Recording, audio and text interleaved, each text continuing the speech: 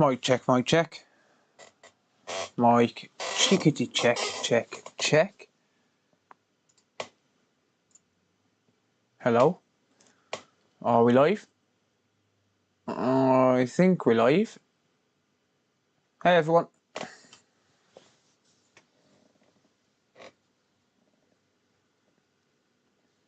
I think we're live. Dropping a few frames though, but I don't care. I've got a big job to do, so yeah, there we go. Welcome everyone. A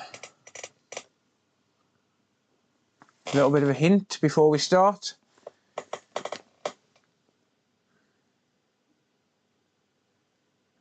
Just a little bit of a hint there.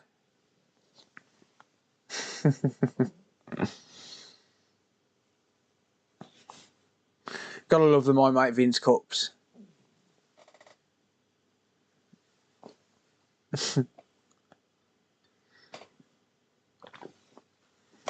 We're live indeed. Hello.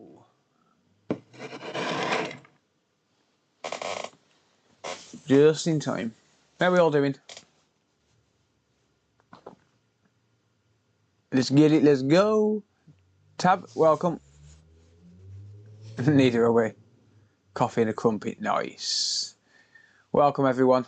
How are we all doing? Right, I'm going to get straight onto the overhead cam. I'm sure you don't want to see my face anyway. Let me give you the down low. The 411. I've been working away slowly. Well, not slowly. I've actually done it pretty quick. I've been working away, and what I've done is I've got this board here. This board belongs to a customer. Welcome, Beeps, and hello, Cody. Hello, mate. My Cody's just gone to bed. Just been watching Vince's vids. Nice. Yeah, it was, to be fair. Going to be listening in the background. Nice, mate. Cool. Yeah, so this belongs to a customer. I've had it a while now. And this was water damaged pretty badly.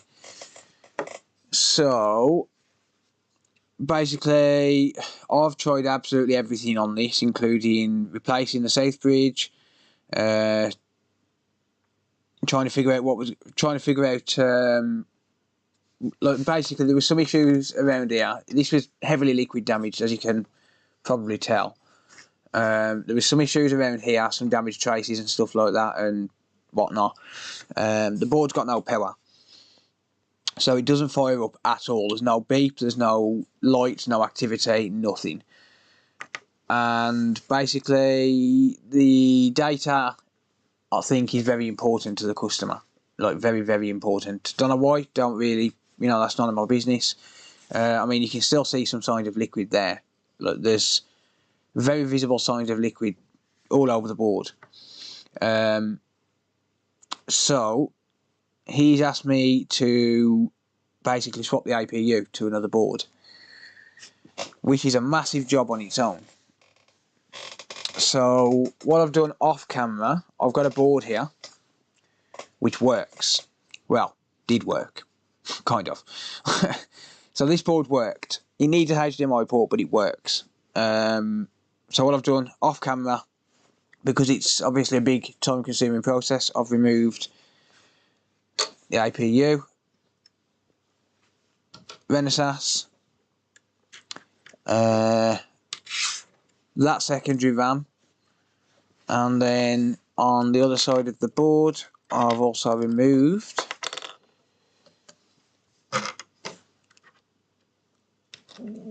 the Syscon.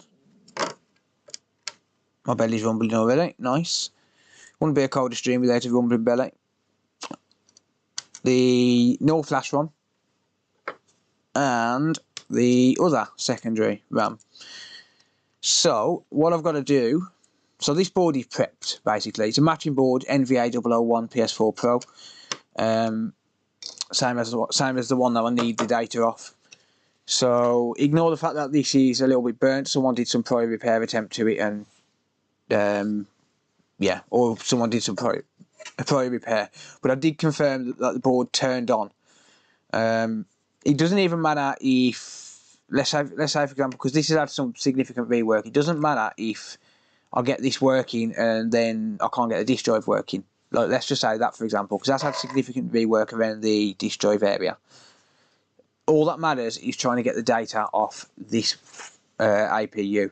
The problem is the hard drive is tied to the APU. The APU is tied to that chip. It's also tied to that chip. It's also tied to that chip, and that chip. So they've all got to be transferred, every single one of them.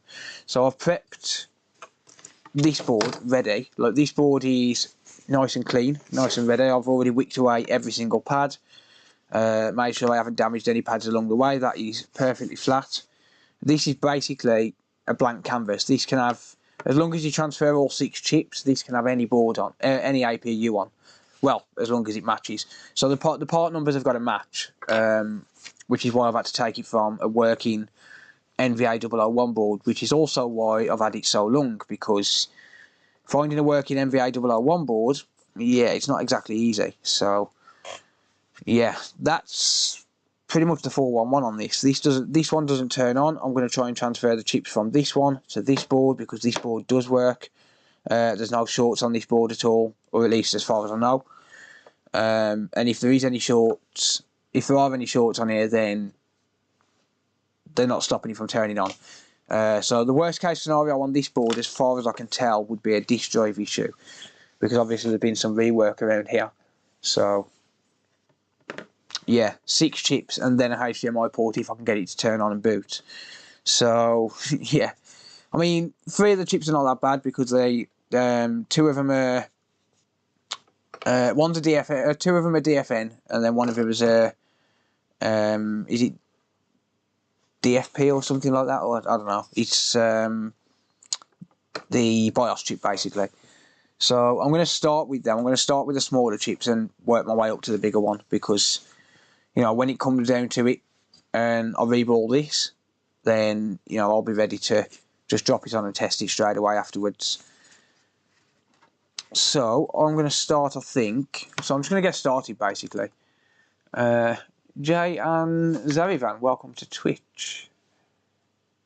How's it going, everyone? Sorry, I haven't really spoke to chat, but welcome everyone. Thank you all for being here. I appreciate it. This is a massive job. It's not going to be easy, but there's a lot of important data on the line, and there's a big bounty being offered if I can get the data back. So yeah, I'm going to try my best. I've already put significant amounts of work into this. You know, into this repair, trying to get it working. So yeah, I've got all of these chips here all belong together. I could potentially put them back on another board in the future, but you know. But what I do know is that this board with this set of chips went to a white light. So I'm going to put those all in a little packet, and then one day I'll reball them, and then if I need them, I'm there. One day.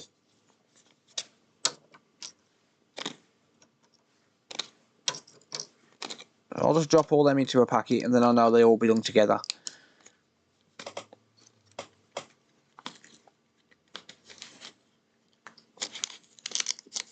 Big bounty challenge accepted. Yeah.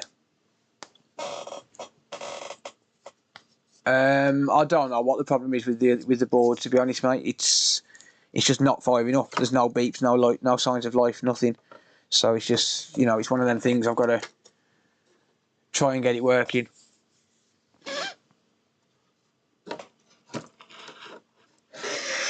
Long story short, it won't beep. Yeah, it won't turn on at all. So I'm going to start with the smaller chips, like I said, and I'll just work my way up. So this board, well, looks like all of the bending I did on that power connector snapped it anyway, so oh well.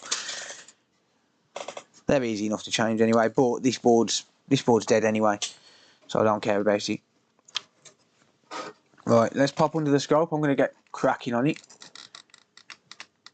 Worst case is the APU will be dead, yeah. Or even just simply transferring the APU could potentially kill it, but it's a last resort. You know, just taking the APU off is a dangerous procedure. It's not.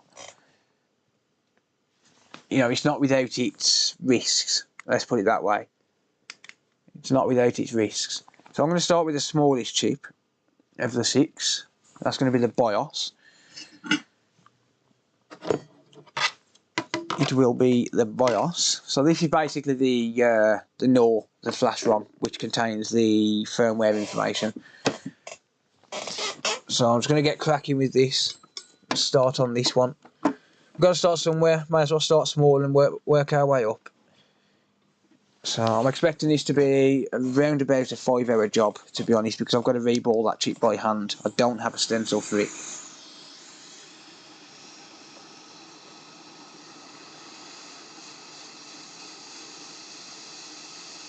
So my hot air is set at 460. This area's got some massive ground pads and it sucks up a lot of heat.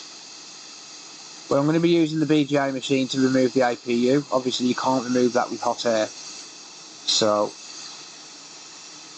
yeah.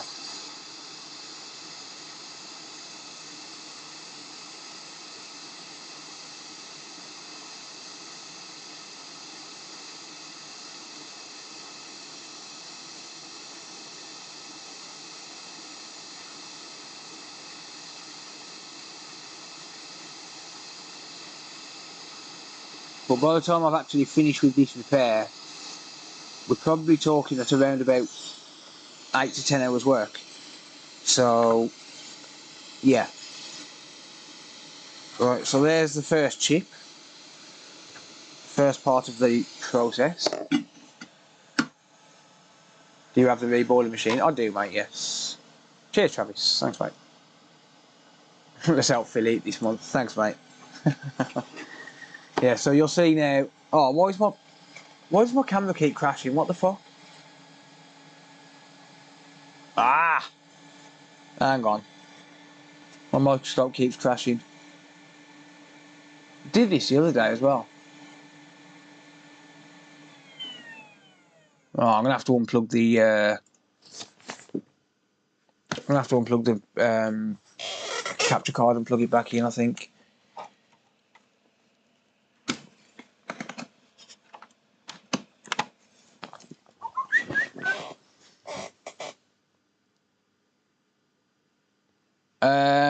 I don't think I'm going to be able to fix that camera, mate, I'll be honest.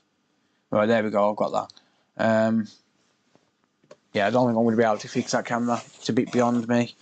Right, so this is the board that I'm transferring everything to. So, yeah. I'm going to need some more flux in a minute as well, because I'm down to my last little bits inside there. I'm going to be a good boy tonight and conserve flux, I think.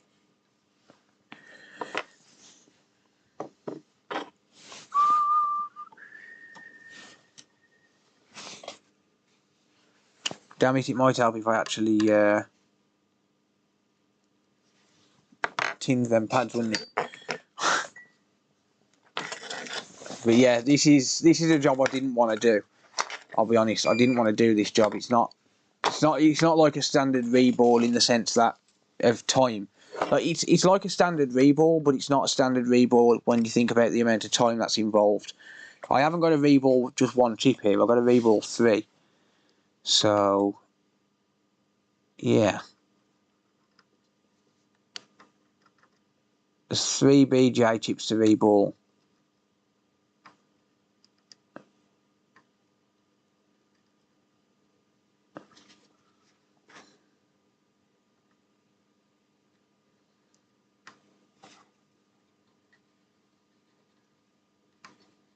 So as you can see, I did prep everything on this board first. The only thing I couldn't prep before the stream was the board that I'm trying to recover the data from. So basically this has got to turn on. For me to get paid here, this has got to turn on and I've got to be able to access the data. That's on there. It is a lot of work, yeah. Wes, welcome, mate. Welcome everyone, by the way. I'm not being selective on who I say hi to. I was just waffling when I first started streaming. Don't put important data on the PS4. I think it's probably just years of game saves that's not been backed up to the cloud. Maybe he doesn't have it connected to the internet. I don't know the story of it. He just said it's really important to him.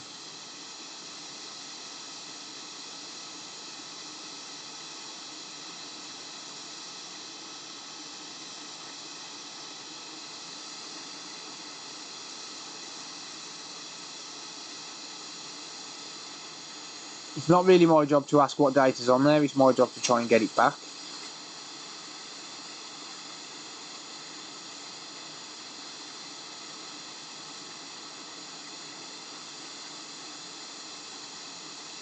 But it certainly don't help when the board wobbles because of that power connector.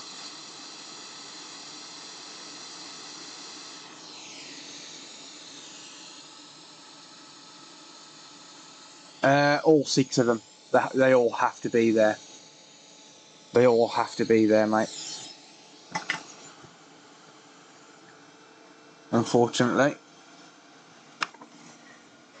Alright, there's the first chip on.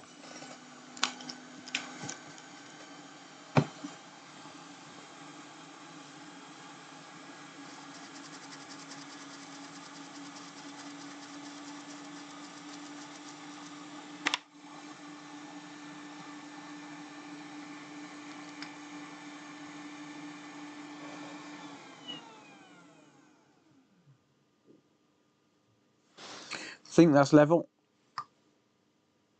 Yep. Yep, that's on straight. Alright, it's time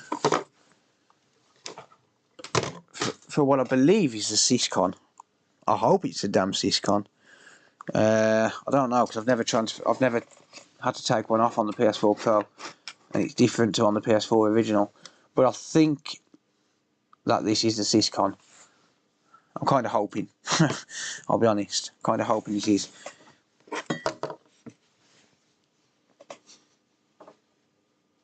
Oh damn it! I'm out of flux. I'm out of flux.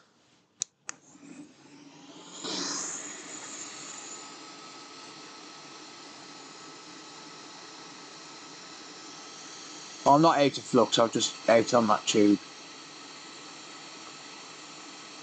Make it go further.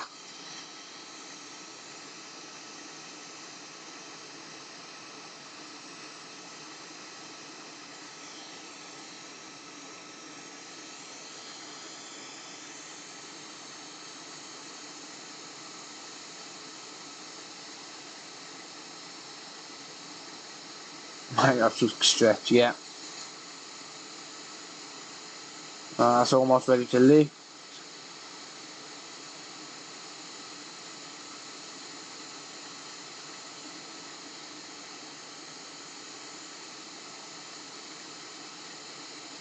Well, I thought it was.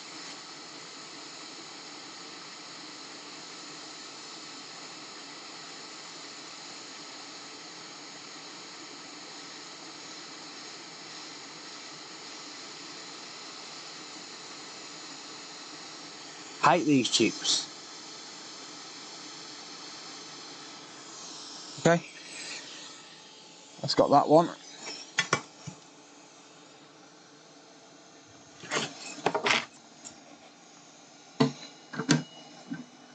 Move the board out of the way, bring this one in. So this is all it's going to be, is just swapping chips. But,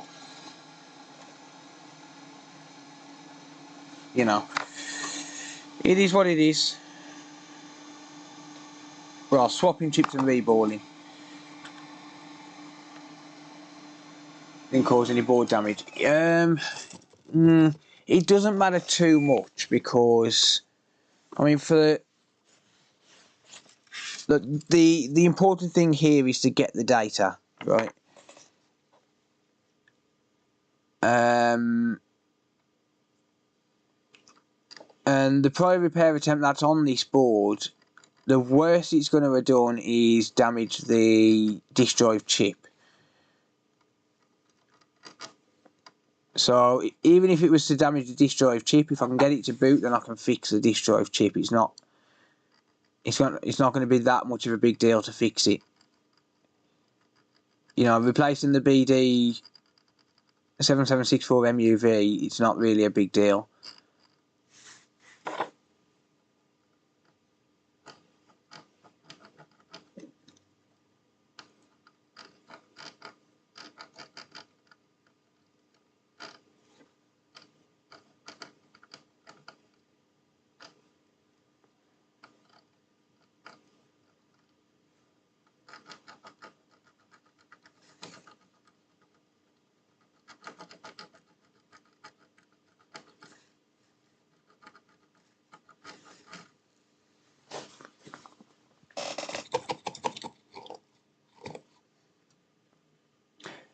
Thank you, Sea Village Gamer. Thank you for Twitch Prime, mate. I appreciate that. Magical tube of flux appeared. Yep.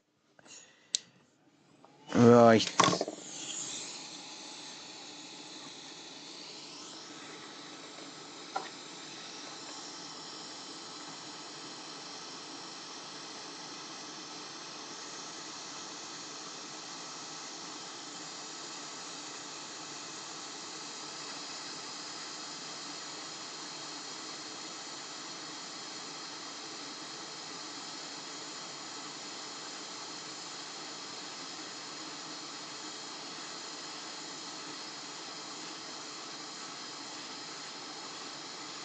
Come on, surface tension. What did surface tension say to the chip? Pull yourself together. Come on.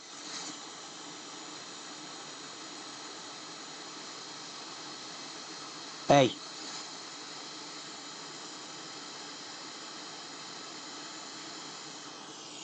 Thank you.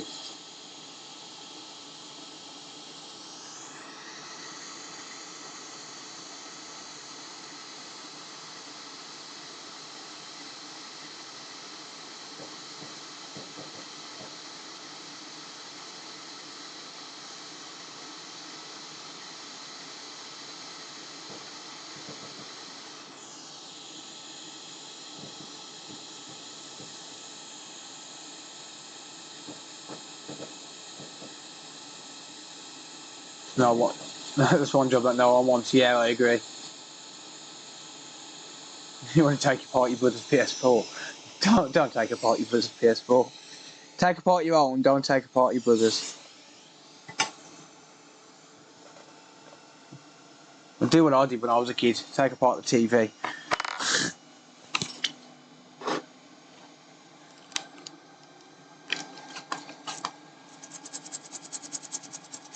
You won't be able to anyway if you haven't got the proper tools.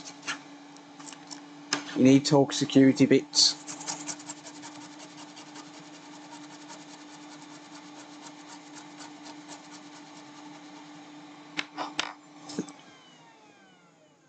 What is it we're transferring over the EMC chip also? Yeah, all of them, mate, yeah. So there's the NOR flash ROM, which is this chip here. And then on top of that, we've also got the... Sorry, no, the Syscom, which is this chip here. I've just put on the NOR flash ROM, which is there. So that's like the BIOS chip. This, I believe, contains all the system configuration data. So, you know, it stores like the firmware version and stuff like that. I don't know.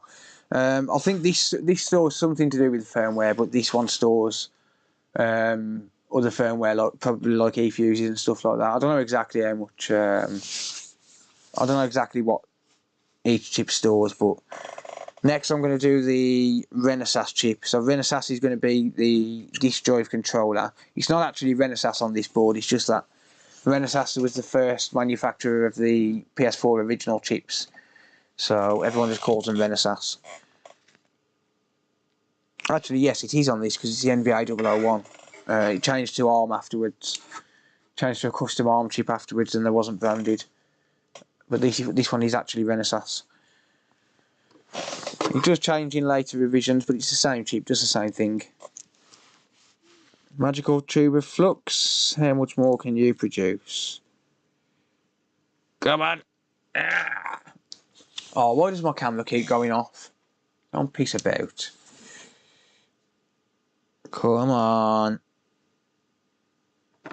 It's probably enough, actually.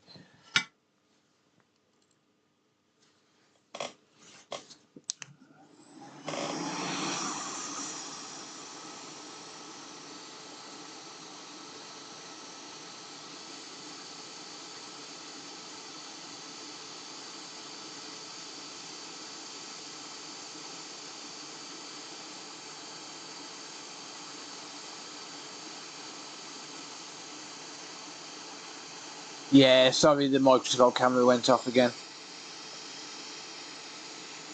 Alright, so yeah, this is the disk drive controller which I'm removing here.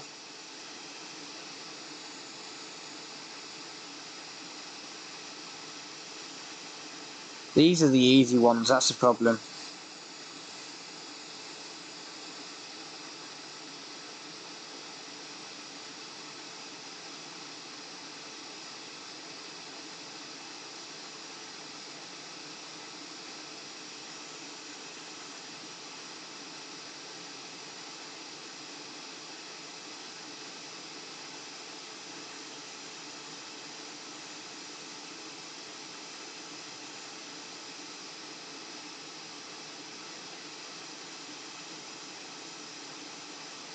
Come on.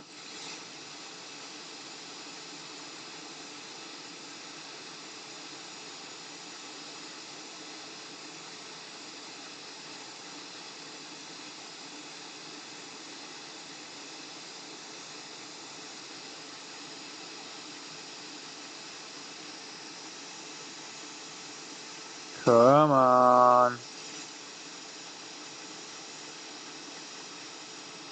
Thank you. Good boy.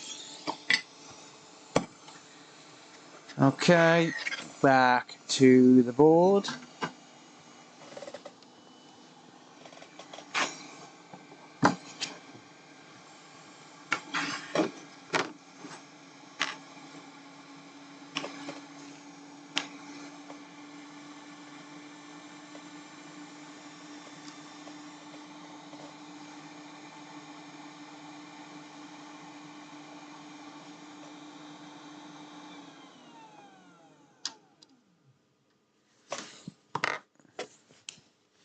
Now I definitely need a fresh tube of flux. Actually, I don't, because there's loads stuck on the nozzle, look, on the plunger, look. I'm using that shit.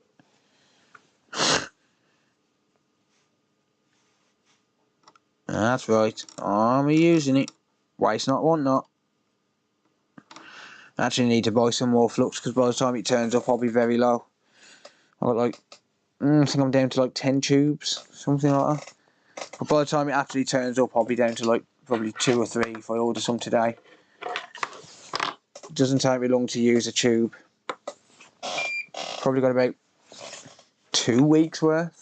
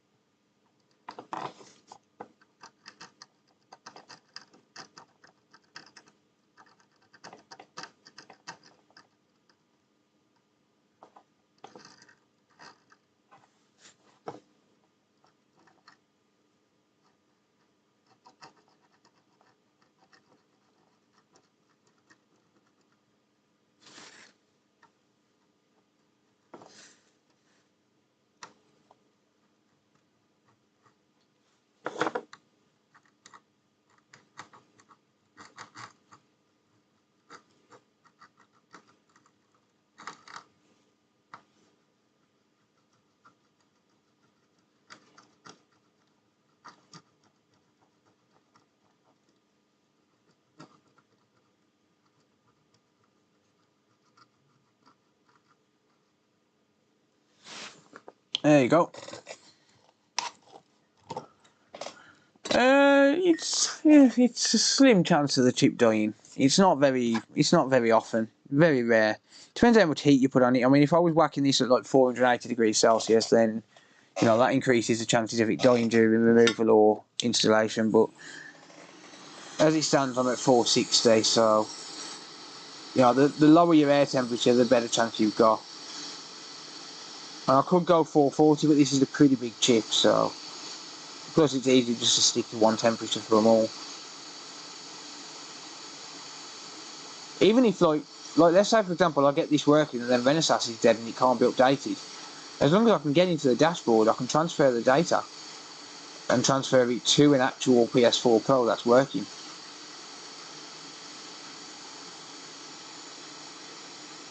You only need to get it to turn on and log in to be able to transfer the data. You can do it directly through Ethernet.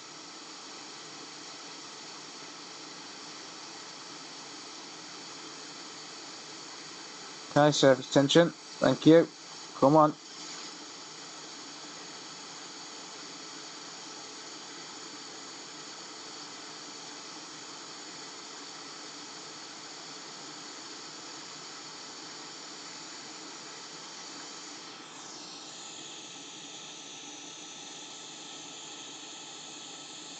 Nah, the safe bridges are married. Right, welcome.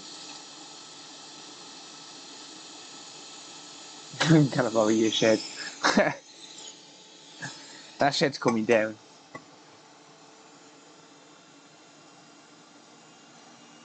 I'm in my loft now. The shed's coming down.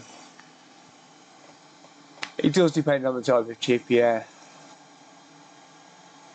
I suppose I better put notifications on. There you go.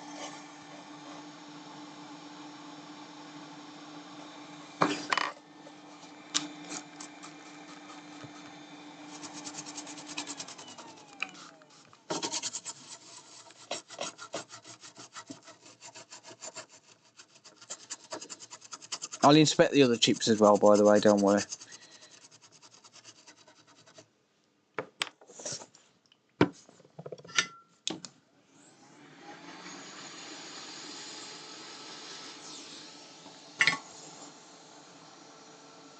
I wonder how it survives. Yeah, it's kind of normal. You have to expect a bit of smoke. It is pretty hot. Yeah, I thought we'd have a bridge somewhere. Thought we'd have a bridge somewhere. It's all good. We'll get rid of the bridge. We'll get rid of the bridge.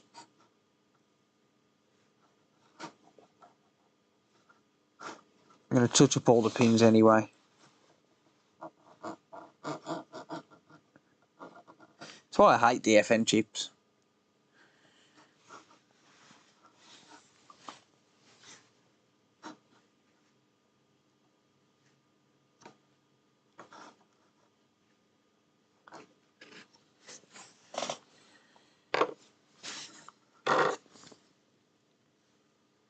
Oh, Moro, thank you, man. I appreciate that. Thank you, buddy.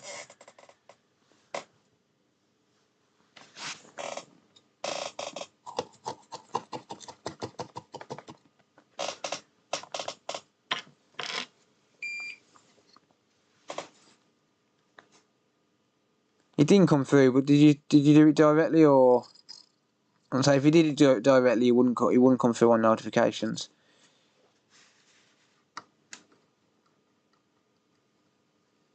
Yeah, so if I just run the soldering iron across all of this, it'll create a bridge at the end because of the excess solder, but I can remove that in a second.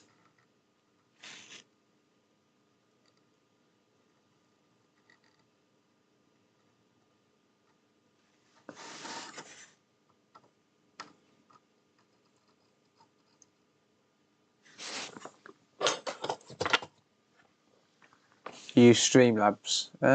Not sure why it didn't come through. Let me. Bear with me a second.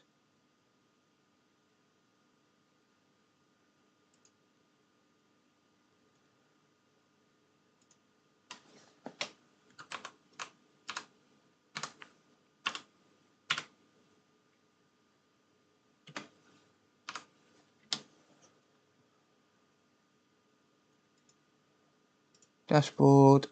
Let me see if I can replay it. Ah, there we go. Boom. Thank you, dude. I really appreciate that.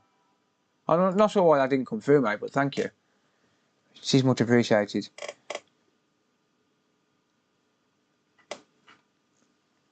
Maybe I just didn't have the alerts set up in time. Truly appreciated though, mate, for your donation the other day as well. What was that one, mate? I had quite a few the other day, actually. Sent you a PM. What, on Twitch or Money Goes Brew? Yeah, indeed it does. Thank you, mate. I appreciate that. I appreciate the support.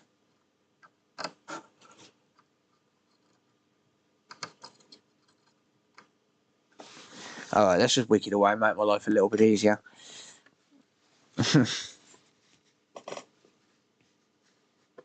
Stop trying to be awkward, Phil. Can't afford to be awkward tonight.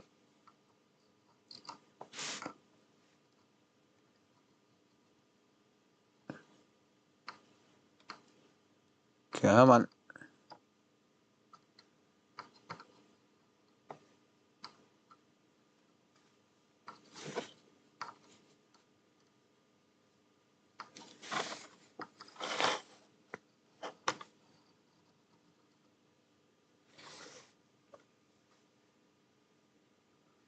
On Twitch. Okay, I'll check it in a little while, mate.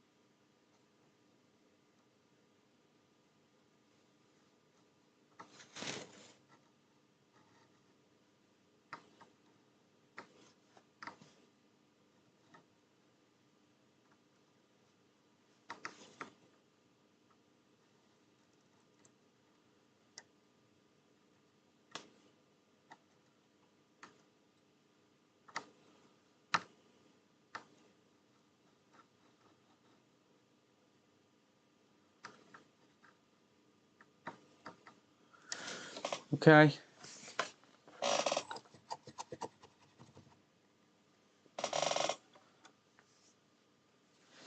Oh, I've seen them solder pads, mate. Yeah, I have seen them. I'll check the PM in a little while, though. Right, time for a quick drink of my coffee. I'm going to take my painkillers, so... Is that the Phil that you refuses to use Wick? Yeah. YouTube froze. Weird.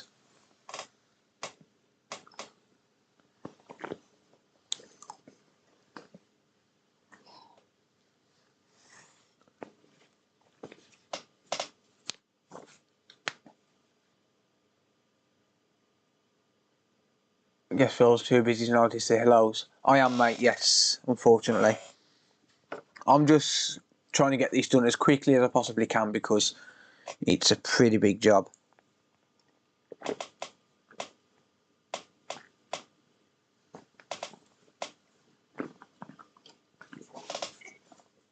No, Grace. I don't know what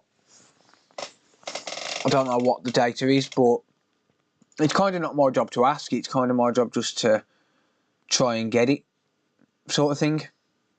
You know, it's one of them to me. It's like the data's kind of irrelevant to me. You know, as long as I do my job and I do it to the best of my ability, and try and do what the customers ask me to do, then you know it's that's all I can ask for, really. So I don't know what's on there. As long as I do my job and I get paid for it, that's my priority, really. Sango, hello. Junk repairs is my specialty. Oh dear. Yeah, so hello everyone. Whoever's said hello and I've ignored, I apologise. I am very, very sorry. It's just I'll take a little break in a short while. And say hello to everyone. It's a PS4, so I was wondering. I don't know. Maybe it's a lot of game saves that's not been backed up. You know, not everyone uses the console online and stuff. So, or maybe you can't remember his login details for PSN and he's got content on there which he's bought. That's possible as well. Yeah, I mean, I don't really ask. I just know he wants the data on it and he's willing to pay money to get it. So there's a few people trying to repair the board. So luckily the APU's not been transferred though, not been reflowed or anything. You got to appreciate this though. This fine looking BGA. It's absolutely beautiful looking, nice, perfect, flat. Like, this is how much I care about this job, like getting this job making this job a success. Look at how flat them pads are. Look absolutely beautiful. I even cleaned the board up afterwards. And that's rare for me. I don't usually clean up until I finish the job. But that is some nice looking pads.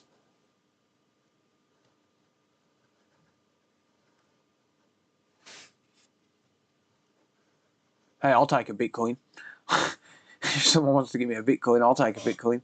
I wouldn't even sell it either. I'd keep it. I'd be like, yep, I own a Bitcoin. Right, these ones I've got to do one by one. So there's two of these. There's one on the back and one on the front. It's a secondary RAM. 20 USD in Doge. Is your tip clean? My tip's never clean. I have to say, shadow bands are absolute shit. And an arsehole move.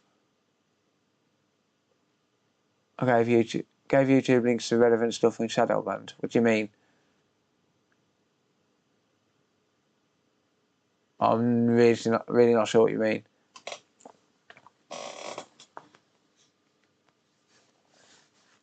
I haven't shadow banned anyone.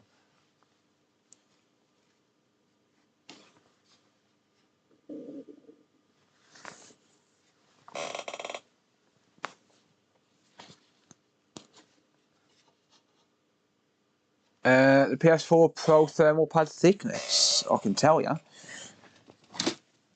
Bear with me, might as well take a quick 2-minute break. Un moment.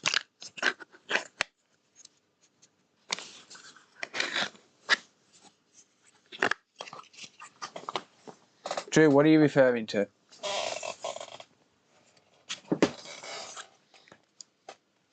Let me see if I've got a PS4 Pro with a thermal pad on it.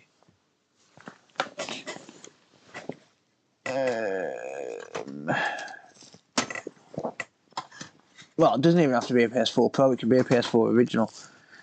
They're all the same thermal pad.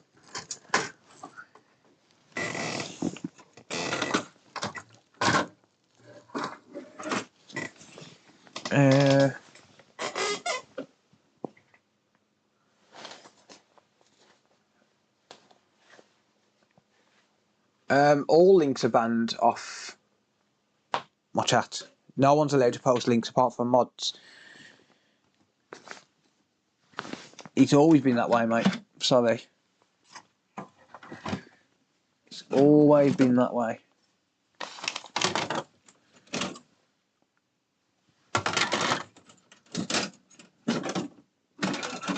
There we go. Here's some thermal pads.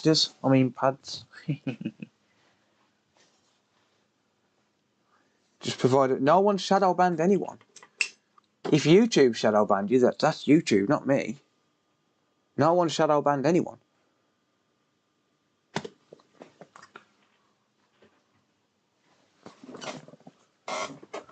Right. Right.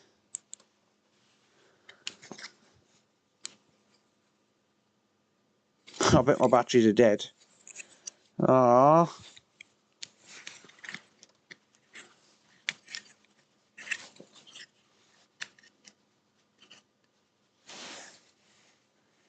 If YouTube shadow banned anyone, that's nothing to do with me or anyone else. You know the good thing about having a shit ton of PS4 donor boards? Just tell you what the good thing about having a shit ton of PS4 donor boards is. This, look.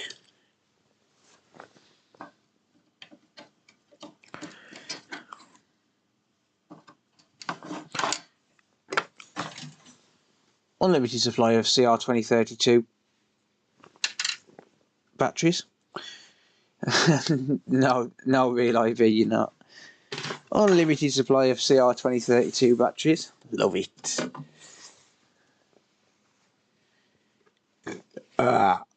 Pardon.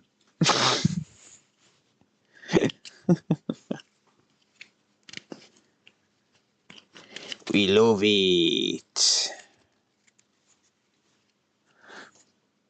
Welcome, fun things to do. Oh, why ain't it working?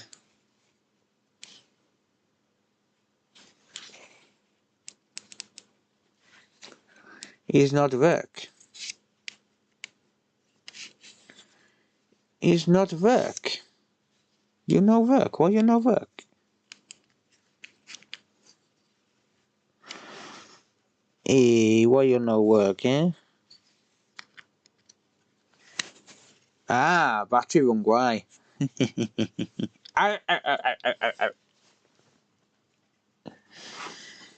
Right.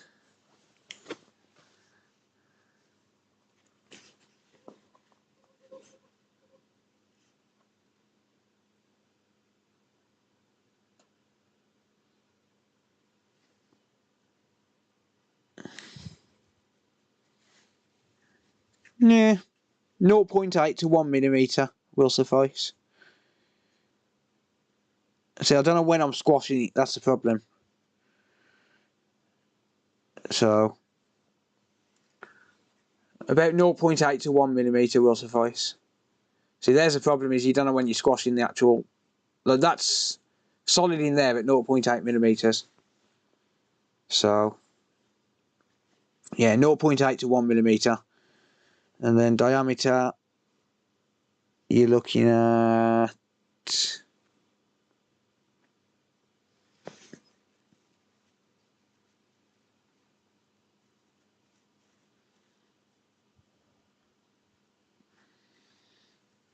7.7mm, so 8mm. So 8mm, an 8mm pad, and then you got like 1mm thickness, and that will suffice. Well, I know that now. Find it, fix it, Philip it. You prick.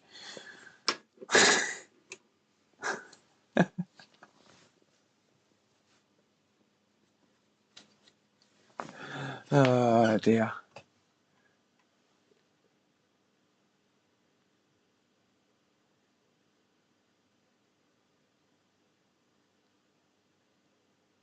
Drew, the fact that people don't allow links is kind of... It's kind of obvious that I'm not going to let people post links in a live chat. No one's allowed to post links apart from moderators and admins. But yeah, BMS engineer, thank you, mate. I appreciate the Twitch point. Thank you, buddy.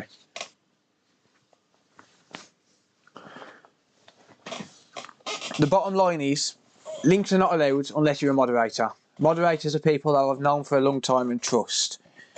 Will I make someone a moderator so they can post links? No. Sorry. That is the bottom line, and that is how it's going to be, and that's how it's always going to be.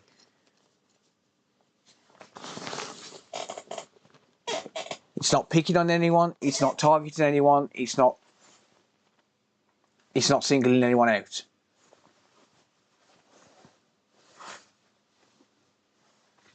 It can do, Berto, yes.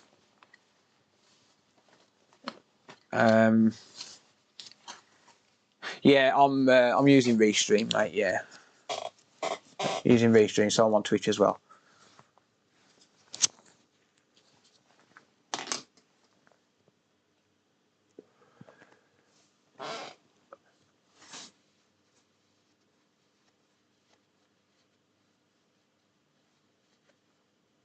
Oh no, there's no admins, just me.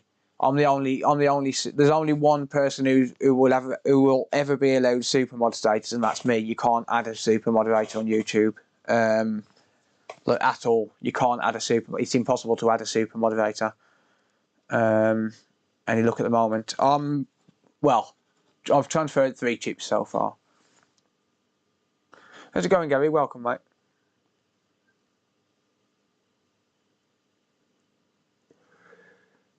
Can't put a battery the right way. Yep. Oh, that's a banger you're lighting up. Right, anyway. Let me get the next chip off. Hello, Sarah. See, Sarah's my long-term partner. I've been with her 6 years. And she's not a super moderator. No one blocked your post. If you carry on whining about it, I am gonna ban you. Stop whining about it. No one's allowed to post links. YouTube automatically blocks you. That's the end of the story. I'm not going to keep on going on about it. It's annoying. I'm sorry, but that's just the way it is. YouTube are the ones who've blocked the link. An admin hasn't blocked it. A mod hasn't blocked it. YouTube have blocked it. That's the end of it.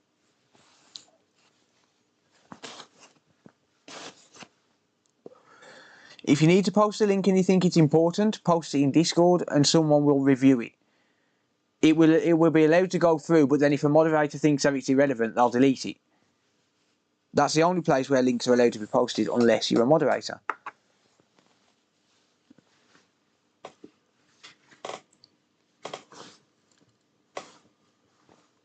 I'm sorry, but it's annoying when people keep going on about it. There's nothing I can do about it. I'm not going to change the settings and allow links just so one person can post a link.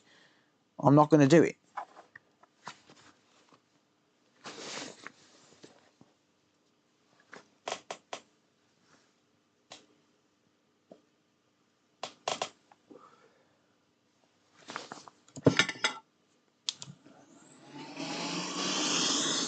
Right. Next chip to remove is going to be this secondary RAM.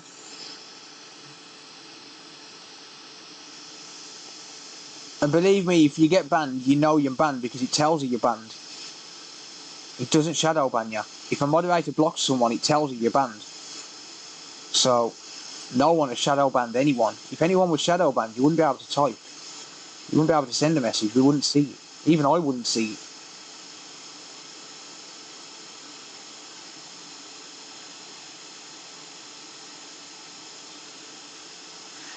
You can actually post some links with dots, yes. But it's important spam.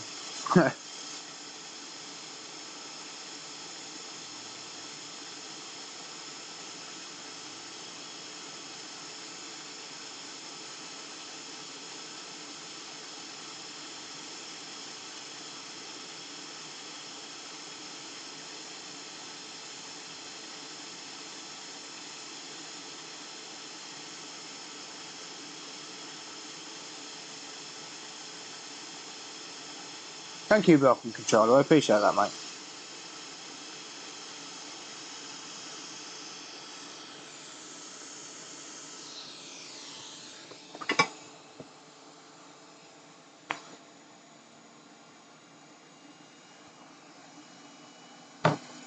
Right. That's the first secondary RAM. I've got to do these in order because they go on the board. They're both the same chip. They're both the same BGA, but they go on the board in a specific order. So I've got to do these one by one. Yes, I'm transferring the chips that go with it, mate. Yeah. Right, I've got a nice new stencil for this. Well, a nice new jig. Oh, maybe not. It's not the right stencil. Damn it.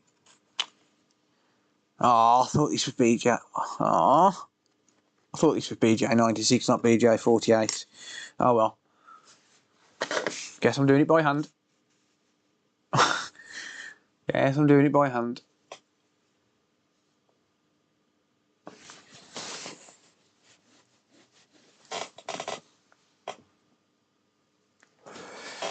Evening, Nick. Welcome, buddy. Right, let me get a little holder of some sort. Oh, I was looking forward to using that stencil. Damn it.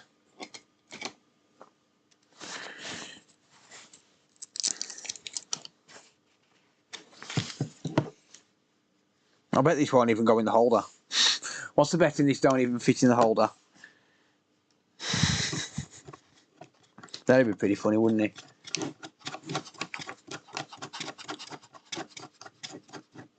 That would be pretty funny. More fun by hand. Yeah, I mean, it's 48 balls, it'll take a couple of minutes. I was looking forward to using that new stencil. It's a RAM stencil for the Xbox One S. Well, Xbox One and Xbox One S.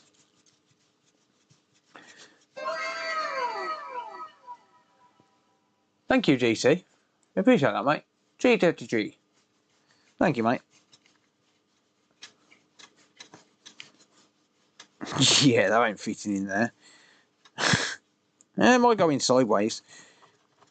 Let's have a look.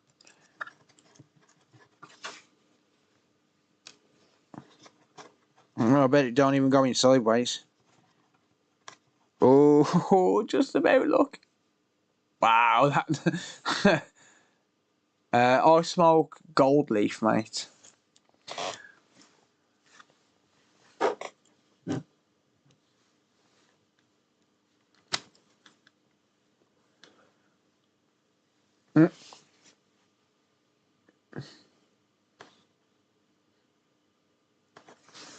The only reason that fits is because there's a little blob of solder stuck in the holder.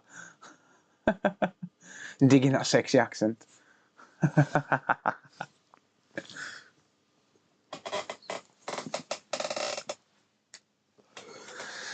Oh god, the only reason how it fits is because there's a blob of solder stuck in it.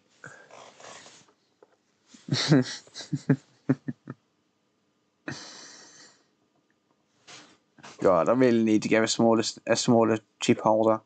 This isn't actually a chip holder, it's a board holder for iPhone boards. The board holder for iPhone boards. Thank you, Jim. I appreciate that, mate.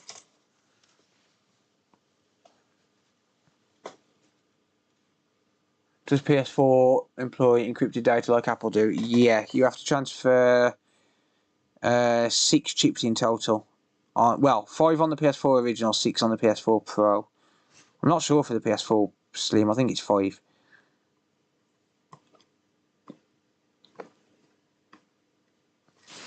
Right. There we go. Just going to wick this away.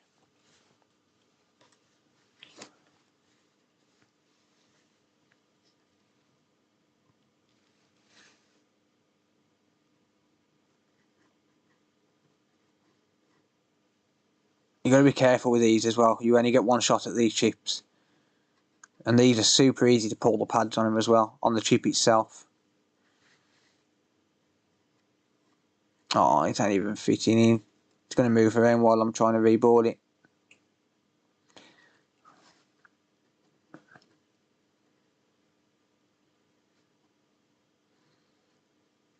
But yeah, one shot at these. This is what I mean. There's so much that can go wrong during an APU transfer, because it's not like I can replace any of these chips with anything else. It's literally, you screw this up and that's it, it's game over. Once Chevron. I've done it once, mate. So this is the second time I've done a transfer. It's not usually viable. It's not really viable to do a transfer. It's just, obviously the customer really wants the data. I'm not sure if he's watching. If you're watching, let me know.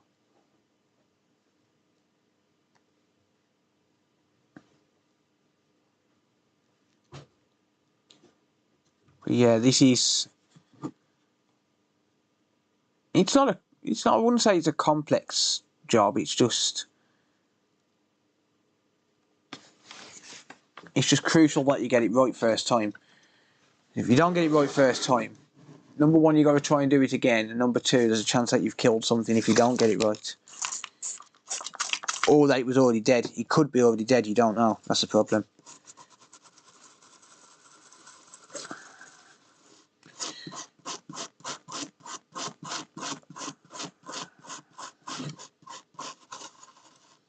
Yeah, it is moving around.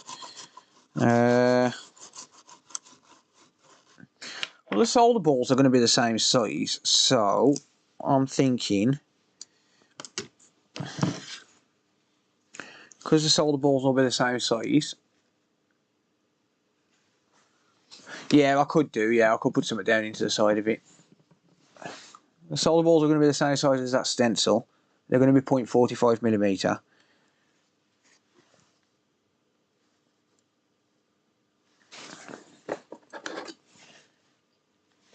Does it match up?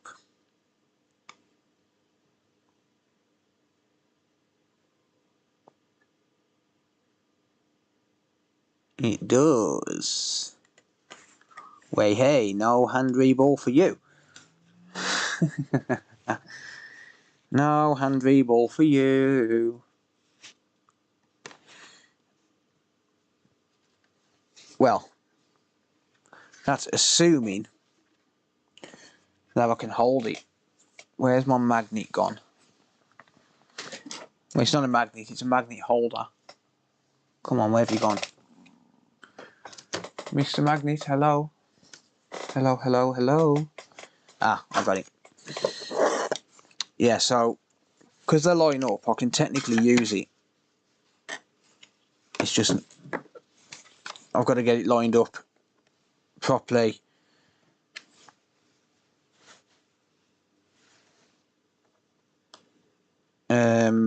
Yeah, I've got to get it lined up properly before I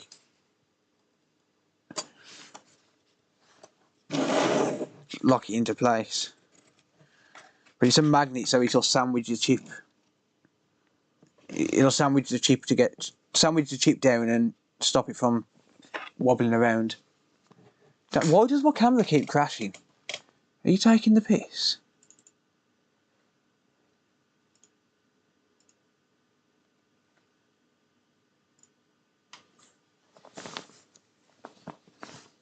The battery's going to die and you're too comfy to move.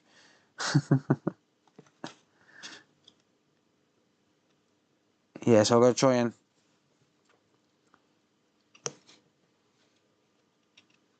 I've got to try and get this in position.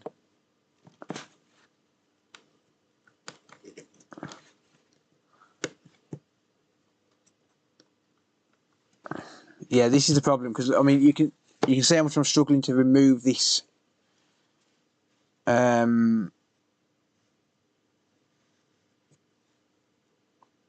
the stencil.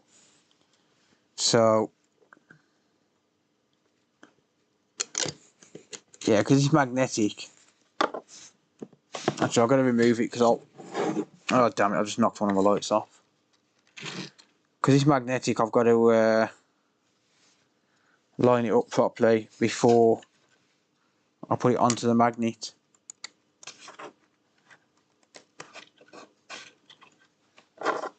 Because once it's on the magnet, that chip's not moving anywhere.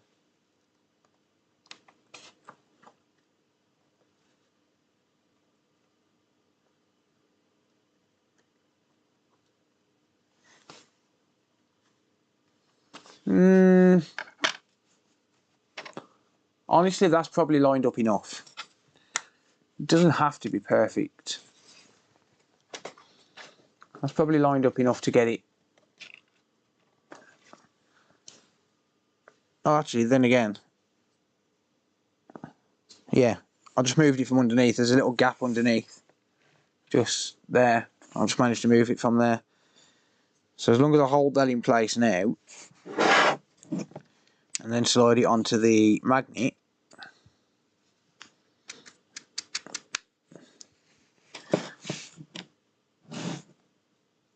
and then theoretically that shouldn't move, and I can use solder paste instead. Way hey. Lucky bastard. I just got to warm my solder paste up because I've lost the lid to this solder paste, so the flux dries up and hardens.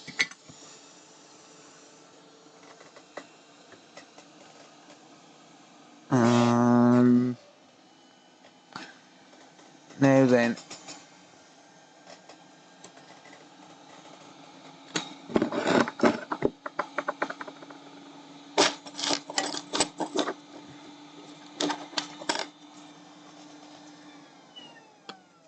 let's get some solder paste. Oh, you bitch, it's moved. Oh, you little bitch. How did you manage to move? You cheeky little bastard. Stop it, light.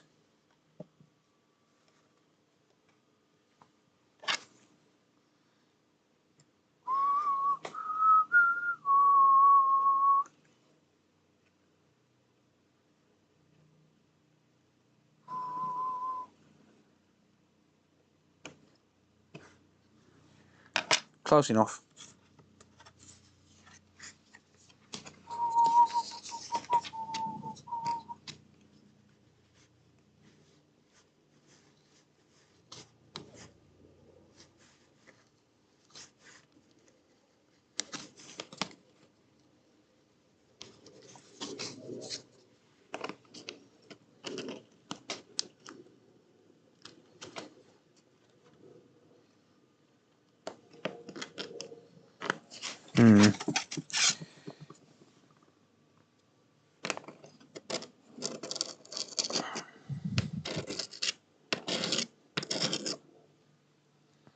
There you go.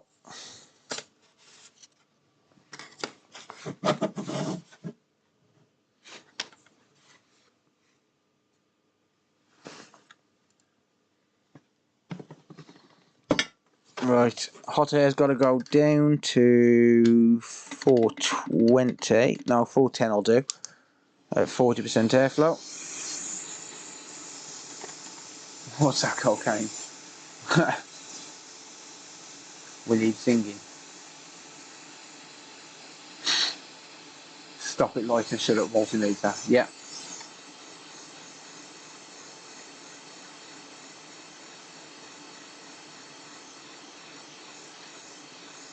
Get ready for the magic.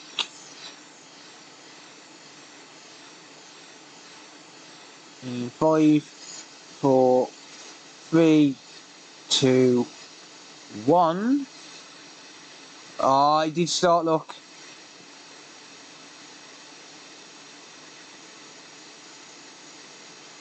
One solder ball melted, but as I said, one.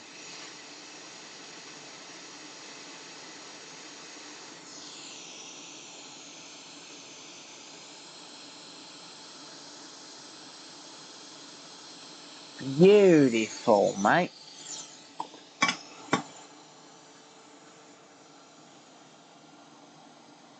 Right. Did that do the trick? Oh, stop it. Stupid lights.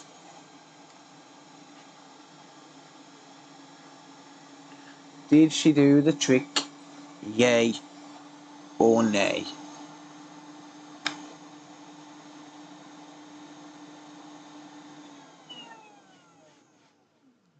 Did she do the trick? Yay or nay?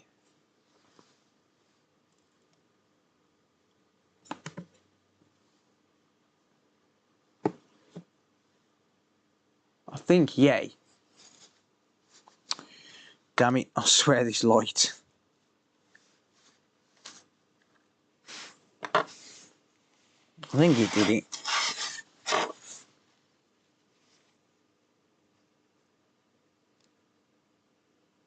Yep.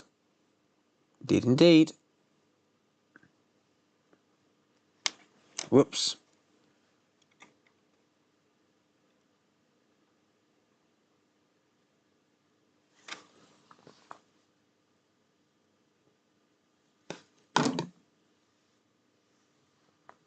Looks pretty good to me.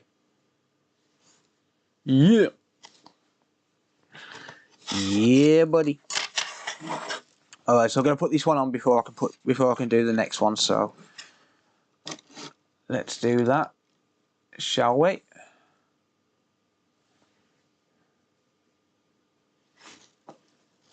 Right, where is my pin number 1? There it is. So it goes that way. Cool. Bit of flux.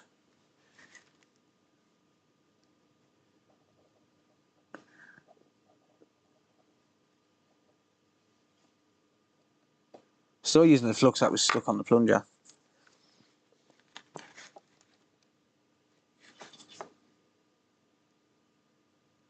Let's line it up. Beautiful. Let's go back to 460. Nice. Not as good as your individual place balls.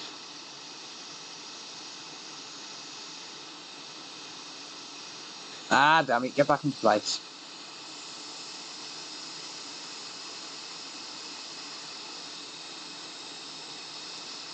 Don't you dare float off.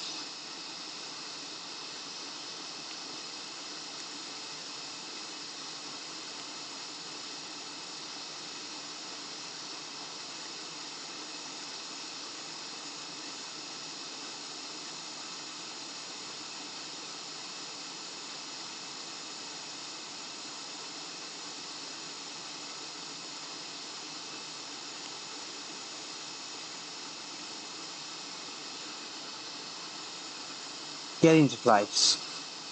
That was a bit violent then, but never mind. Never mind.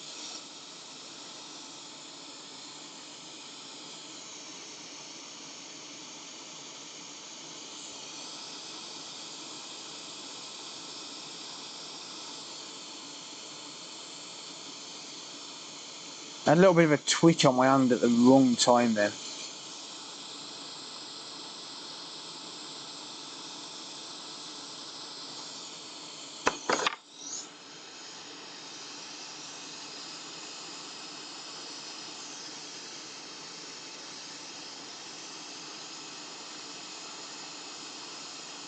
Alright, I'm looking for that flux to just soak up under the chip. 3, 2, 1. No, you bastard. I tried. I'll edit it and make it look good.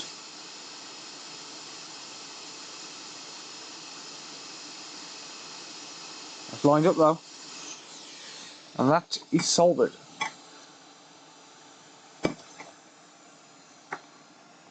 Very nice.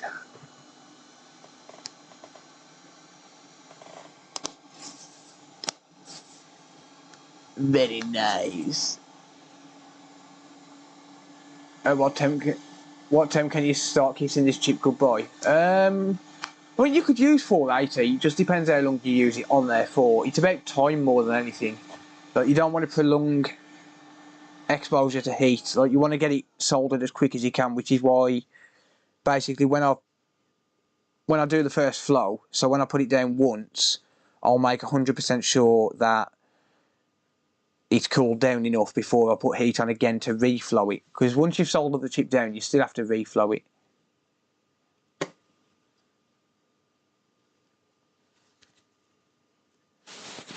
But you still have to reflow it anyway, just to make, like, with some fresh flux to make sure 100% that it goes down properly, and that it springs back into place when you nudge it. Because if you've got no flux on there, you can't be sure that none of the pads are oxidised. Whereas if you've got plenty of flux on there for the second flow, then you're good.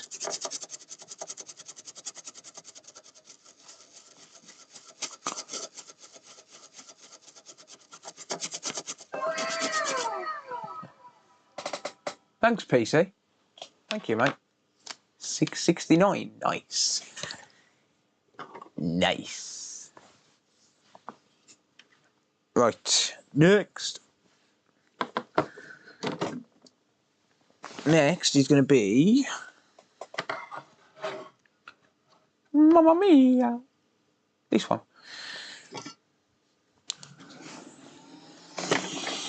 But this is the one that's just above the safe bridge. I don't actually know if both of them are married, but I'm changing them both anyway. I don't want to turn the... I don't want to... Because we don't... Technically, we don't really know what is going to happen if I... Let's say, for example, if I left one of these chips unreplaced and then tried to turn it on. We don't know if it's going to nuke itself like the T2 chip does. But for all we know, it could nuke itself like the T2 chip does, and then it's game over. Like the moment you turn it on sort of thing, it could nuke itself.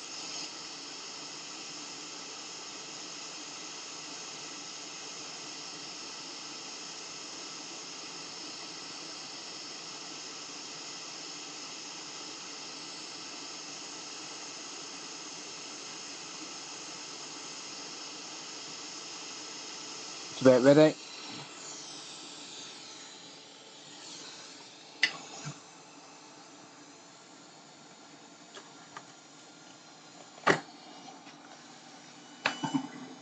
Should be going to bed, but I'm too invested. Oh, this is going to be a long time before I get to test this, mate. The stream will be up on YouTube afterwards.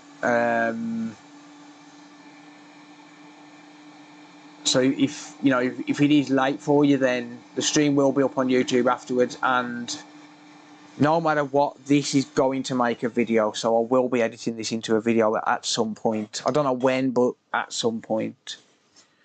It'll end up as a video. So yeah, it's going to be a long stream before I actually get to test it and see if it works or not. Bear in mind, I've got to reball the APU next. So in a minute, I'm going to be taking a 5-minute break.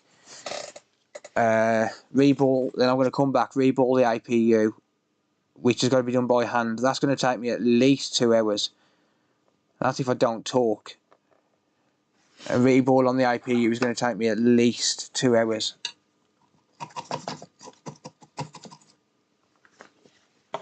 That's if it goes absolutely perfectly.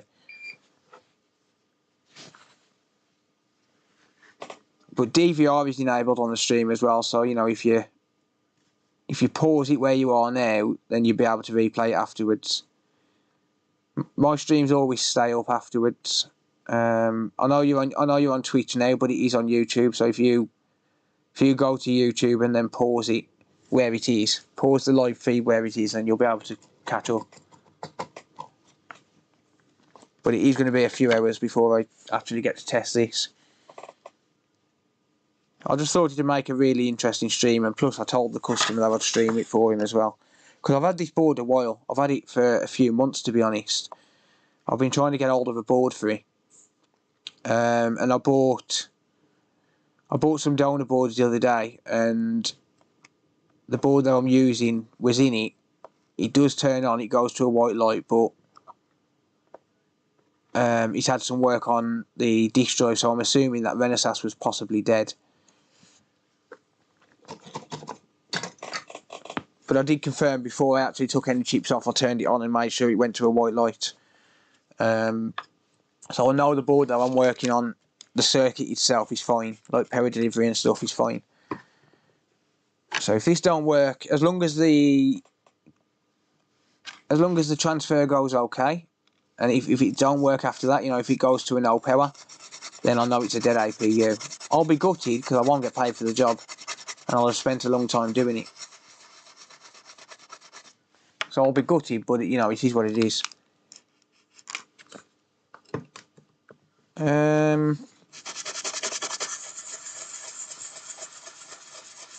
I could leave that chip there, actually. Tidder, dude, you legend, man. Thank you. Tidder coming in with just dropping a 50. Exactly the same as he did with Joey Does Tech Stream. Doesn't even say hello, just comes in and just drops 50. Thank you, dude. How many balls on the APU?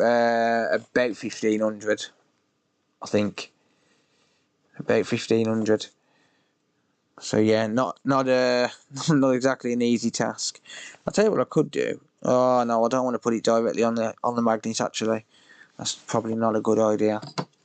I was going to put it directly on the magnet and just, you know,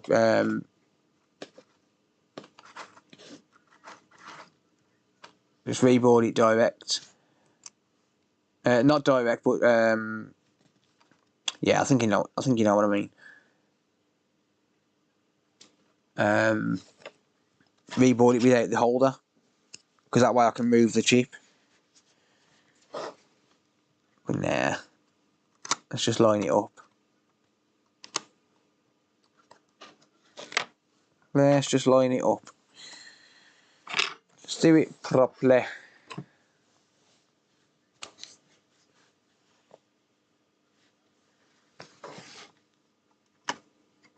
Yeah, I'll be wounded if this don't work.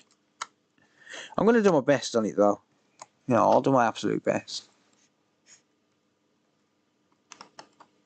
It needs to come up a little bit.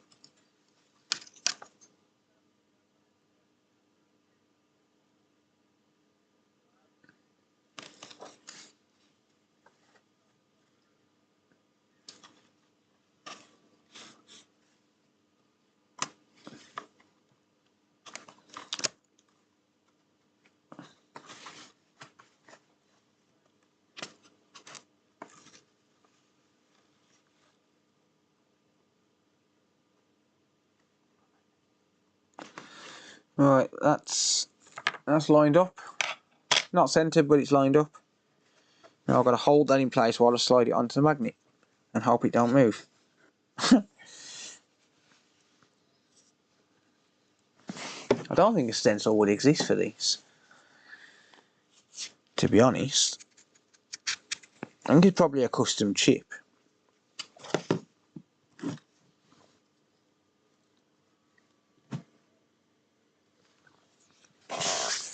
Yeah, Tido, I hope you're feeling better, mate. I've got quite lucky with COVID so far.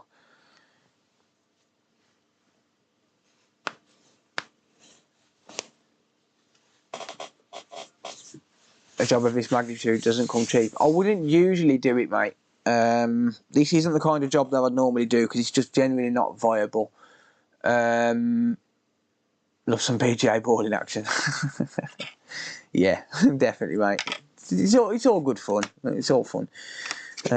Yeah, I wouldn't normally do this job. It's just apparently the data is really important to the customer, and he's set the price. I haven't. He set the price. I'm happy to tell people what he set the price at. I mean, I'm not giving his personal information away. He's basically put a £2 bounty on this if I can get the data off. Hang on a minute, has that? Well, if it's come out of line, it's too late. Yeah, he set the bounty.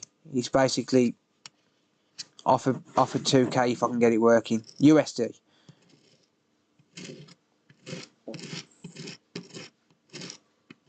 If I get it working and I get paid, then I'm going to buy a PS4 Pro out of the money and give it away. Brand spanking new, boxed in a live stream next week. If I get paid. If I get paid, I'll buy a PS4 Pro and give it away.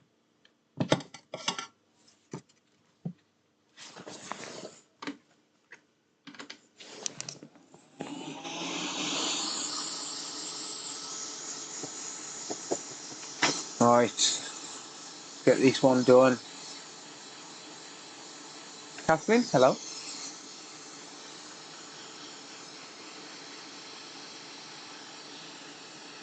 Why are you not in focus, you bastard?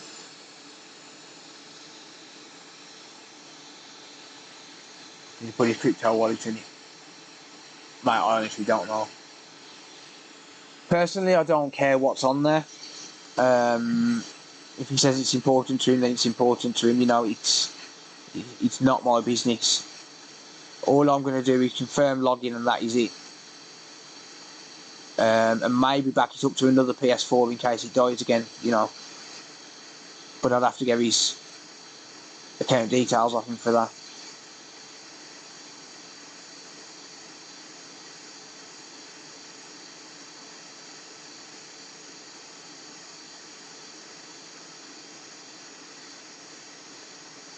I'm going to make sure all the solder balls are molten because I don't know where the chip's sitting.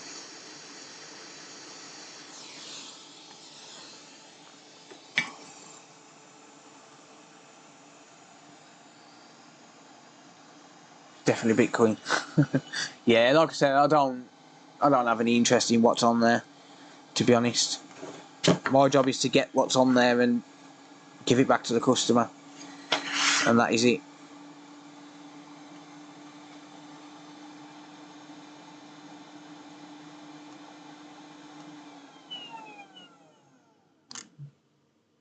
Right, so we're looking. Damn you. How are we looking on this one? Does she look good?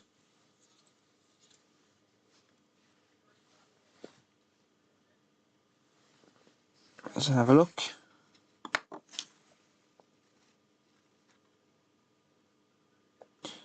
She does. Maybe a couple of balls a bit bigger than the others. You will be looking. I actually won't, mate. I don't have any interest in people's data.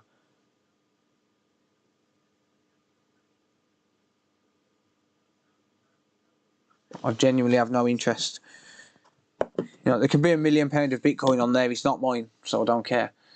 I know that sounds daft, but it's true. It's just the way it is. Poker didn't go good, Sean. But yeah, there can be £1 million of Bitcoin on there, and I'll just have no interest in it at all. You know, what's not mine is not my concern, really. As long as I didn't see anything like child porn, I wouldn't care.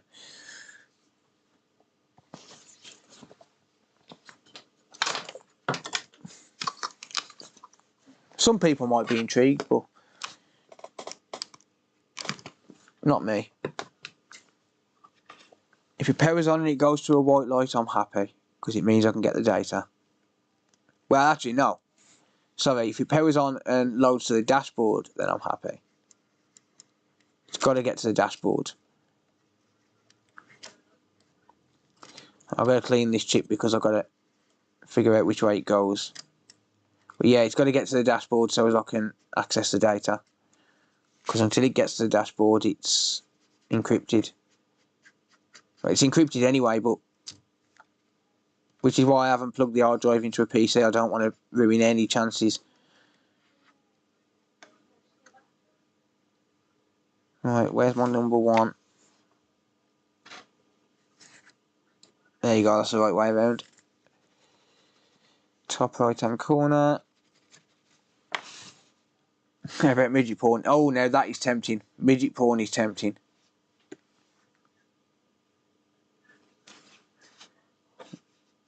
If there was midget porn on there, he ain't getting it back. I'm keeping it.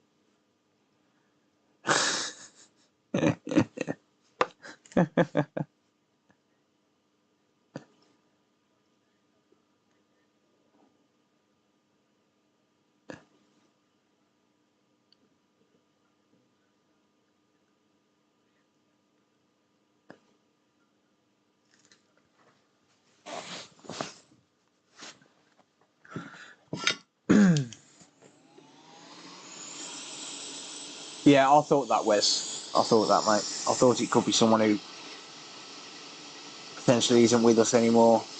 Maybe, I don't know. But like I said, I mean, my job is to get the data, right? It's not to be bothered and concerned with what's on it. Don't you dare float away, you little bastard.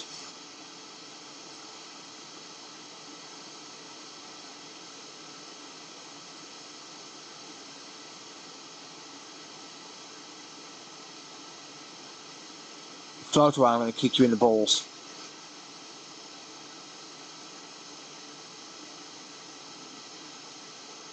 Don't you dare float away, good boy.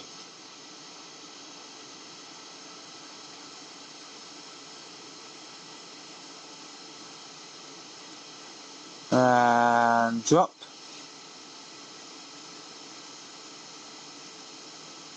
Drop it for me, baby.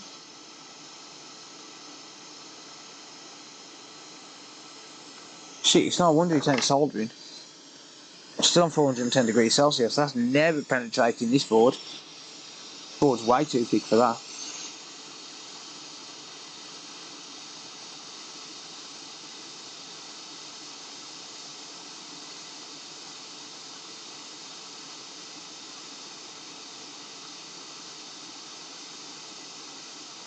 Drop. Come on. You know you want to.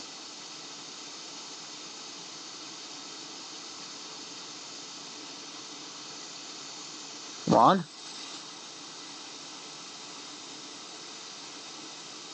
Surface tension.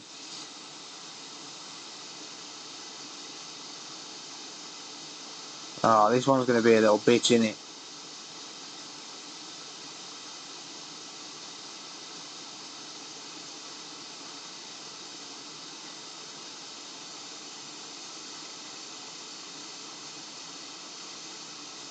Yep, I got rid of that one again. Unless it flies into line. No. No, no, no.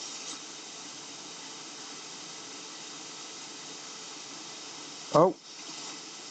No, that's gone on. That's not being touched. Yeah. That went fine. Yeah, that's fine. It threw itself into place.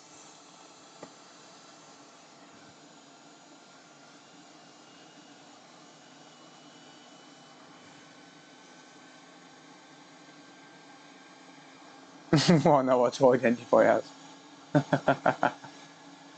What heat do I have it at? 460 for that then.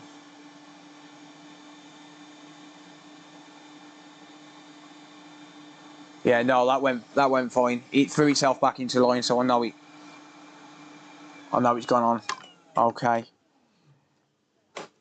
Let's just see if I can.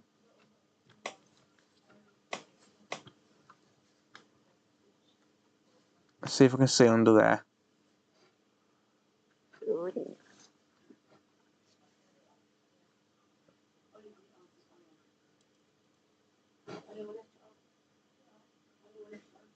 Nah, I can't see under there.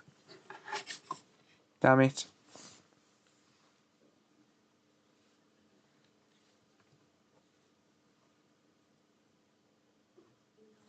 Yeah, I think it went on fine though. It did drop down, so I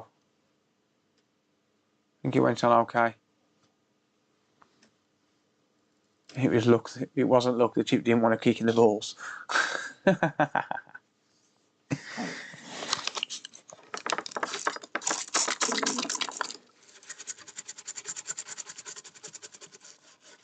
Right, there's only one chip to do. There's only one problem.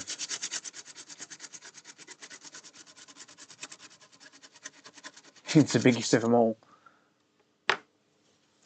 If ever to go back to this system, if the system bloods, yes, definitely. Yeah, so if the system turns on blue light of deaths, so if it turns on brisk lung pulsing blood or any sort of blue light of death, then yeah, I would go back to this chip and reball this again. Yeah, you are absolutely right there, mate. Absolutely right.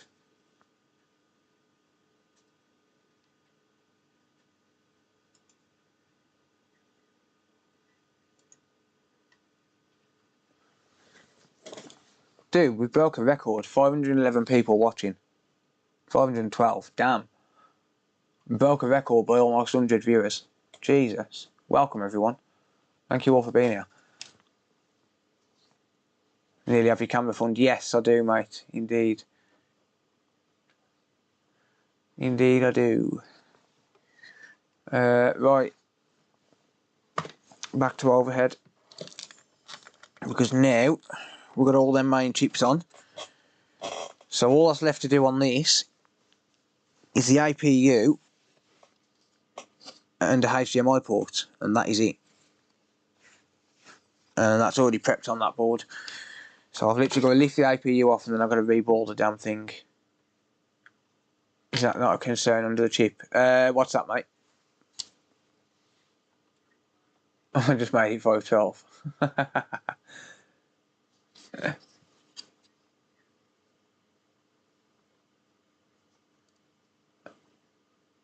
Would I report it if it was child? Yes, absolutely. Damn right, yeah. Of course I would, yeah. I'd have to. I've got kids myself, mate. Right, okay. This is going to take a while.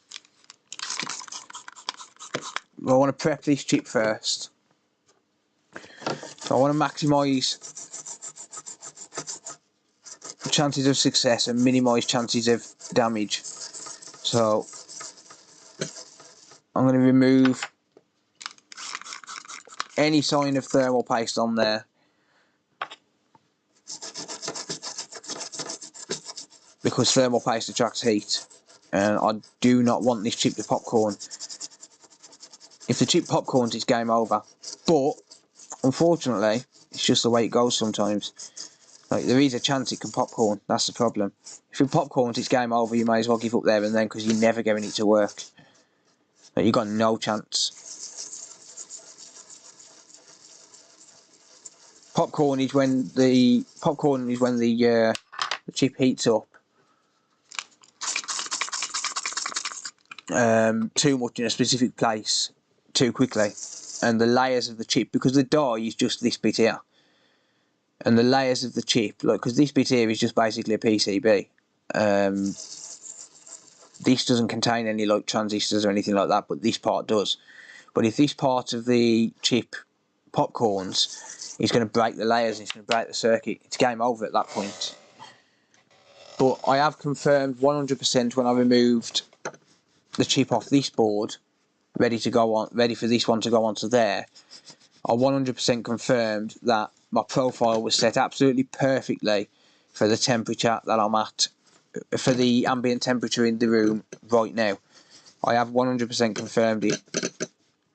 I'll show you that in a minute. I'll show you the other chip so you can see it's not popcorned it. Because popcorning depends on a lot of things. You know, if the temperature is even 1 degree out, if it's 1 degree hotter than the last time you used your BGA machine, you can end up causing it to heat up too quick. Or if it's 1 degree too cold, then it could heat up too slow. But I'm going to inspect this chip, and then I'm going to inspect the donor chip, well, the chip that I've just took off as well, just to make sure 100% that it's not caused any issues with the other chip.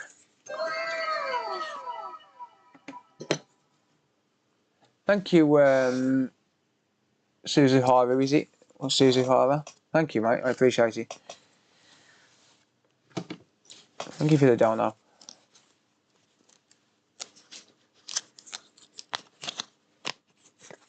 Mr. Wayne, hello, buddy. I sent you that money earlier, Wayne, for that liquid metal, mate. Don't know if you got it or not. I hope you did. Right, so this is the chip I pulled off the other board. I'm gonna inspect this under the microscope. And like I said, I'm gonna make 1,000,000% sure that I've got no issues with my BGA machine. So this is the one I've already pulled off today. I pulled this off literally an hour ago.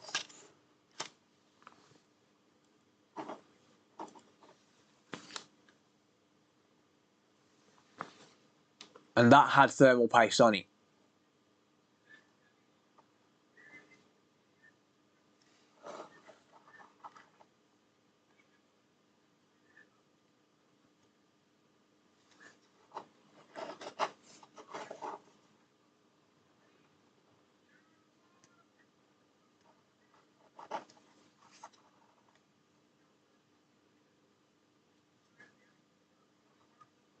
Yep, that chip looks damn good.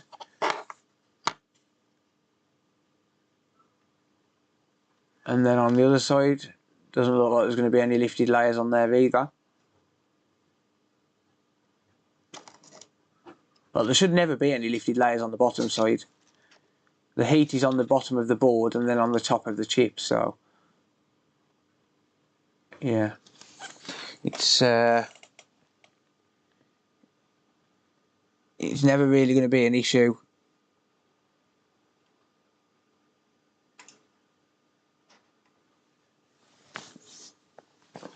Right, well, I'm happy with the fact that the BGA machine is good.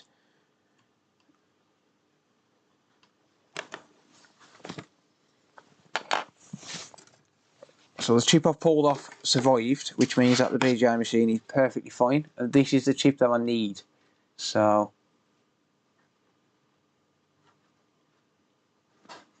just going to inspect that first.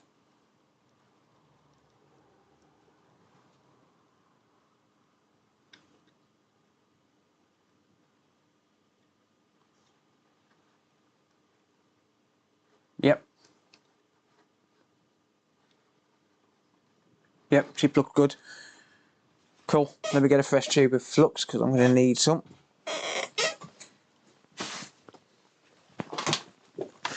Fresh tube of flux.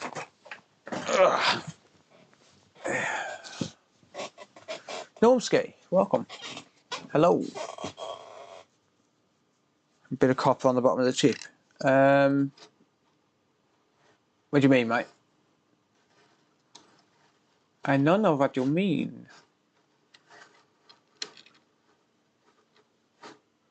Welcome everyone, by the way. This is the most views we've ever had. So, welcome. Thank you all. I appreciate it. Whoops.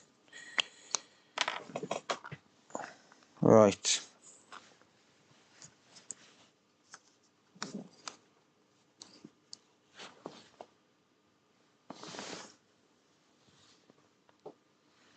Alright then.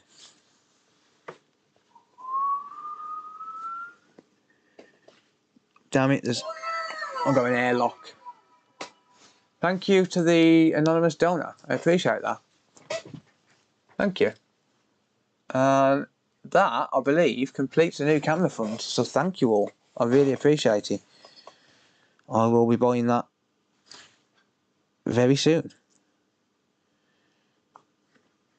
I got an airlock in my new flux tube. A bit of wick on the other side of the APU.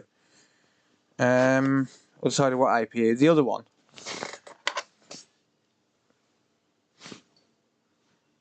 You mean the one I took off?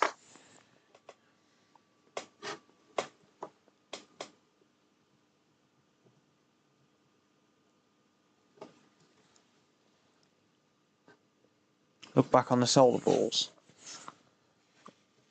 I'm not sure what you mean.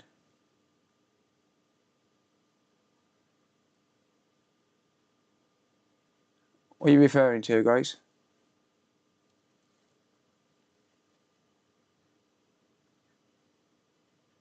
You know about this one, the one I took off? I don't know what you mean.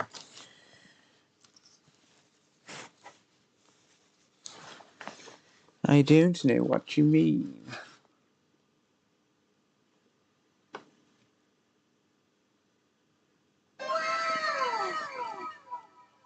Thank you, Ellis. Cheers, buddy.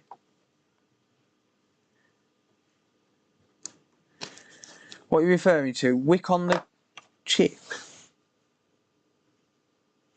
Do you mean on the chip I pulled off? Because I'm not bothered about that chip. I'm not using it. That chip's come off the board. Off the board I'm using. Right, so as long as there's nothing wrong with this chip, it doesn't matter.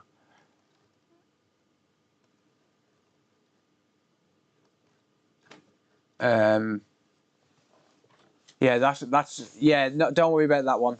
Forget that chip. That chip's no good. As far as I'm aware, Renaissance was dead on that board. So yeah, don't worry about that. Honestly, right. There is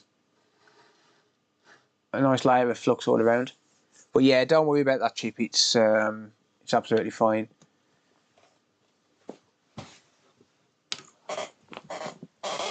BGA machine. is all set up and ready to go. So let's line everything up.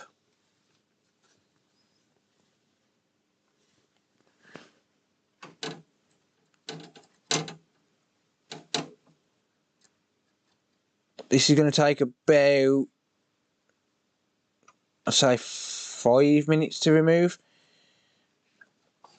Something along them lines. About 5 minutes to remove this chip.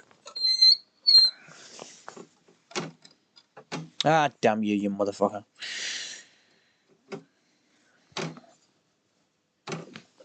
Yeah, about 5 minutes to remove this, something like that. I've got to get it centered.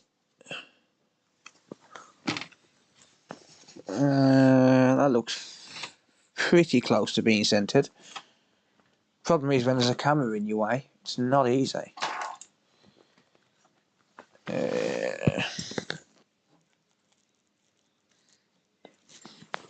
That's why the Jovi's a better machine than this, because the Jovi's got a laser on it and you can center it. Right, yeah, so that's going to take about 5 minutes, something like that, to remove. So I can monitor the temperature. I'm keeping an eye on the temperature over here. I can't stretch the camera that far, unfortunately.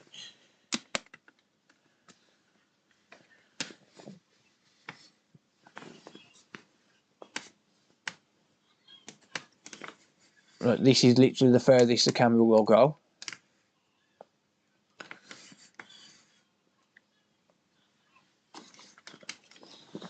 Let me just zoom in.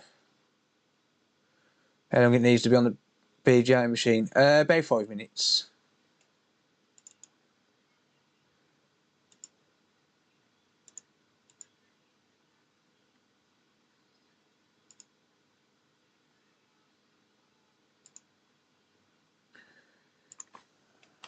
Right, there we go.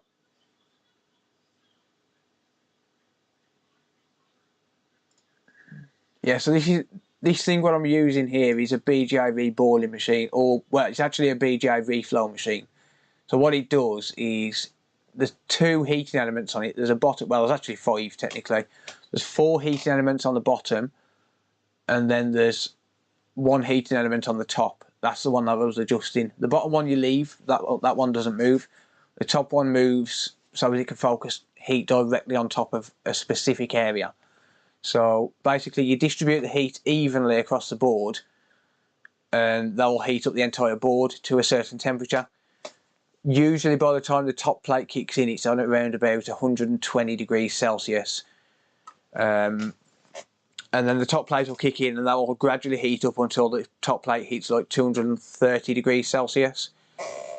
Before then, well, the solder balls melt before then, and you can lift the chip before you actually get that far, but I'll just have it set to heat up to 230 degrees Celsius maximum, because, well, just in case, temperature differences and stuff like that.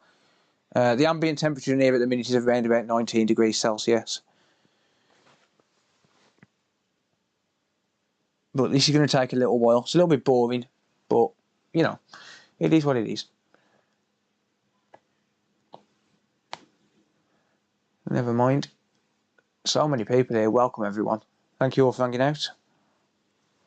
Oh, I do appreciate it. If anyone wants to ask me anything, now would be the time. Little tip if you have got one of these machines, or if you're thinking of getting one. They are expensive, but a little tip, don't leave them unattended, because they will catch fire. You need to watch them. Does an Xbox One S fan run very slow? What does this mean? Could mean a failing bearing. It could mean a failing bearing, mate. Have you tried a new one? A new fan? So I'm thinking while we wait. Oh, there's over 500 people here. I don't want to scare them off. That's just on YouTube.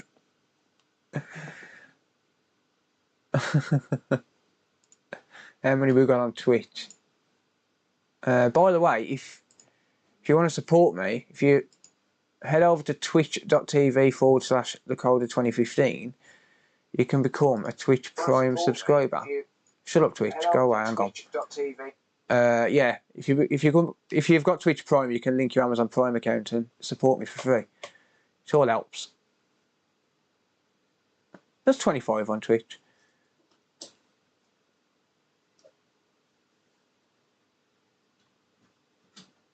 But yeah, it all helps massively.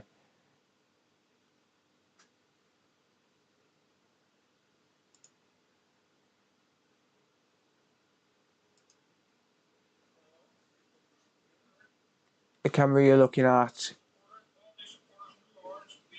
is in a bundle on SLR Hut. What's that, mate? I've never heard of that. Hope you get this working. Thanks, Jess. When you're getting that camera soon, mate, I've got to order one. I don't know whether to get it from CEX, to be honest, because CEX are they're around about the same price as brand new, but you only get a year warranty on most consumer electronics, whereas with CEX you get 2 years. So I am really contemplating getting it from CEX. I know it's second hand and they're overpriced, but yeah, it's just, it makes more sense kind of thing to get an extra year warranty on such an expensive camera, because you guys have paid for it.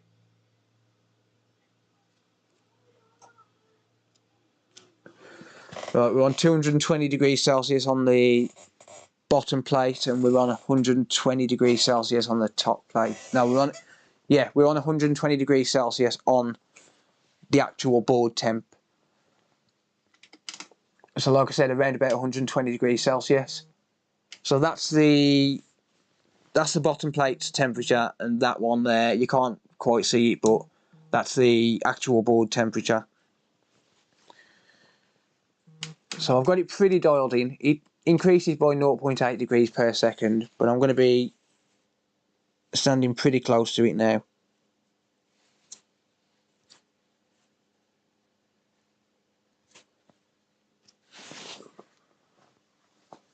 So the top plate, it's the actual top plate, this bit here is on 71 degrees Celsius, but the board temperature itself is 122.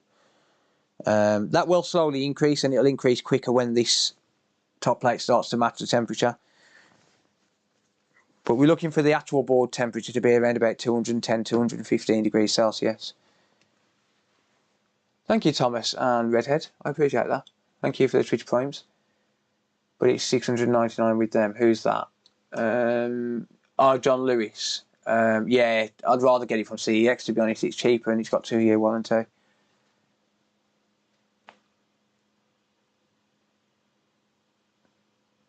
So yeah, I'm thinking of getting it from CEX just because it's like £490, which is why I put $600 as the goal. Like £490 for a grade B, I think. Yeah, don't worry about that smoke, by the way. It's flux burning away. It's normal. It won't catch fire while I'm around it. Saying that, I do need to buy a fire extinguisher because I haven't got one. I do need a fire extinguisher. Just a small one. Yeah, it's the flux that's smoking, mate, yeah. Don't worry too much about it.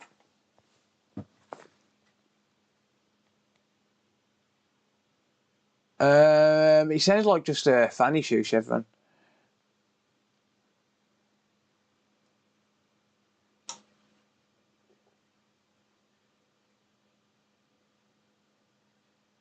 It's a PS4 Pro, Donald. CEX sponsored you. I actually made a fair bit of money off that CEX video. More than I made on the repair, let's put it that way. Probably 3 times as much. I think he turned about £200. Nah, not quite 3 times as much, and like 2 times, just over 2 times as much. Right, 128 degrees Celsius on the top plate, on the actual board temp. Well, that's just next to the APU because that's the closest I could get it. If I actually measured directly on the APU, it's probably going to be a little bit higher. No, it's not. It's actually dead on.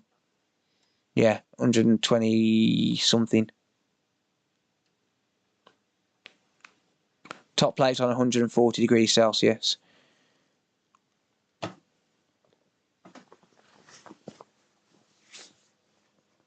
So yeah, it increases by 0.8 degrees per second, but then it also holds every so often. So it'll hold on 100 degrees for 30 seconds. It'll hold on 140 degrees for 30 seconds. Ooh, we've got a sub-train. Nice. Chevron, thank you. Thomas for the 100 bits as well. Thank you, mate. 460 CEX for grade C. I don't mind putting a bit towards it. I was going to actually put half. I didn't expect to get all of it, to be honest. I was going to put half myself. I don't mind putting a bit to it. I've actually got a few hard drives and stuff that I'm getting rid of at CEX, like 160 gig hard drives and stuff like that. So I'll get a little voucher for them, like 50 quid worth, I think, something like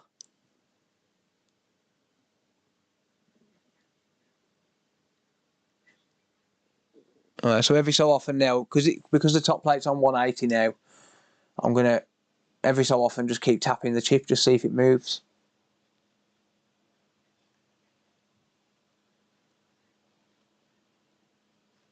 Don't fiddle with it. No, I've got to keep an eye on it. I've got to make sure. I've got to make sure I remove it as quickly as I can. Like, so as soon as it's ready to remove, I've got to get it off.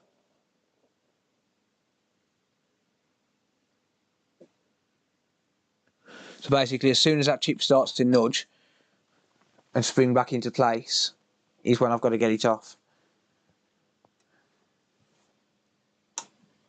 Yeah, there's a lot of smoke. A lot of smoke. Don't worry, the room's big enough. It's fine.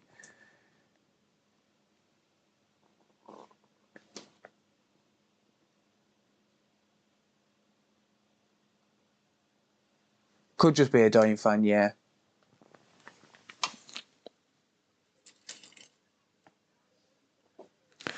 Okay, we're at 200 degrees and the actual temperature of the board is 187. So we're getting fairly close to leveling out now. The melting point of lead-free solder is 210, so it's not quite there anyway.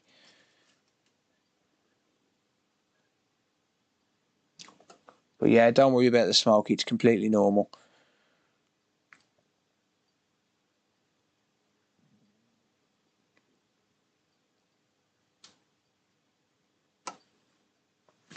And 200 degrees on the actual temp.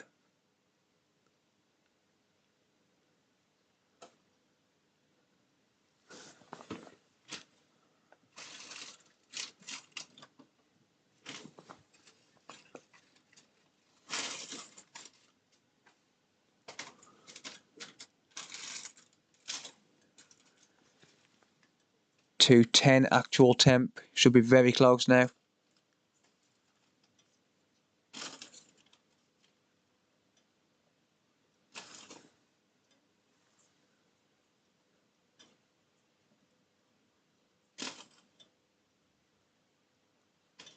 Almost. Come on.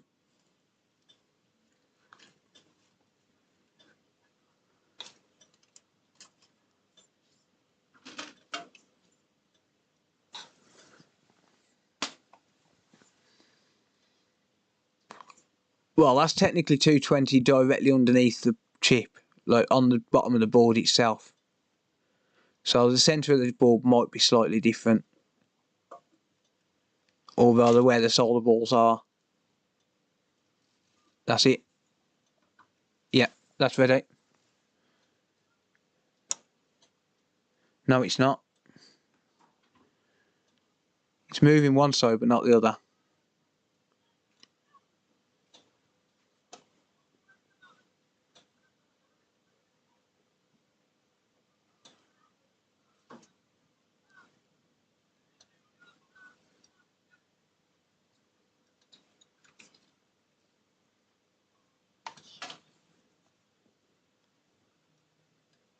Okay, that's it. Whatever will be, will be.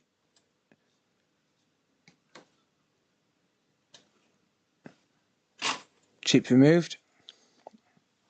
I really need a sucker for these.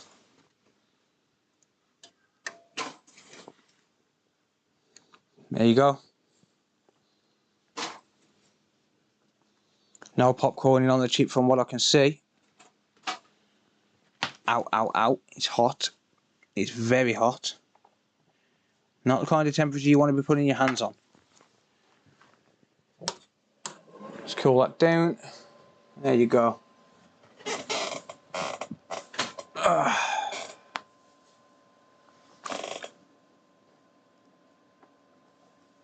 Taking off the transplant, yes.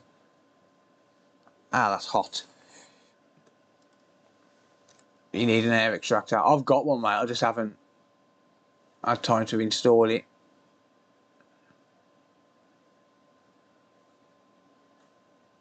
Can't see any damage to the APU.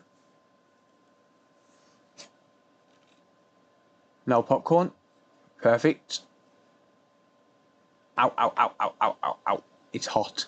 I'm trying to move the chip so I can inspect it, and it's frigging hot. Elbow cough.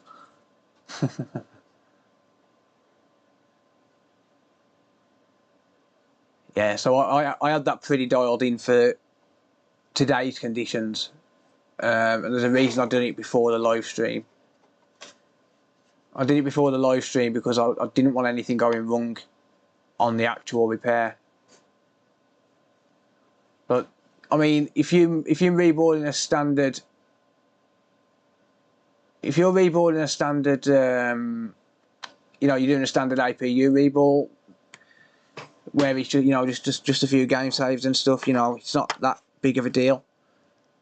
If you're doing an APU reball where the customer is having it done specifically for the data, you know, you can't have any mess ups really.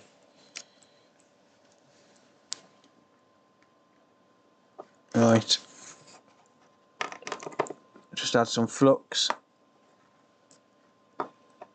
So you pre-prep, you do as much as you can to pre-prep.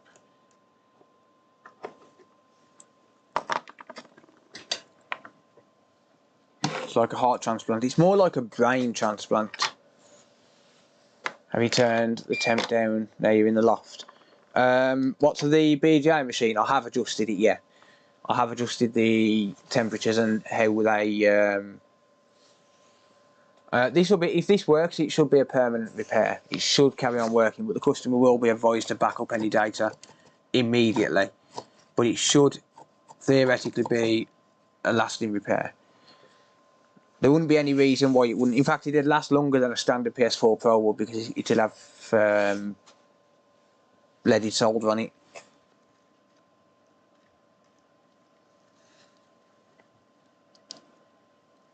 So it'll potentially last longer than a standard PS4 Pro would because they've got leaded balls on, and leaded balls are a lot more durable and forgiving.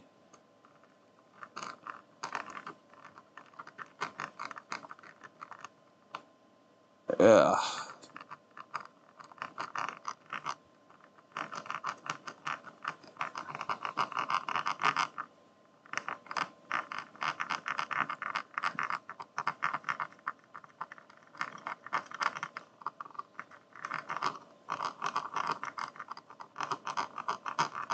I should put my big monster tip on actually for this. Yeah, let's put my monster tip on. Let's put the beast on. The man-eater, I call it. I'm self-taught, mate, yeah. Just watching YouTube videos and stuff like that.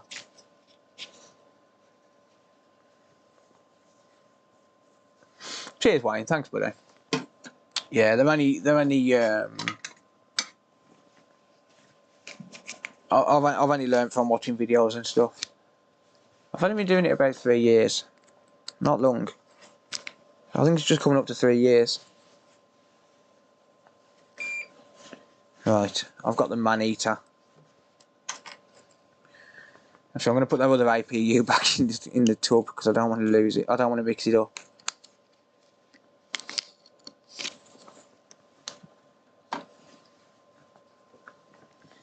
I'll just enjoy what I do, Luke. But thank you. Yes, the BJ machine's off, yeah. In fact, it's cooling down. I've got the, I'm not sure if you can hear it in the background, I've got the fan running. The man-eater. Oh, I love this. I love this. I love this. What do you call it? This tip. This tip's awesome. Well, it is if it transfers heat. Come on. These tips are expensive though.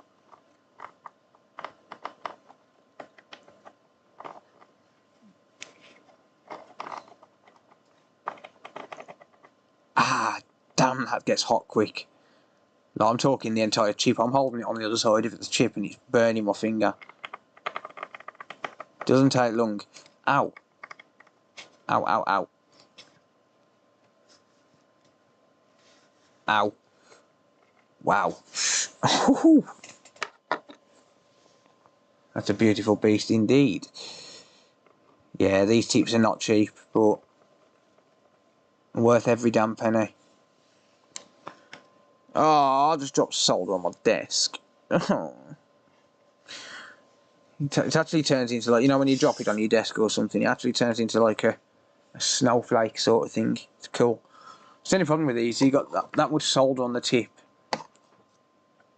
You got that much solder on the tip that it can just drop off.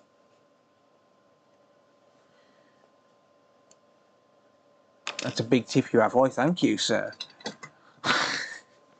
What's the date? I don't know. Mr. Plough. I haven't watched an episode of The Simpsons for a long time. Yeah, I don't know. I don't ask. As long as it's nothing illegal, I don't really care, to be honest, what it is. As long as I do my best to be successful, and as long as I get paid if I am successful, then yeah. I call it the snow shovel. I call it the man eater, to be honest. I call it the man eater. Yeah, it's a monster tip. Cleaning it's another question. I'll try and clean these tips. Like, I've just cleaned this tip and look at it.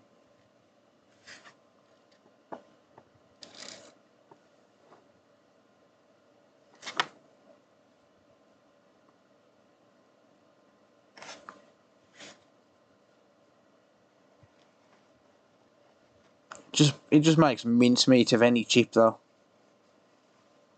It doesn't matter what chip you've got, you use this.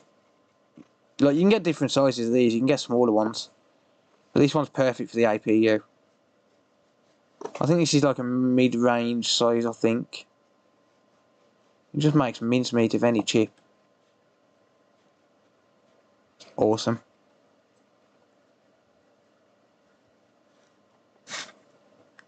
Takes a while to heat up though, like the actual tip itself. The Hakko handles it really well though, surprisingly. You wouldn't be able to use this in a TS100 or a T12, I don't think. I think it's too big. I think I did try once and I couldn't.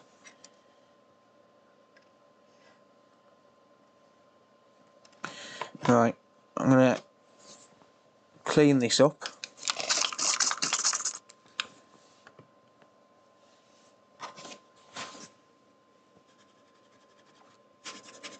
Ow, ow, ow. The chip's still hot. Ow. Yeah, I'm just going to clean it up and then I'll add some fresh flux. Go for a second pass. Jesus Christ, this chip. Damn, it gets hot.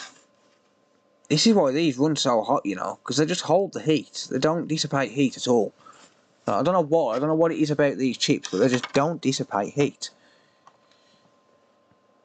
That's why they need monster heat sinks. I mean, look at the PS5. Look at the size of their heat sink.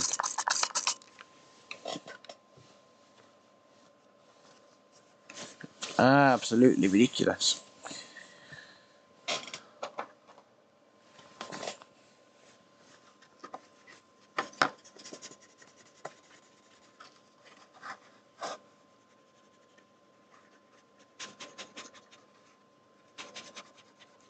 But yeah, I'll go for a second pass on this, because I won't have got every single ball.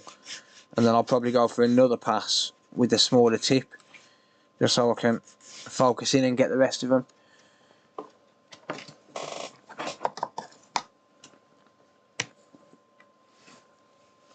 We're going to put a big S for success, and then we're going to turn that S into a $sign to make some money.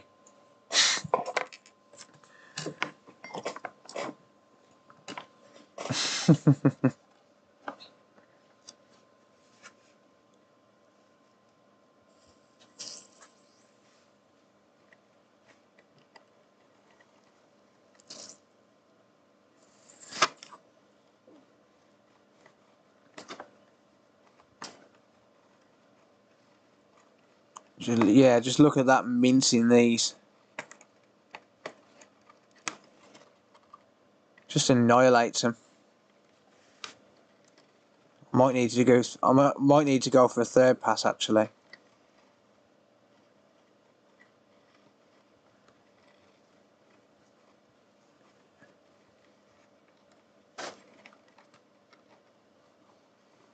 Ow, ow, ow.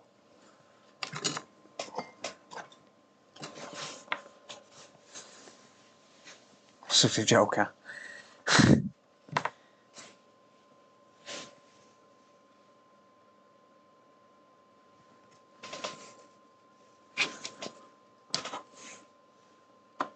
Right.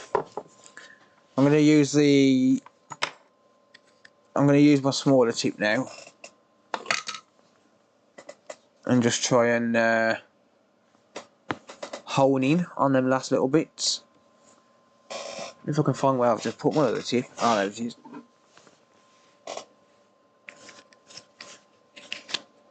Yeah, you should make backups regularly.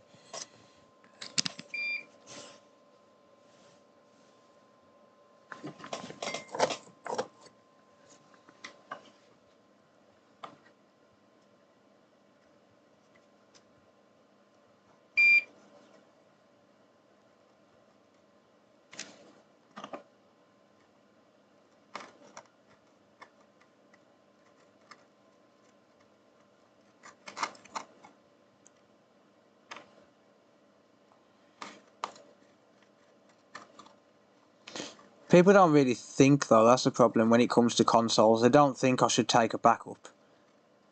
Like, I mean, anything could happen. Your cloud account could get hacked, it could get deleted, that could have data loss at the data centers. Like, even if it's backed up on Amazon AWS, look, they can still have data loss. Like, irrecoverable data loss. Linus Tech Tips had it. And he's got petabytes of storage. Ow, ow, ow, ow.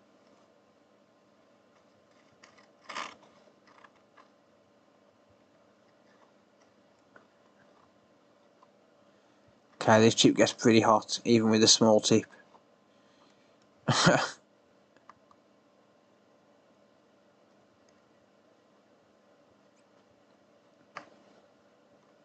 Jesus.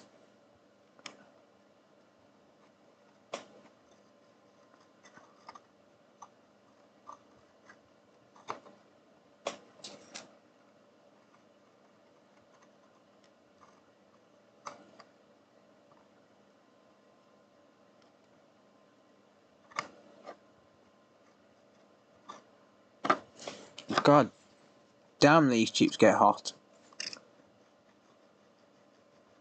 If I go out of focus, I apologise. Just gonna get this done. Not out of focus, out of frame.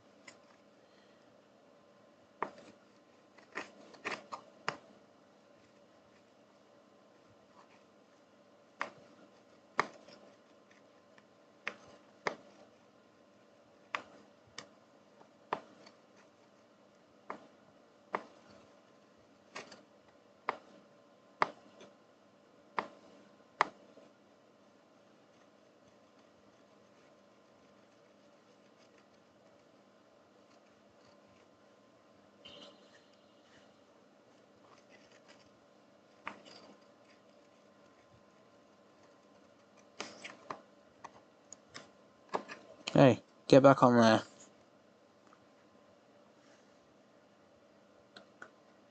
Ah, Neil, thank you for subscribing on Twitch, mate. I appreciate that.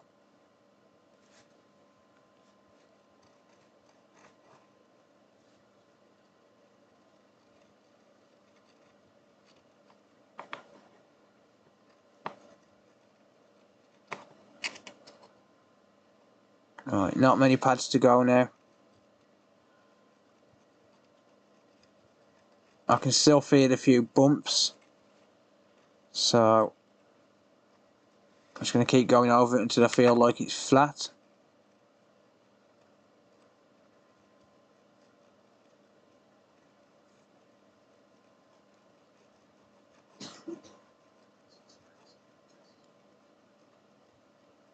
By the way, the fact that this chip's getting hot doesn't mean that it's dangerous, because even if it's getting hot, hot to us, hot to humans, can be 46 degrees Celsius.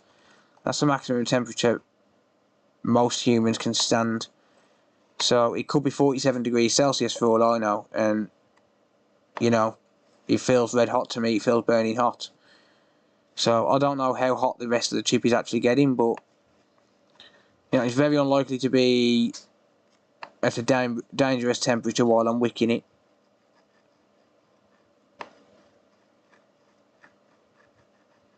Obviously humans can't tell with the APU test because of the temperatures that we can withstand. The only way to find out would be to put a thermostat on it. A thermometer. I could grab the chip and put it onto my PGA machine's thermometer. Or thermal probe rather. See how hot it actually is.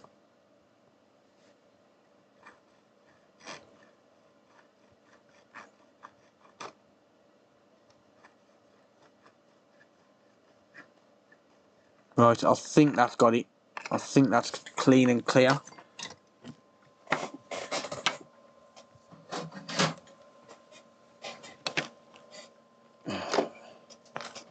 Well, I would put it on the thermal probe, but I couldn't get it off. Let's have a look. How hot is this chip? Place your bets. The die of the chip is 76 degrees Celsius on the die. On the part where I was reballing it, where I was cleaning it off, it's 70 degrees Celsius. Yeah, so it's not even, you know, that's a normal operating temperature really. Around 70 degrees Celsius. Normal operating temperature. So it feels hot to me, but it's absolutely fine. Right. Okay. Let me just clean up. I'm going to put that chip into a holder. Well, I'm going to clean it first. I'm going to clean it first. No worries, Radio. Thanks for hanging out, mate.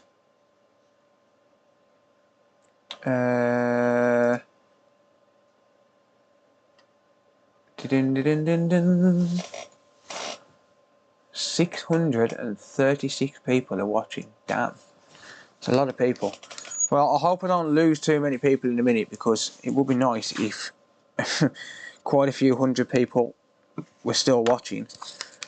And I want to go and grab a cup of coffee in my beautiful My Mate Vince mug. Well, this one's dirty, but yeah.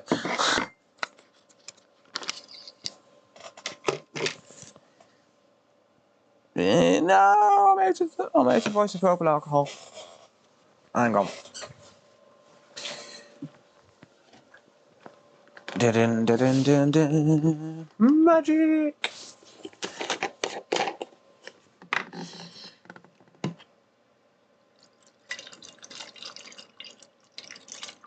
Let's refill my bottle.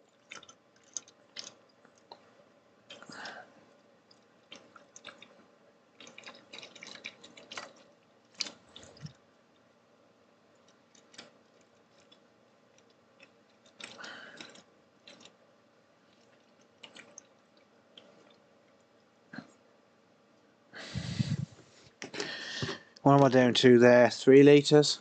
Man, we're out for another week. I'll order some next week. I don't like to keep many bottles of isopropyl alcohol at hand. You know, maximum 5 litres at a time. Well, 6. I can get it on next day delivery, so it doesn't matter anyway. But yeah, obviously it's flammable, so I'm just not a fan of keeping it on hand all the time. Right, let me just heat up this chip because flux is going to have dried up. So if you heat it up, then it's easy to clean. Just buy a keg of alcohol. I don't drink, mate. Sounds like you're pissing in a bottle. I do need the toilet, actually.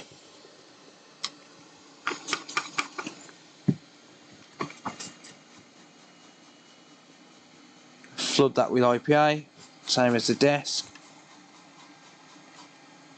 Well, I don't need solder paste anymore. Don't need that anymore. That's rubbish. Trash, junk, whatever you call it.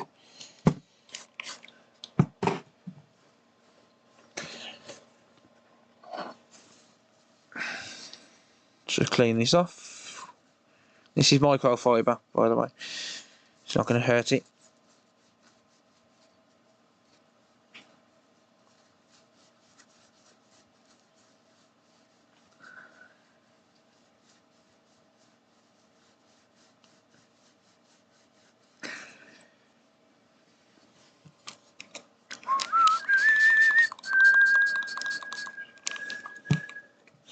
I don't recommend spraying this while it's on your hands.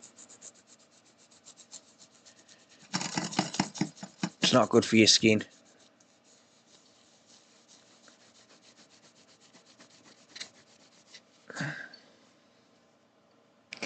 Still flux on there.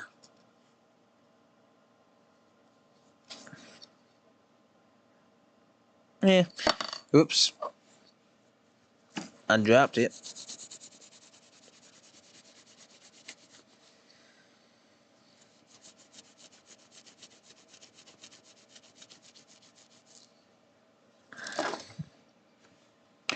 Right then. Let's put that to one side a second.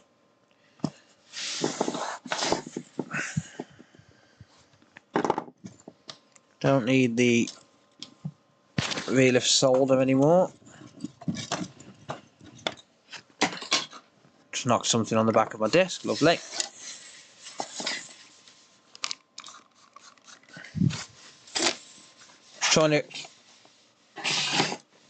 Just trying to clean up a little bit, just so as it's a little bit more manageable.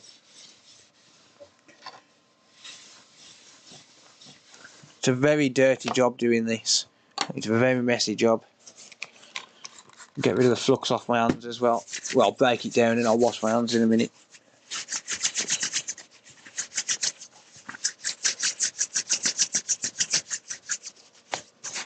It's got a Black Country accent. I have indeed, mate, yes. Like a croc, yeah. It's not good for your hands at all. It's not good for your skin. Now, my hands will start to go flaky in a second because I've used IPA on them. Right, okay. I'm going to have a look at these quickly to make sure I've got all of the solder off.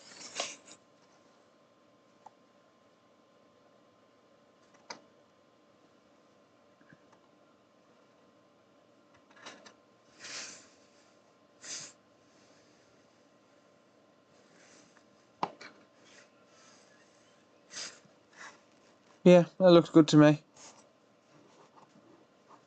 Still a couple of little bits of flux on there though. Yeah, that should be fine.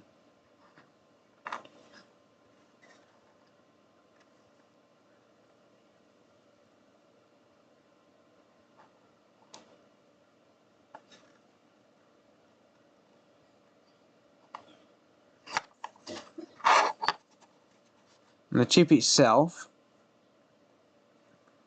on that side, looks good. COVID-free hands indeed. Oh, I've done that a few times, peeps. Done that a few times, mate. Been there, done it, got the t-shirt, laughed about it afterwards. I think we've all done it if we've done BJ, if we've used a BJ machine. I think we've all used all blew batteries up, forgetting to take the batteries off and stuff. Fun fact, I don't normally take them off, to be honest. I'm just going to extend my chip holder.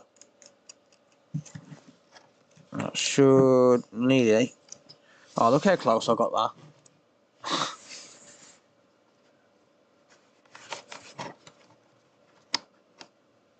See? So close.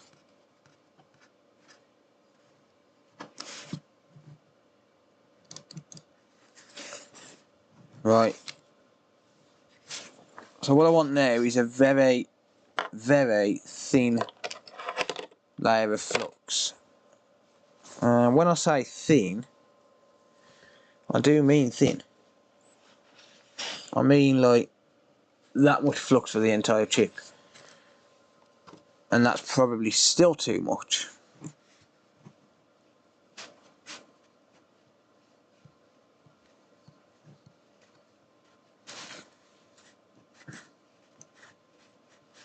We want a really thin layer, just about enough to allow the solder balls to stick to the pads.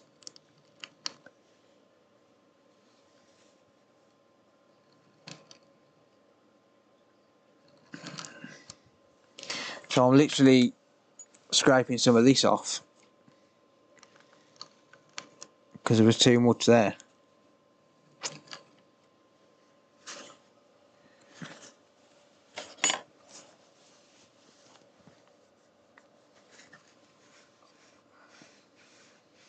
So yeah, nice thin layer, very thin, just enough to make it shiny. Then I'm going to get some 0.5mm solder balls. I'll go do this by hand. I don't have a stencil. That's the problem. I don't have a stencil for this chip, so it's got to be done by hand, unfortunately. Which sucks, but never mind. Actually, I'm almost sure I had a universal stencil somewhere that I might have been able to use. Finding it though is going to be another question. Let's have a quick look in here. I've got one on the way for this chip, but I just never bought one because I don't generally do reballs on PS4 Pros because they don't really suffer with the same issues that the PS4 original did and the PS4 1200 series. So on things like the CXT9044GB, you don't generally get solder ball issues, so reballing them don't normally fix them. Very rarely. Very, very rarely. By hand, 10 months later, nah, it's a couple of hours. Can't find the stencil, by the way, if you haven't guessed. There's about 1500 balls on here. If you think it takes me about half an hour to do 400, you know, it's not going to take that long, really. Like when I'm doing a safe bridge, it takes me about half an hour and there's about 400 balls. Well, there's between 393 and 400 on them. So, right. So I've dropped some balls on there, but I'm going to go and take a quick toilet and fresh coffee break. So basically, yeah, I'm doing this by hand, yeah. I did, Jaden, yes. That failed, didn't it, that job?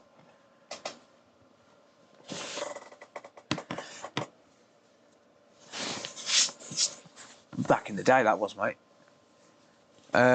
Yeah, so I'm going to take a quick 5-minute break, guys. I'll be back. Hopefully you don't leave, and if you do, come back. I would appreciate it. 618 watching now.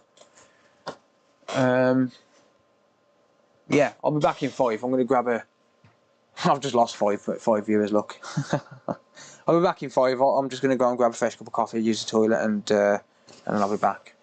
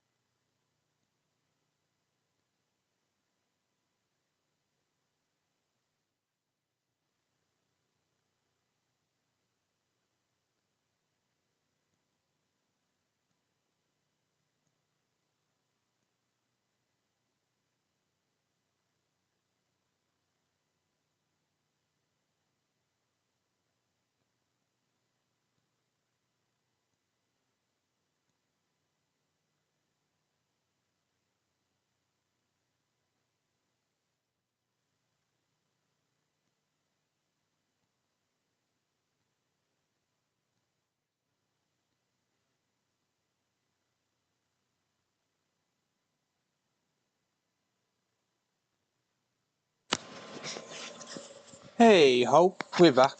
Hello. Jesus Christ, we lost a lot of viewers there. Damn. Shouldn't have took a break. Welcome. Hello. I'm back. Hello everyone. Whew. Thank you, Mike. Cheers, buddy. Phil's just giving a cup of coffee. Yes, mate. I'm back. Hello. Yeah, I'll sort the focus out now, don't worry. When did I first learn to solder? I'm not sure. Micro solder about 3 years ago. I'm going to try and sort that wobble out. No worries, Grace. Have a good night. Thank you. Yeah, I'm not going to be able to sort the wobble out, unfortunately. It's a bit too zoomed in. Yeah, viewers will come back. I'll tell you what I have got though. Check this out. Check this out.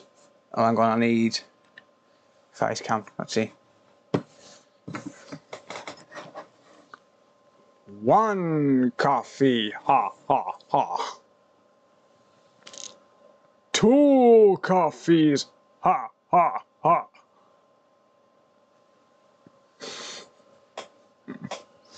Yes, I've got 2 My Mate Vince cups.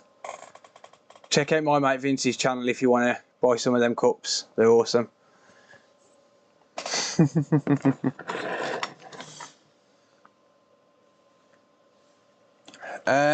Just surface tension holds them in. You're just relying on surface tension, mate. Last time I saw a count drop, it was on OnlyFans.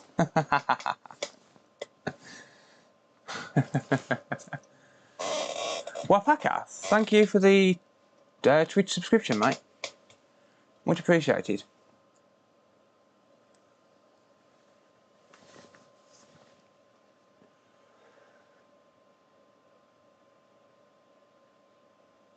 Finally caught a live stream. I'm good, thanks, Idle Thumbs. Welcome, mate. Don't think you're sleeping. Coffee don't affect me like that, mate, to be honest. You really don't.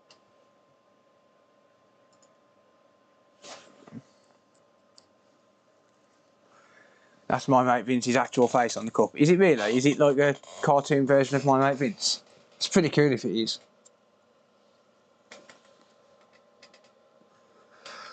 Right, let's get to it. Yeah, I appreciate that, Wapaka. The support is greatly appreciated and a big help. It's a big help. Still here. I need to buy you a big flask. I've got one actually. I've got my fishing flask. It's like 2 or 3 litres. I think 3 litres. I'm sure it is. But I wouldn't put coffee in it anyway.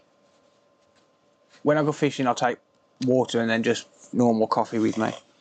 Right, I'm going to get on with this. I need a new pair of tweezers. I'm going to get a brand new pair of tweezers for this. Just because it's always best to use a new pair. Especially for something so big. So I'll grab a brand new pair.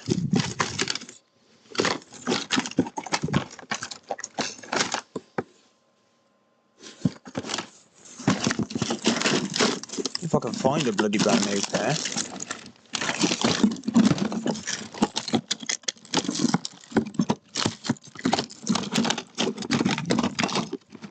Come on, I know I've got some new pairs.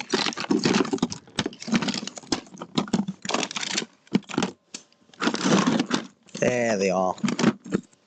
Ew, brand new pair of tweezers. Hope this swap works. Yeah, haven't they? It's a big job. It's took me 2.5 hours already. Yeah, so basically what I'm going to be doing is just I've got to place a ball on every single pad. And like I said, unfortunately, I don't have the stencil for this. So I've got to do it by hand. I will get into a rhythm eventually. Ah, damn it. I've got to get into that rhythm for my hand to steady and start doing it efficiently, sort of thing. But basically, that's all I'm doing, is just placing one board on each pad. It's a huge job, and it's definitely not easy. So there's going to be a lot of silences during this. I mean, if people want to leave and just keep checking in, then you know you're more than welcome to. I don't mind. I don't think many people are going to want to sit here and watch me do this tedious task. I'll tell you what you could do. You could help out a fellow YouTuber. Could help out Wayne from Wayne's Noob Repairs UK. Let's try and get him to 2k. Wayne's Noob Repairs UK. Let's get him to 2,000. And Italian Retro Guy as well. If one of the mods can post a link to Wayne's channel and also to Italian Retro Guys as well. Italian Retro Guy is close to 1,000 subs. If we could get him over 1,000 subs tonight, it'd be absolutely legendary.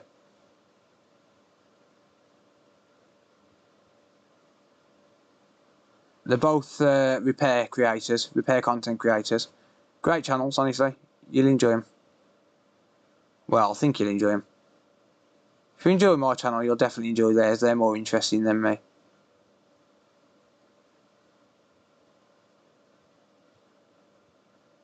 But yeah, I'm not going to be concentrating much on chat, unfortunately. Like I said, it's a tedious task, this is.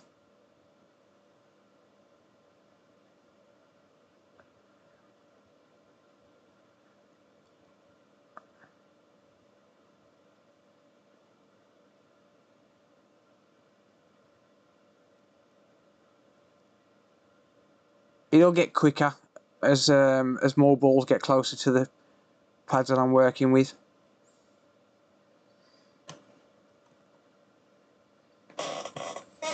Fellow tech.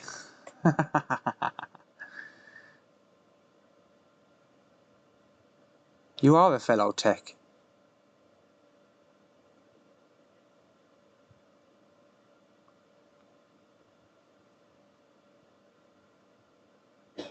I'll tell you what I think's possible tonight.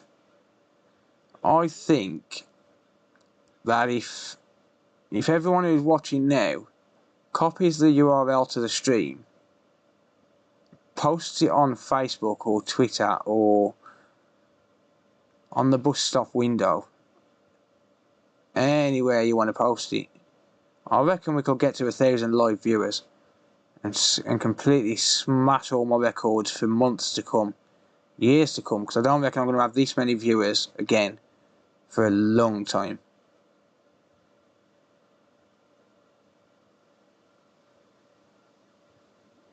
If we can kill 1,000 viewers, that'd be absolutely sick.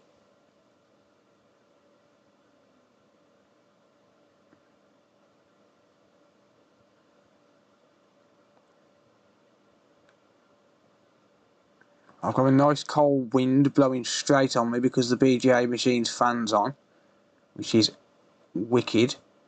That's going to keep me cool.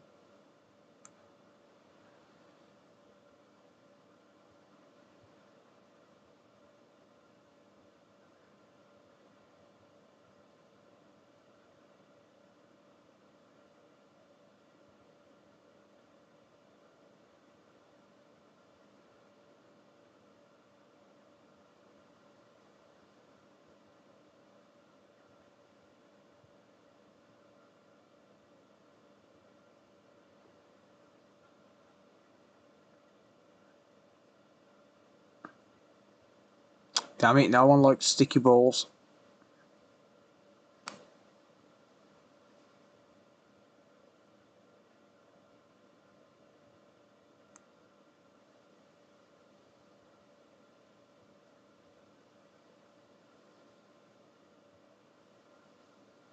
I'm going to remember to keep checking focus as well to make sure I'm... Well, keep checking the framing on the video, on the stream, to make sure that what I'm doing is in frame. The problem is what I can see and what you can see. Like, it actually looks further away from me, but I'll see a bit more as well than what you can see. It's just the way the microscope and camera setup works, sadly.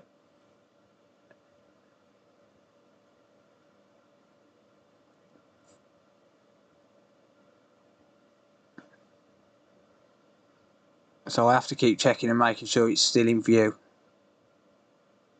Make sure that you can see what I can see. Can you see what I see? I'd say, do you feel what I feel? But no. Because right now all I feel is immense amounts of pressure to get this working. And a lot of stress of having to put this many solder balls on one chip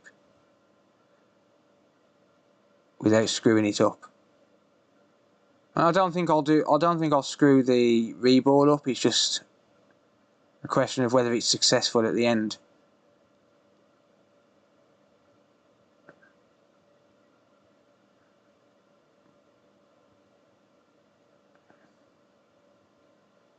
I know one thing, I must be absolutely nuts to do this.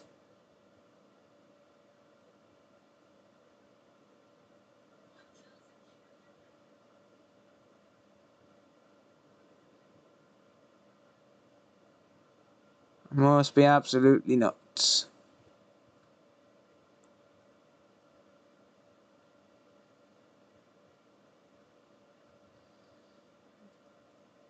Is anyone counting how many I'm putting on? There's a task. Count how many balls there is. There's a challenge.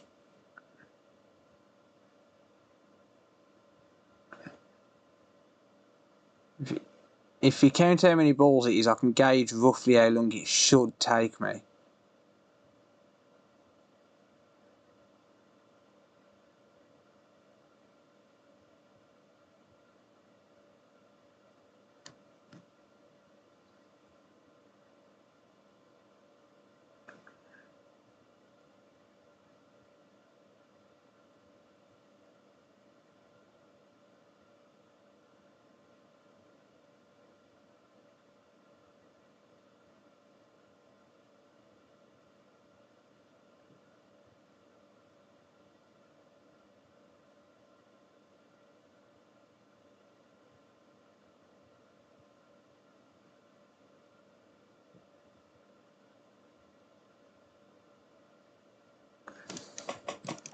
So one thing I've got to make sure of as well is to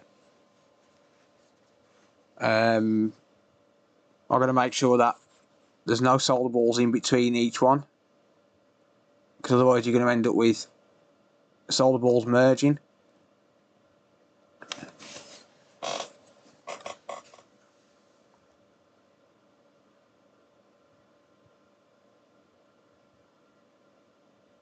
And the way I stop these from sticking to the tweezers as well is by keeping the tweezers closed. If I've got the tweezers open, then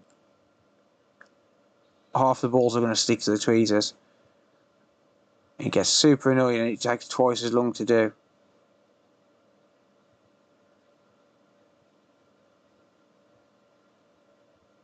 But this alone is going to be proof that you don't need a stencil. And believe me, my hand is not steady. It might look steady, but it's not. The only reason my hand's steady right now is because of the position I've got my hand. Get back on your pad, you.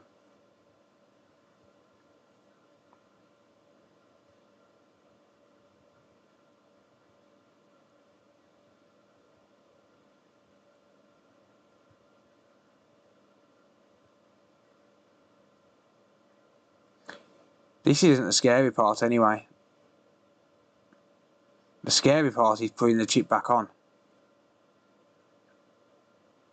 and then testing it.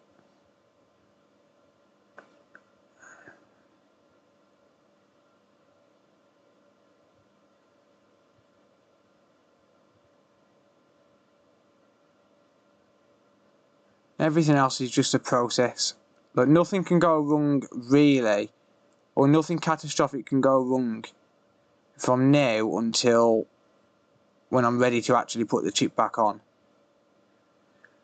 But once I'm ready to put the chip back on, that's when it can all go wrong.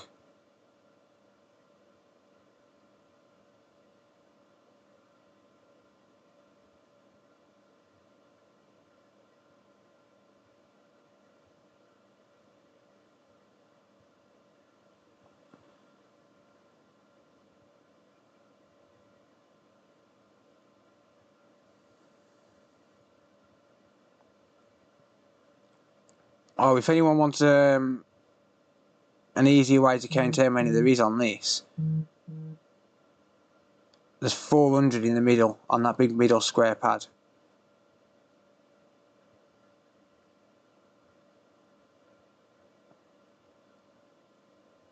If anyone wants to gauge how many there actually is. And why my phone keeps going off, I will never know.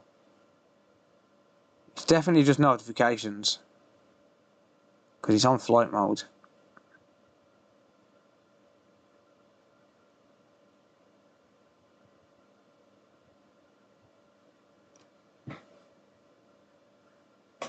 You think the scary part would be when you melt the balls? Maybe.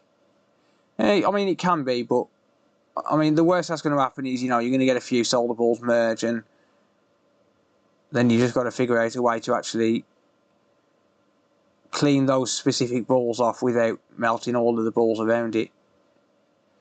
The scariest part is obviously putting it back on, because that's when you can end up, like, you're not going to like, melting the solder balls onto the chip, you're not going to damage the chip, you're not going to popcorn it or anything like that. It's when you use the BGA machine that it can go wrong, because you can popcorn the chip, you can damage the chip. Don't stick to my tweezers.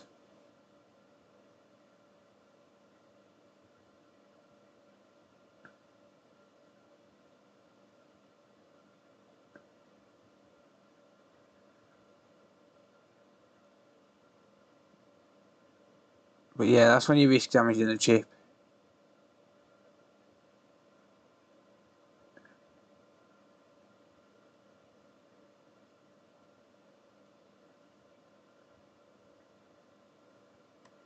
Still in frame.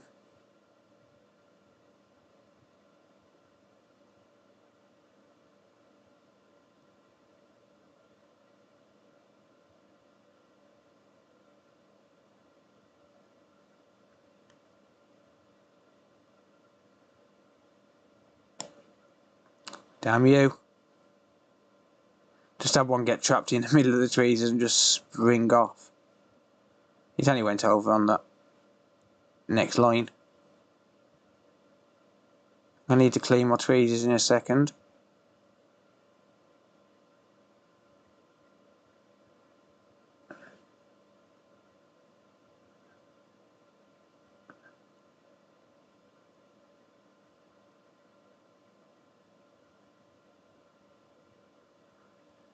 See, another issue with these is it's not like the chips it's not like the solder balls are all straightforward, because you've got, like, you got a row, then you miss a row, got a row, miss a row, got a row, miss a row, and then you got them in diagonals, and like, it's all over the place in terms of layout. So you can't really get into that much of a rhythm. You'll see the difference when I'm doing the 400 in the middle, because the 400 in the middle are all in a straight line, like in a big square. It's just like a 20 by 20 array.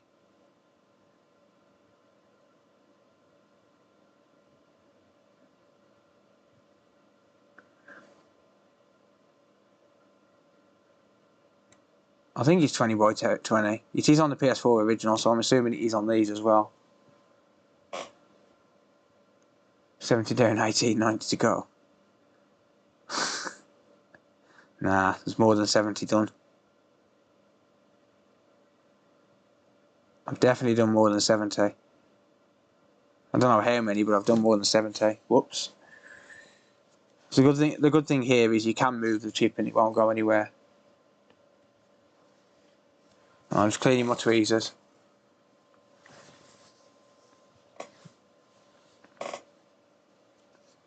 She's relaxing to watch. Just up the road you're from Kidderminster. I fish in Kidderminster sometimes.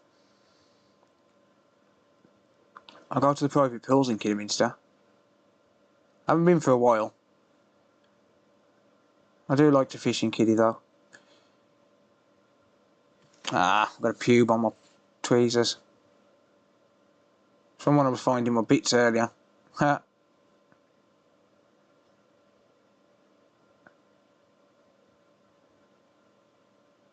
Yeah, it's starting to stick, look.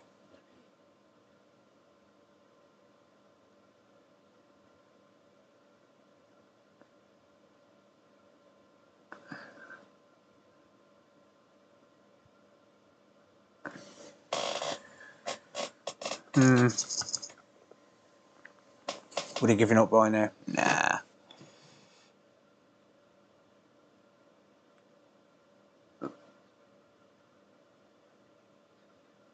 Not to say I'm big-headed or anything, but I'm kind of used to it. Like, I do hand reballing all the time. I do it at least every other day. Obviously, I don't usually do it on this scale. You know, this isn't an everyday thing. I wouldn't do this normally, but it's very rare you'll see me reballing APU by hand. Things like safe bridges, PMICs on Nintendo Switches, that sort of stuff I'll do by hand all the time. But the APU or the SoC, it's just not viable. It's only because the customer wants this data so badly that I'm doing it. Like, I'm wasting an entire night here. I could have done 3 consoles in this time. Like, by now. It's not like my queue's empty as well, it's just... I've had this for long enough. You know, I've had this board for at least... I'd say at least 3 months.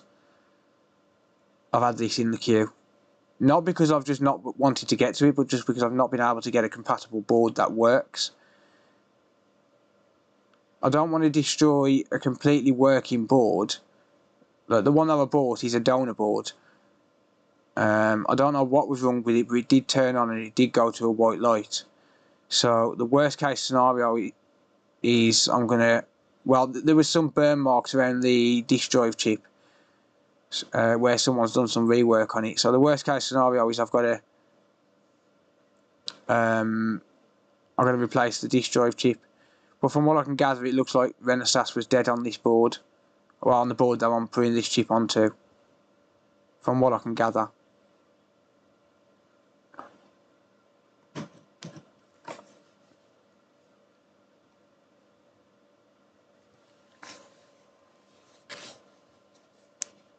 It's hard to find that sensor. It's not. I've just never had to buy one because generally you don't have to reball PS4 Pros. They don't have the same issues that the PS4 original do. As a general rule, if you go an APU issue on the Pro, it's a dead APU.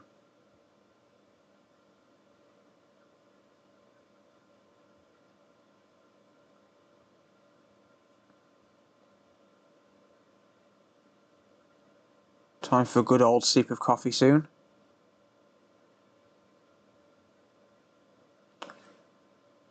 I think it's going to be a good time to give the stencil a good clean out as well. Not the stencil, the tweezers.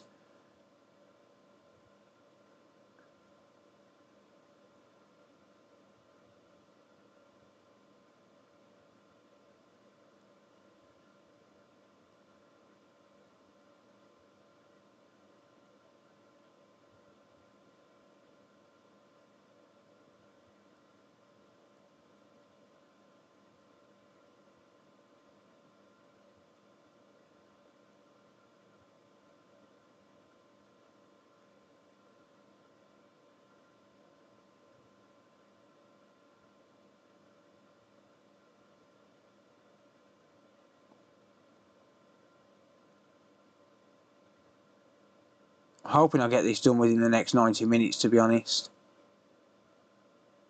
I really don't want to be here all night.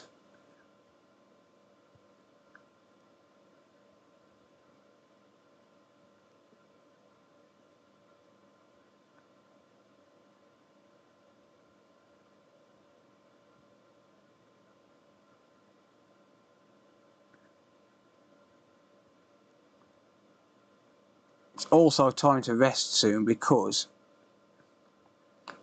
I can see my hands starting to shake. So that means my arm is starting to strain. And when your arm starts to strain, you're going to start to twitch and have random movements.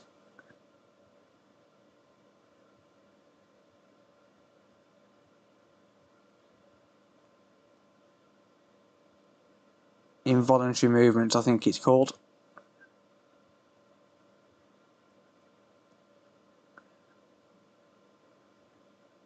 So once I finish this row,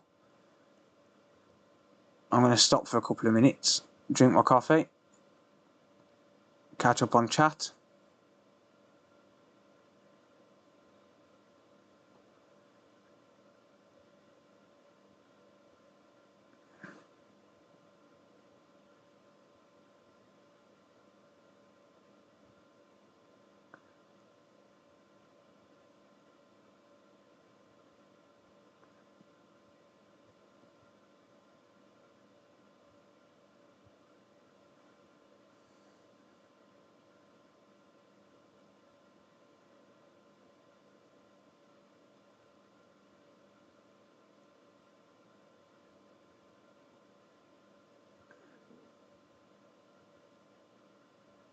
Yeah, I am starting to lose the rhythm.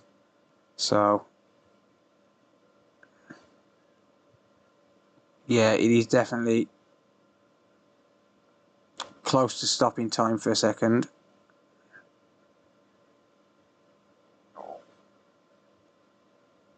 See, when you start to slow down and you start to notice a little bit of fatigue in your arm, it's best to just rest for a couple of minutes, because you rest for that couple of minutes and it saves you so much time. It's not just that, it's your eyes as well. Like, your eyesight benefits from the rest as well.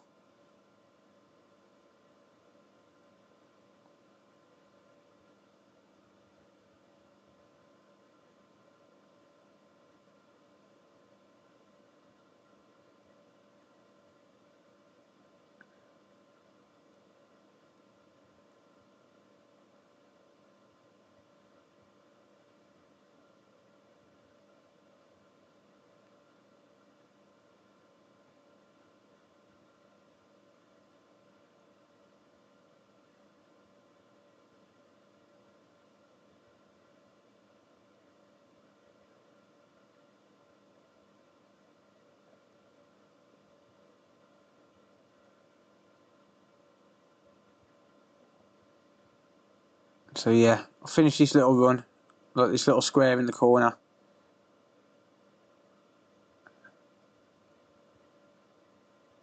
And then it's time for a quick drink of coffee.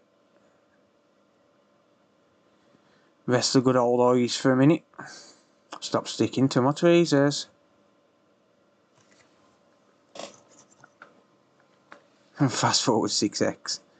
Oh, this will be more like 3000x when I come to edit the video. Either way, this has to be a video. Whether it's successful or not, it has to be a video, because just because it's not success, like if it's not successful, just because it's not successful on this specific machine doesn't mean it wouldn't be successful for other people. So the information would be valuable for people to see the process and what you actually have to change, like what you actually have to do and the level of work involved to do it. That and the YouTube revenue. You know whether it works or not. I'm going to clickbait the shit out of the title.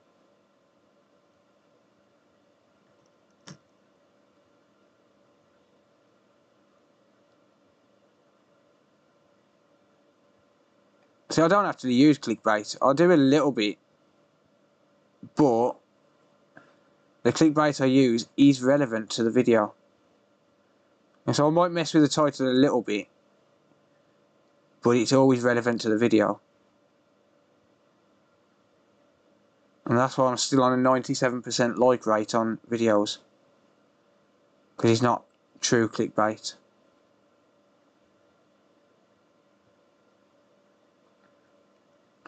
Oh, that's what I don't get about the dislike button being hid on YouTube while I'm finishing this up.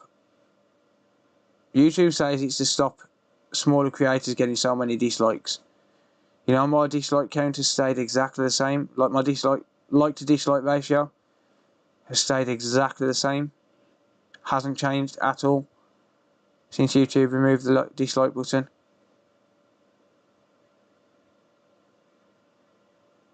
Which is kind of funny.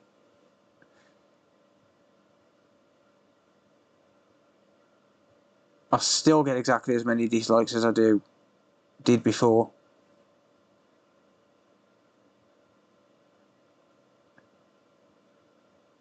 So YouTube can bollocks. They removed it to stop people disliking and downvoting news channels.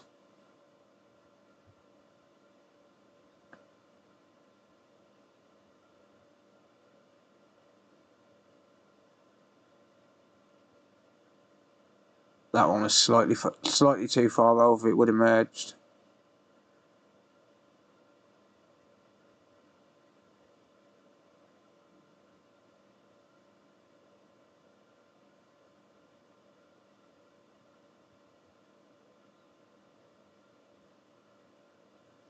Right, it's coffee time. It's coffee time. Yeah, as long as it's not lighting, yeah, exactly. Right, you might notice a couple of these being slightly out. Right, as long as that one there is probably too far out. Same as that one. But they're not that bad. And surface tension should pull them in. Overall, it should be fine.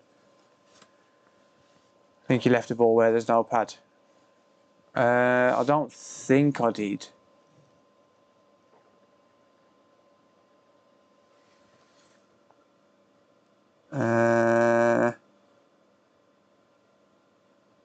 If anywhere, it'll be there. Yeah. Okay, you're right, yeah. Thank you.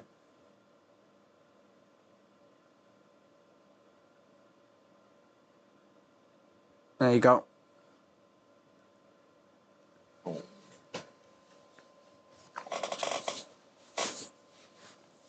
I can use stencils, mate. I just haven't got one.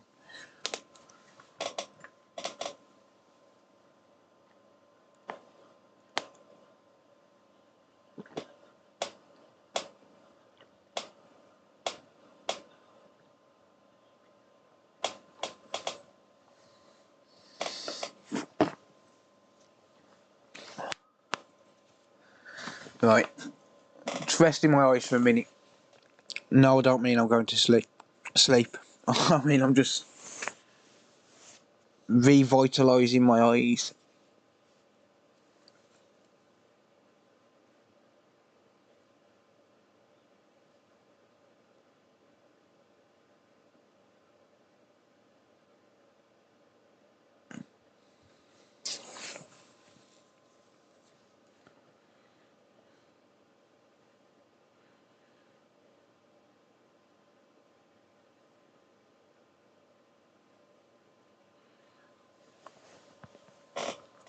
Yes, Curtis.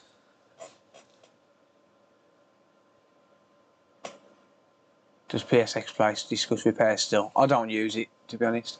Can I ask how much was the scope? I've got one of the HDMI cameras.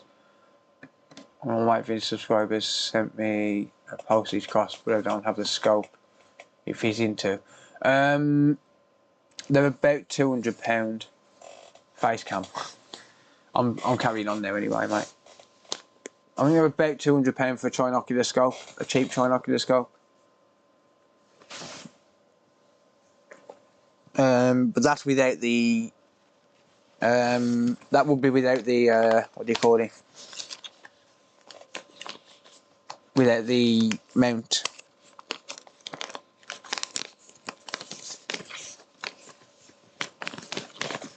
Almost midnight. Yeah, it's almost midnight here as well. No worries, mate. Have a good night. Thank you for hanging out. I appreciate it. Don't forget to like on your way out.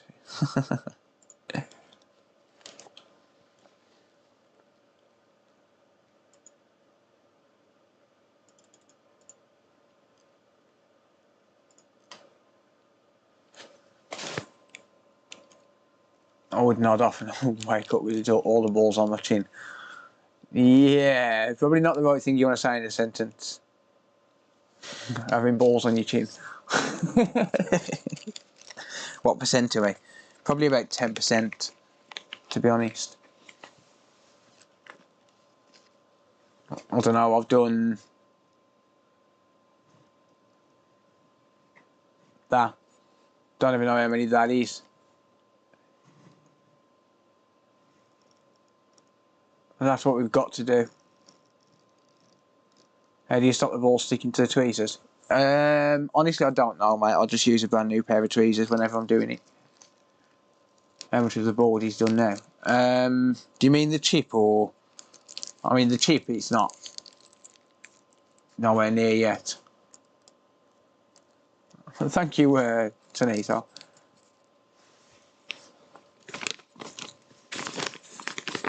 Balls chin. Oh dear.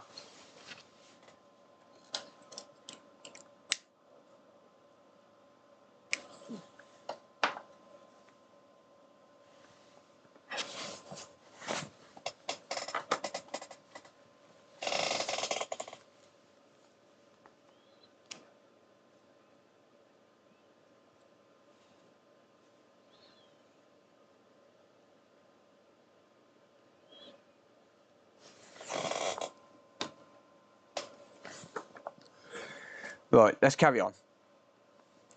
I do need to clean my tweezers because they are getting a bit fluxed up. So I'll just spray a bit of isopropyl alcohol on them and then just dip them in my soldering iron tip cleaner. Have you got some? Hope you got some matchsticks. Thank you, Port.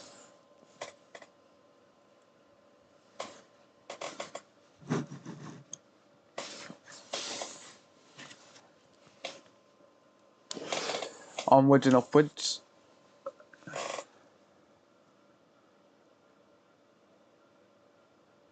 So yeah, you can spray your. If you spray your tweezers every so often with a bit, or dip them in some isopropyl alcohol and then just dry them off, you'll stop the ball sticking to the tweezers.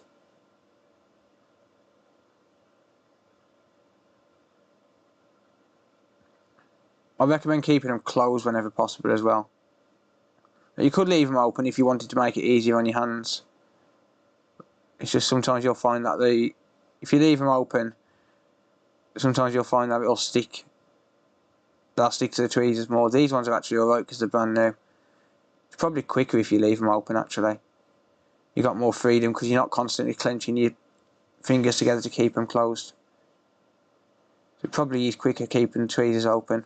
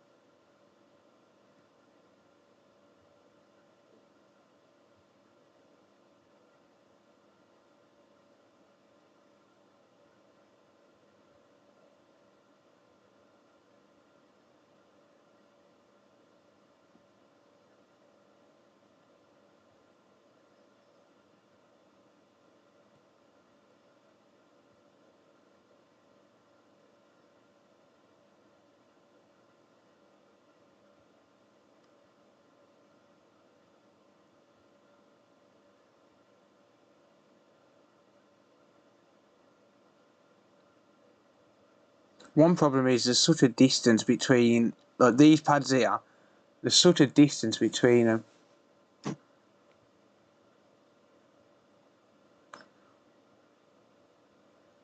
Like, I know it's not much when you look at it with the naked eye, but when you're talking about solder balls that are half a millimetre in size. So, thank you for resubscribing. That's going to come through a few times, depending on how many resubscriptions there is. Thomas, thank you for resubscribing.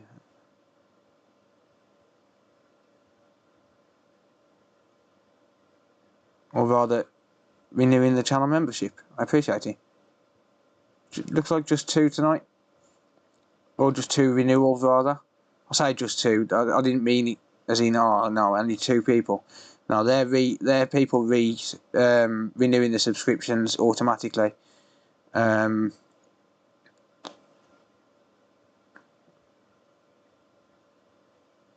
Sometimes it'll wake me up and I'll be like, what's going on? And I'll come upstairs and it's midnight and people are renewing subscriptions. Or rather, YouTube's renewing them automatically.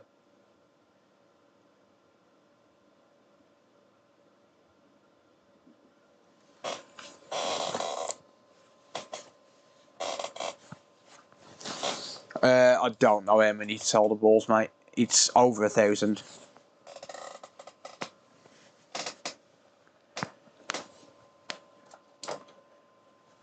There's 400 just on the centre block.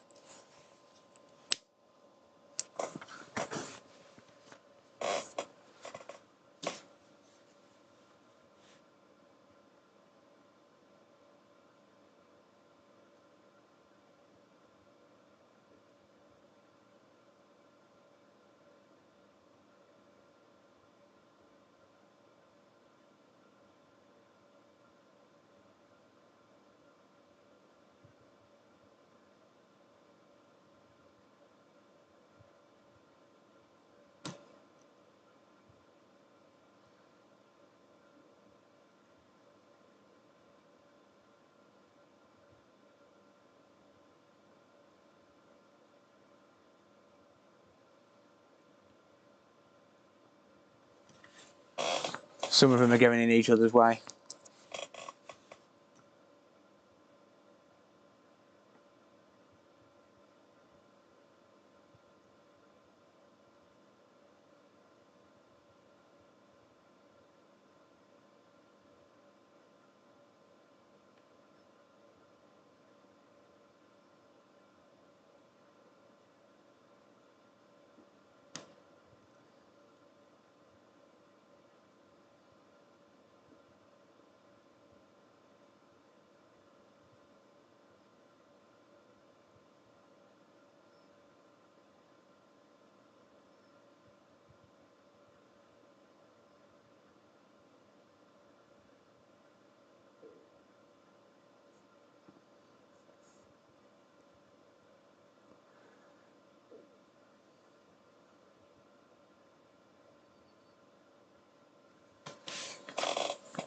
I could probably use some music here, but the problem with that is I don't have any that I know 100% is copyright free. Could probably do with some music just to keep people somewhat entertained. Surely this has got to be boring to watch. I've never watched anyone do it, so I don't know. Well, when I was first learning to do it by hand, I did see a couple of videos on YouTube, but there was all them crappy videos with no talking, no guides, just a bunch of crappy techno music over the top of it and just letting the video roll on like 10x speed. And so there are a few people that do this. But there's no actual tutorials out there apart from what I've put out there. So I had to pretty much learn all the techniques on my own.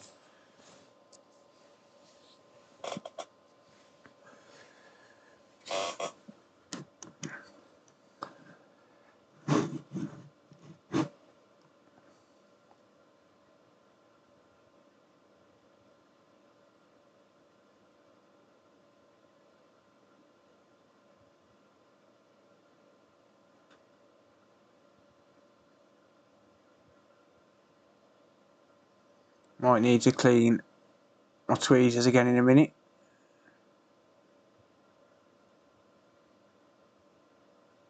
Actually, nah, I'll just swap over to the other side. Swap over to the other one. The other one's perfectly clean. It's one way to do it.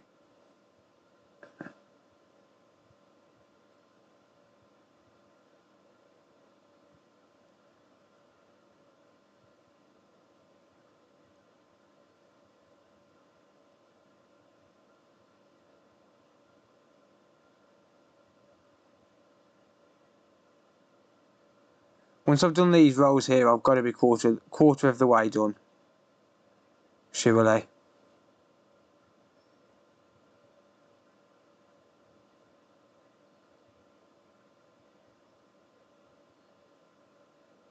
Like once I've got to the end, I've got to be a quarter of the way done.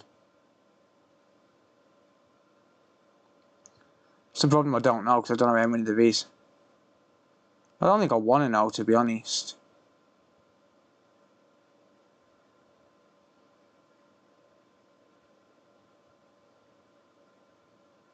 Because when you know, that's when it puts you off.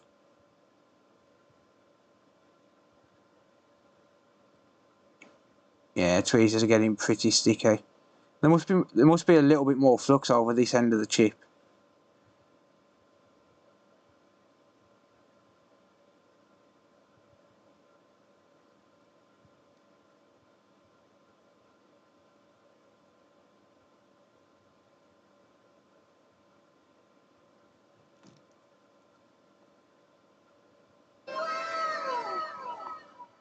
Dave, thank you for the channel membership, mate. I appreciate that. Thank you, mate. Much appreciated.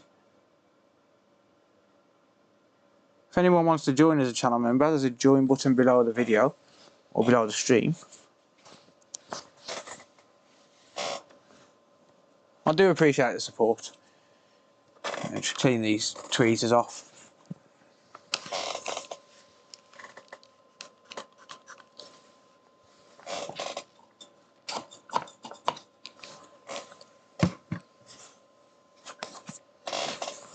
Stream Beats. Is that a paid service, is it?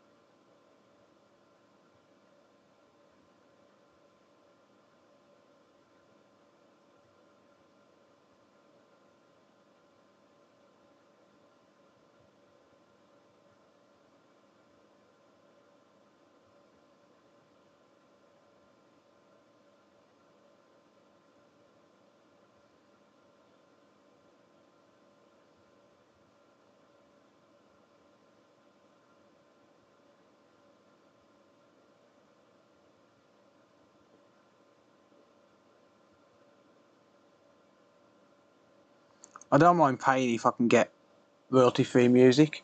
Yeah, I am, Chris, mate, yeah.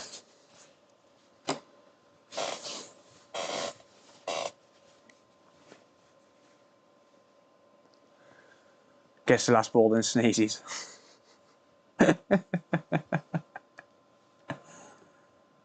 Oh dear. To be fair, you can move these around and not have to worry.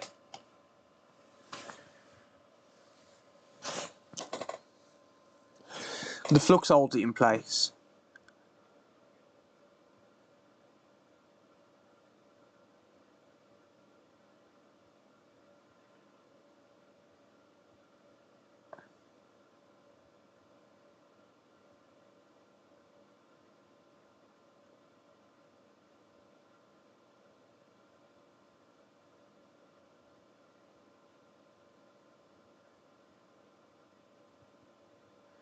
I need a lifetime supply of coffee for this. Damn, why have I got so many balls up here?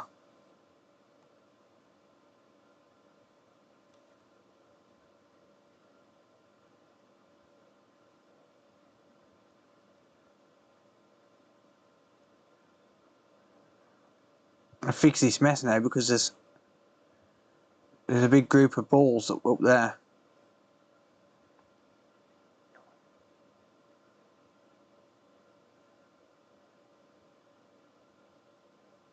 Yeah, I'll have a look at Stream Beats tomorrow, and I'm going to look for a paid service, because here's the problem with, and not many content creators will actually know this. Here's the problem with free services. If you've got, let's say for example, you download some of this royalty-free music off YouTube. The reason that I know there's a popular music producer that watches this channel.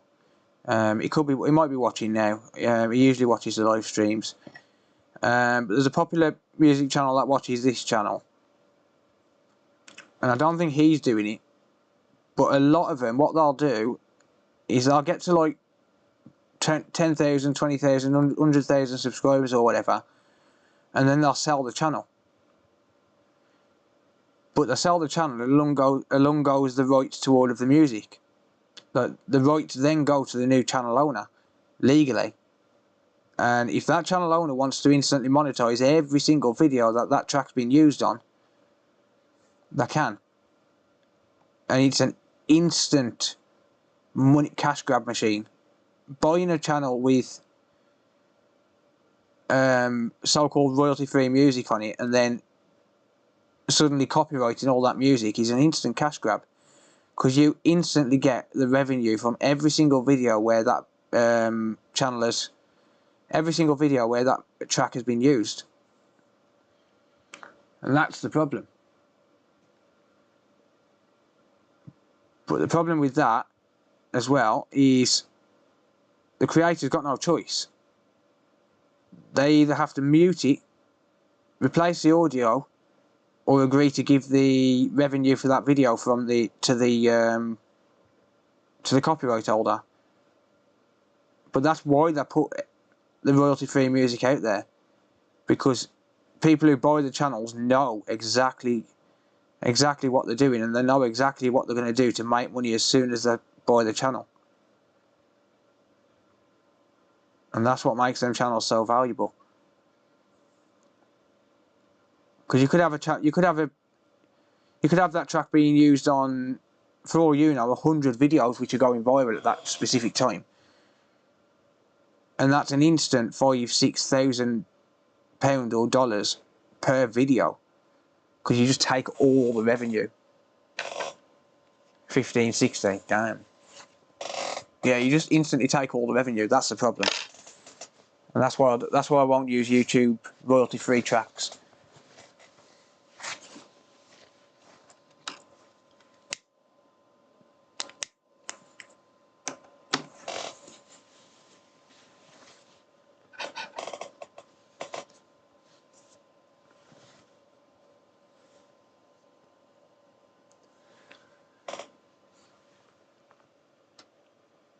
Right.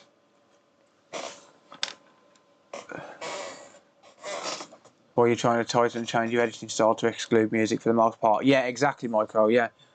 By the way, if anyone wants to subscribe and watch some more repair content, check out Micro Made Repair on YouTube. Micro Made Repair has got a YouTube channel. I'm just posting a link in YouTube chat. I'll copy it over to Twitch chat in a second. Damn it, where's my exclamation point? Give me my exclamation point. If you're going to type the tag, type it right.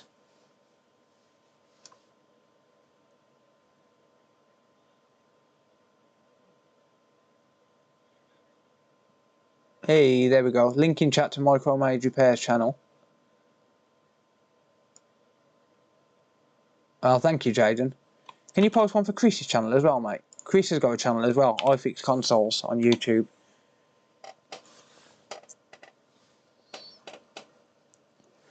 Thank you, Matt. I can't read your name, but thank you.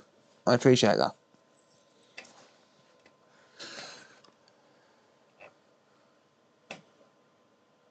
Oh, Chris, you're a mod. Post a link to your own channel. No worries, Michael. You're welcome, mate. Love a bit of Michael Mage repair in the evening. Yeah, Michael's got a good channel. Posts some good stuff. If you take the YouTube music library, you save. Yeah, but the YouTube music library sucks though, let's be honest.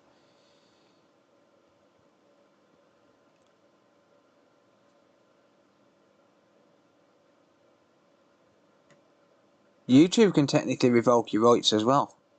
At any time. And then they get the revenue. Won't put it past them, to be honest.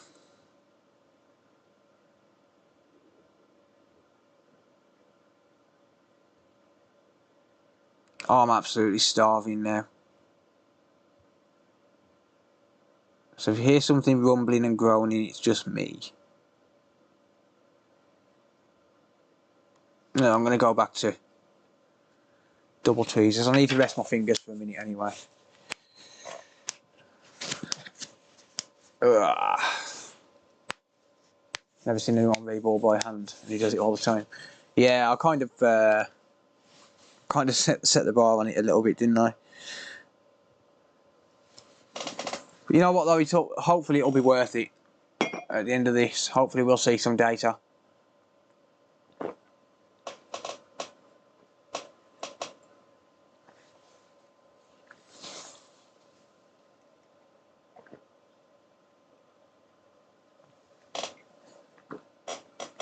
Do you want an egg butty? Oh, don't.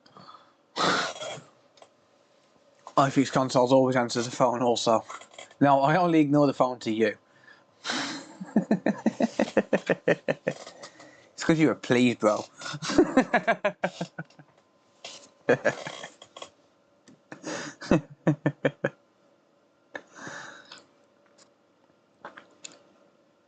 I haven't even got your number saved, mate. I say try and ring me now, but my phone's on airplane mode. So I'll just go to voicemail anyway.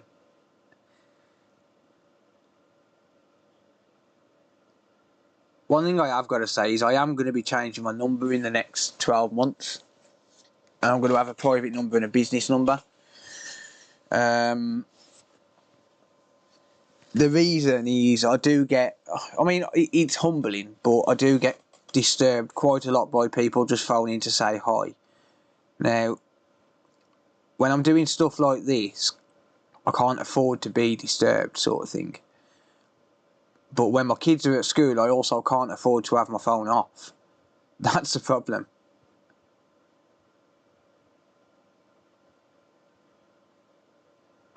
I don't mind saying hi to people, and I'm going to start doing meetups as well, like regular meetups in different parts of the country. But problem is when you're trying to work or you're trying to do something and you get disturbed. It's bad enough when customers phone you when you're in the middle of a job and you have to down tools. Oh shit! Actually, oh, fuck! I was supposed to call the customer back Friday. Shit! I completely forgot. I was meant to call the customer back Friday afternoon and I never did. Whoopsie. Not an existing customer, a new customer. If I had a phone call Friday morning, I was driving. And because my phone's in the dock, I'll answer my phone. So I can answer my phone from in the car, like on the with a button on the car. But because I was driving down to London, I was doing 70 miles an hour on the motorway. So I answered the phone and I said, look mate, I'm sorry, I'm really sorry, I'm driving. He was a viewer as well, so he knew that I was going to London on Fridays. So he understood and I said, look mate, I'm driving, I'm on the way to London, can I call you back about 3 o'clock? And then I just completely forgot.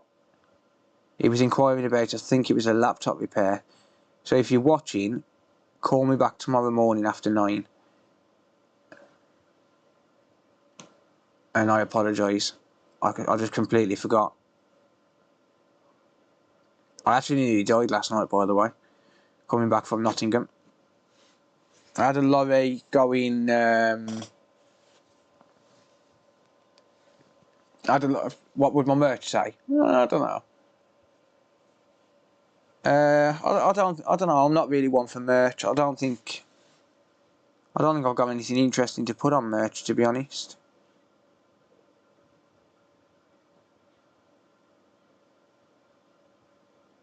Yeah, I was coming down the motorway last night on the way home, like, well, midnight, and a lorry was coming the other side of the road.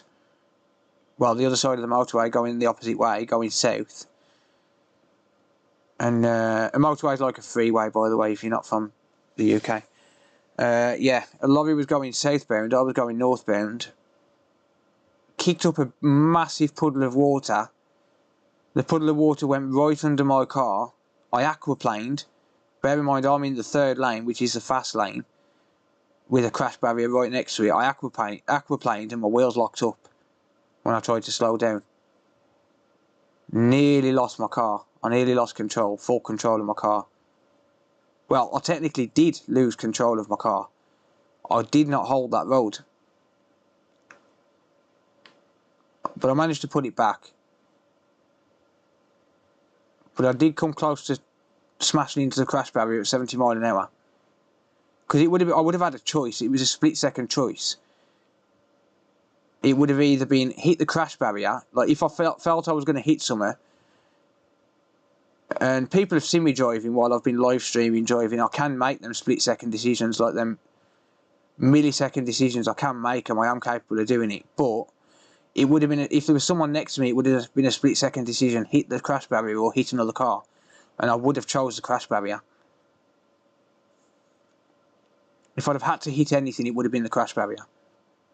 But people have seen me when I'm live streaming, and I've had people put out on me and pull into my lane and stuff, and I've made literally instantaneous decisions.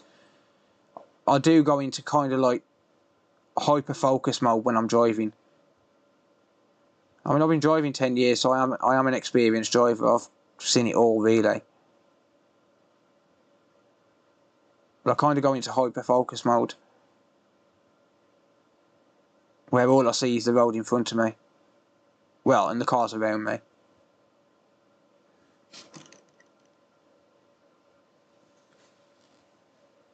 Tronic Fix ain't cocky.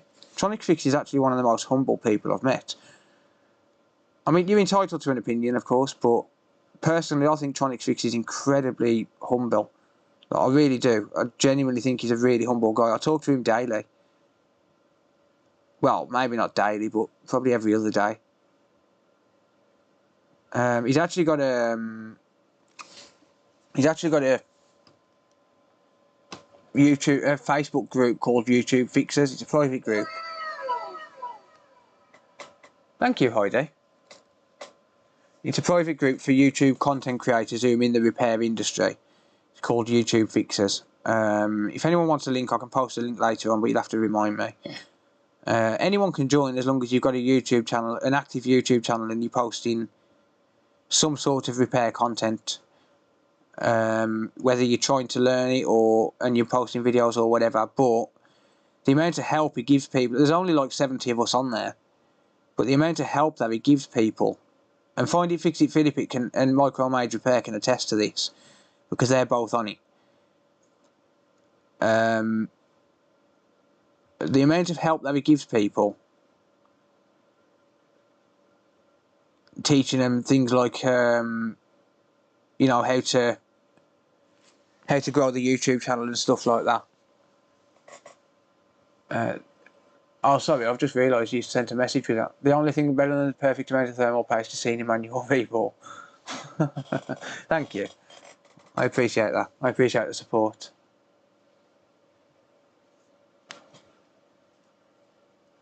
I don't think he has, honestly. I genuinely think he's still a really humble guy. I mean, here's the thing, though. You can't please everyone, you know. Not everyone is to everyone's taste. If that was the way the world was, there'd be no wars and violence. But it's just not the way it is. Not everyone is going to like the same people. I mean, a lot of people in here now watch Northridge Fix. I personally don't like him. Well, it's not that I don't like him. It's I don't like his opinions and his views. I've got nothing against him personally, but you know, people who are in my chat now like him, and I'm fine with that. You know, it's just the way it is. I'll guarantee there's 1 or 2 people in the chat right now. Well, not in the chat. I guarantee there's 1 or 2 people in the stream right now, watching the stream right now, waiting for me to fuck up. Because that's just the way it is. Like, you're not going to change that ever. There's going to be people that are watching right now and they're just waiting for me to slip up. Like, I don't mind. Just one of them. You know, you're not going to please everyone. But no, you're entitled to an opinion, and you know, some people like him, some people don't. Personally, I watch every single video that Micro. See, I got Micro Mage Repair on the mine now. Personally, I watch every single video. Actually, Micro Mage as well. I watch every single video that Tronics Fix and my mate Vince do. Some people don't like my mate Vince. You know, I've had a few people message me saying, "Oh, I don't like him." And I'm like, "Well, that's your opinion. Like, you're entitled to it. You know, it is what it is.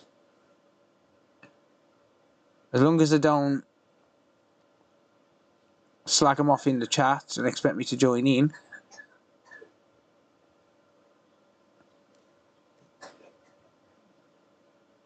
I'm going to have to go and give Cody an inhaler in a minute. So when I take another break in a minute, I'm going to give Cody his inhaler. And also, I'm probably going to need to change microphones as well, because I'm on 3 hours 45. See, Jaden said he likes Adamant IT. Now, personally, I don't. And I do dislike him as a person. I do think he's an arrogant person. But we're all entitled to an opinion.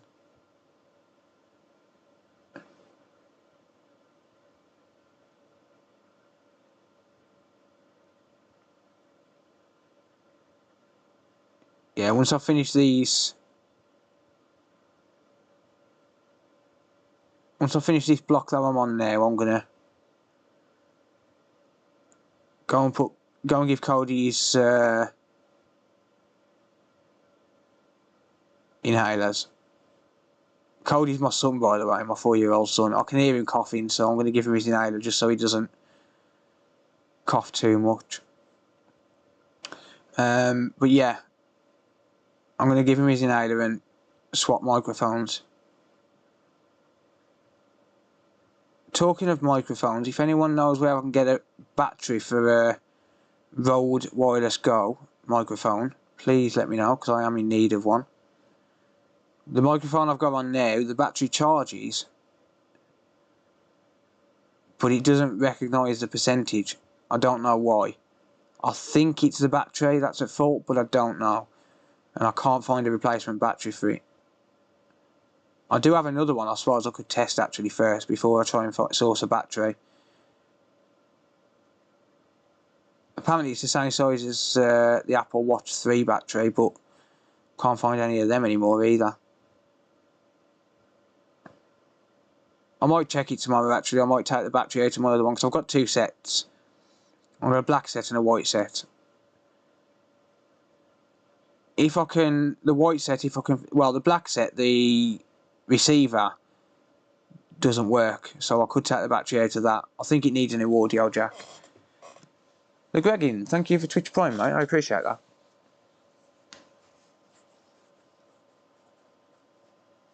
Yeah, that is true, Chris. We don't know everything. That is very true, mate. None of us know everything. I don't care who it is. None of us know everything. And anyone that says they do is lying. I have a little saying that I run by. And it goes, the moment you think you know everything is the moment that you stop learning anything. That'd make some good merch, actually. What do you guys think? But it's true. Hi Dave, thank you for channel sponsorship as well, mate.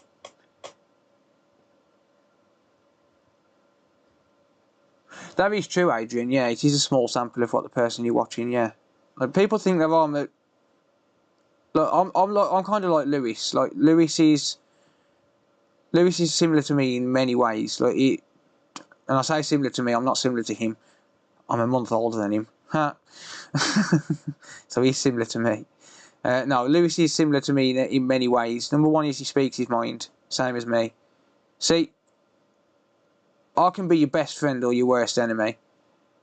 Like, people, like when I get trolls on YouTube, if you see some of the comments that people leave me, like I get people, like I get it, I get why people call me what they call me. People call me a crackhead. I've got a thin face, and you know my teeth are not exactly the best in the world and stuff like that. People call me a crackhead, but the truth is I've never took drugs in my life. Well, actually, no, that's a lie. I smoked a little bit of weed when I was a kid, but that is literally it. But people call me a crackhead and stuff, and the first thing I'll do is I'll sit there and slag them off. I don't care if I offend them. If they want to sit there and troll me, I'll troll them back. But I can also be kind and empathetic and whatever else. It just depends how I'm treated. If I'm treated well, then I'll treat everybody else well.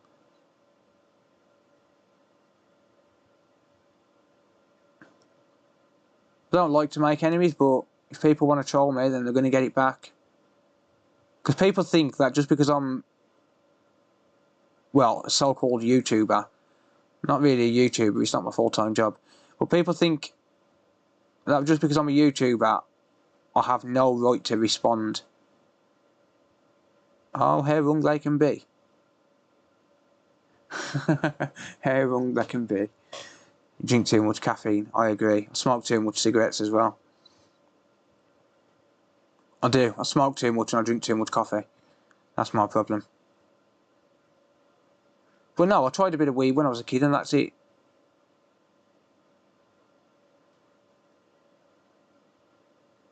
And obviously I do brush my teeth daily and stuff like that. I can't get them clean.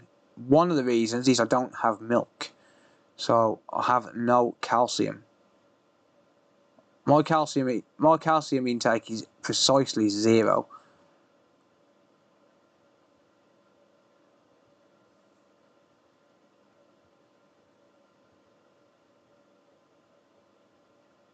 I find it funny when people call me a crackhead now.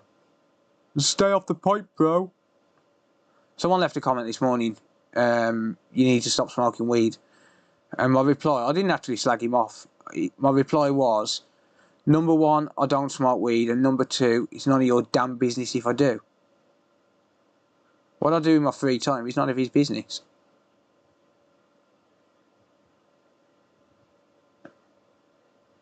But you know. Oh well. Trolls will troll. Night, David. Have a good night, mate. Ted hard a bit. You can take liquid calcium. That's a good point, you can actually.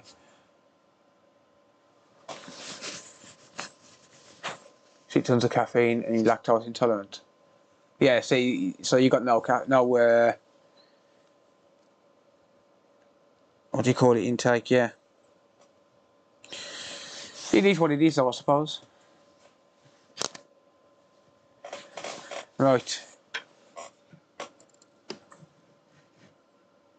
We're pretty far in. Almost at the halfway point there. Count them. Count them. I said road wireless go, mate, yes. These things. So you see how that's flashing? Well, it's meant to look like... Where's my other one of these gone? Come on, I know you're around here somewhere. I've got another... So I've got 2 sets. These ones, see if I can't fix this one, it'll go back to CEX because I bought this from CEX a few months ago. But it's got this issue with the battery. See, that's flashing as if the battery's dead. Where's my other receiver gone? My other transmitter gone? Has anyone seen it? Has anyone seen my other transmitter? It's around here. Ah, there it is. I fully charged it. So, the other transmitter, like the transmitter, if you look at that one compared to that one's flashing because it's not synced up. but that one's flashing on there to indicate a low battery.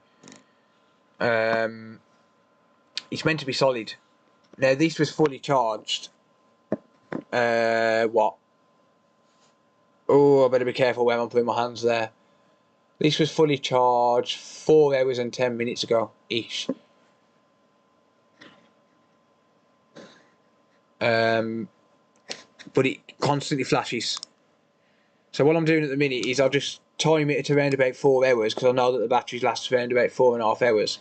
So I'll time it to around about 4 hours, and then I'll just switch to this one, and I'll just change the synchronization so it's this one synced to the main one.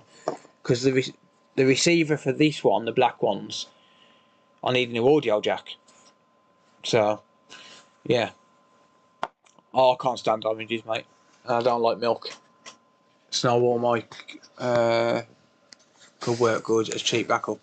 Yeah, I've got the other one as a backup. I mean, I've got 2 sets of these, and then I've always got the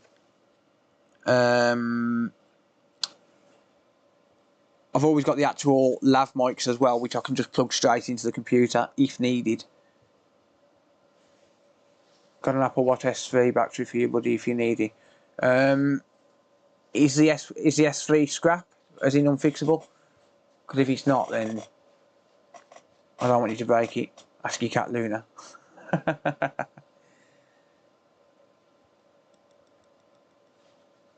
Yeah, my granddad did just before he passed, mate, and he was anti-drug.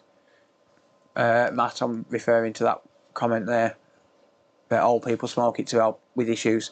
My granddad did, he had cancer, and he tried it just before he passed. Go back to the V-ball. Yeah, have a good night, Taylor. Thanks for hanging out, mate. I appreciate it. Right, I'm going to go and give Cody, you know that. I'll be back in a minute.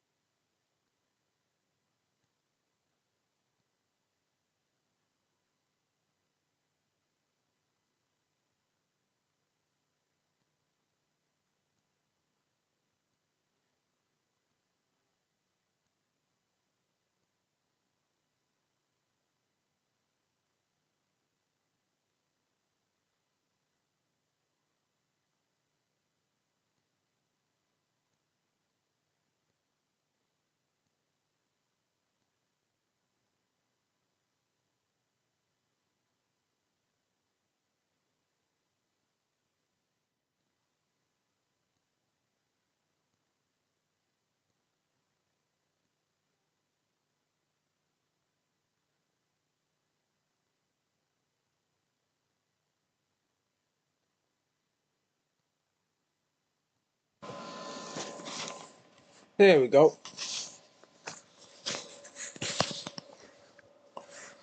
Mic check. Audio still good, everyone?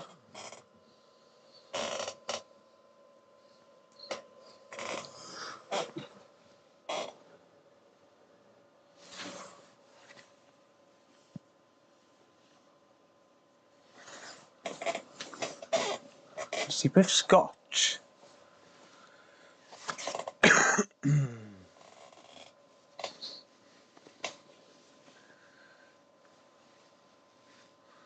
No worries, Anonymous Repair. Have a good night, mate.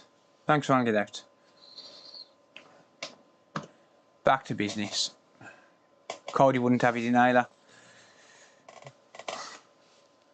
Jaden, I got a middle finger with your name on it, mate.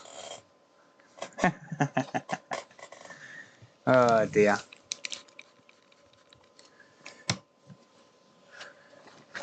Nice one, guys. Right, okay. Let's just do a viewer count. How many we got?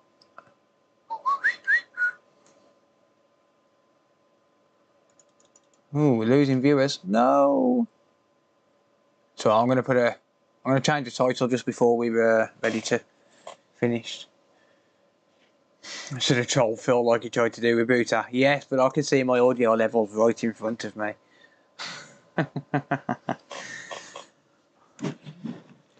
So you could try and troll me, but it probably wouldn't work.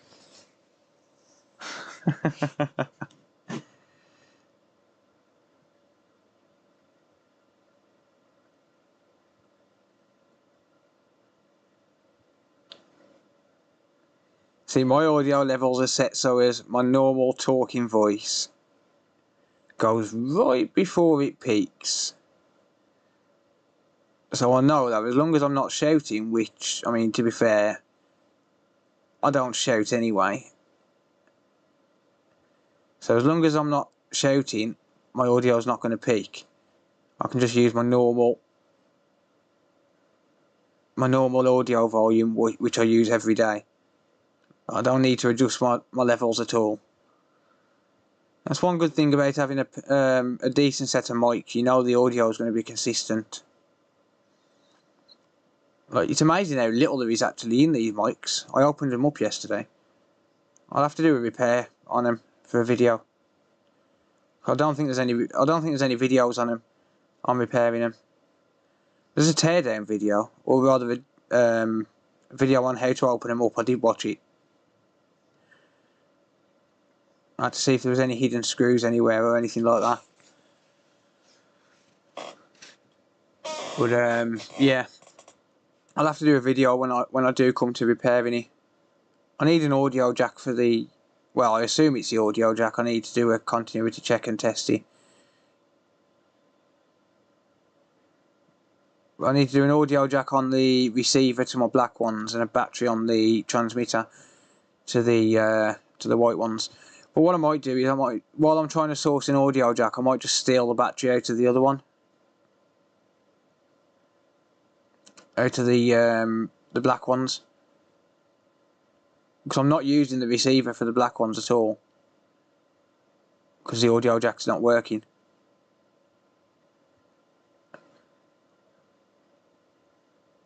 I'm assuming it's the audio jack because it syncs up, and on the receiver to these you get an audio level. Like, it tells you the audio levels, tells you when it's receiving audio. So basically, I can see the sound coming through the transmitter to the receiver when one of them is synced up to the black one.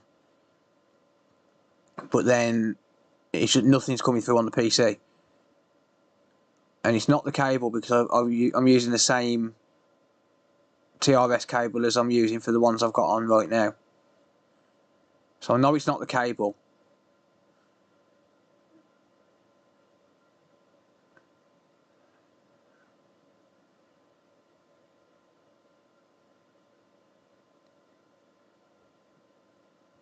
So I guess it has to be the audio jack. Problem is finding an audio jack to match. It's like the USB-C port on my laptop. That's not broken, but it's not in the best shape. Now, changing it's not a problem. Soldering a new port on is not a problem. Finding a port to fit is the issue.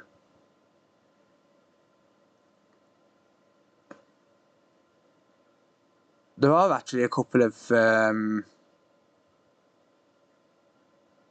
faulty Rode mics on eBay. I might grab a couple, just so I've got some spare parts, like genuine parts.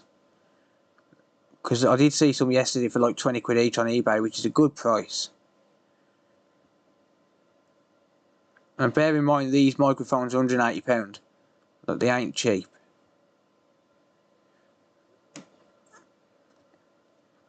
So I'm thinking I might have to snag a couple.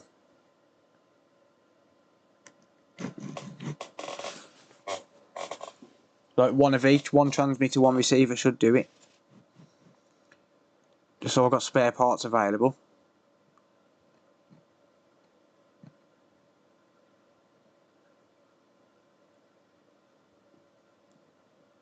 Because I definitely ain't buying any more brand new ones.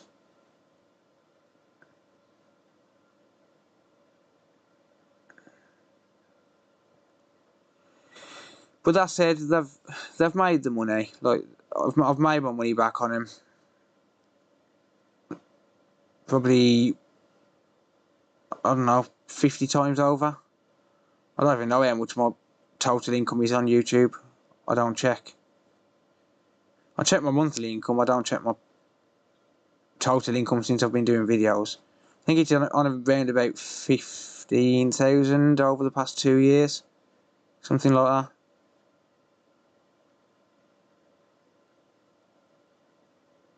Which is really not a lot. not with the amount of hours I put in.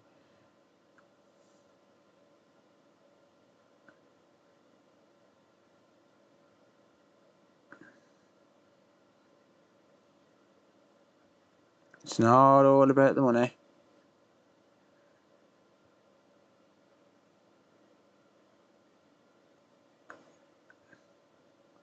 I do this because I enjoy it. I enjoy streaming. I've always wanted to do streaming.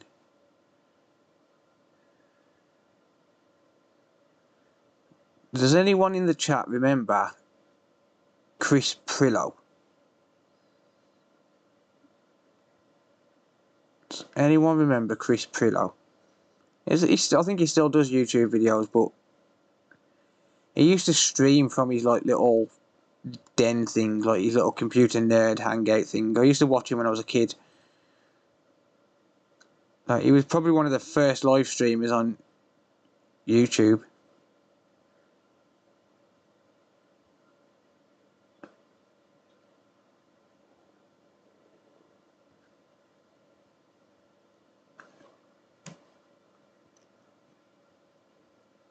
Still going and streams on Twitch. Does he stream on Twitch now, does he? I don't think I'm subscribed to him anymore. I think I unsubscribed to him because he had a big break, didn't he? He took a massive break. But you kind of grow out. Like, this is what I keep trying to explain to people as well. Like, because people will say to me like, "Oh, I've had so many viewers on YouTube and now I'm losing subscribers, blah blah blah." And I'm like, well, yeah, that's kind of normal. Like, you're going to lose subscribers. People grow out of you. I know that sounds bad, but they do. People get bored of you.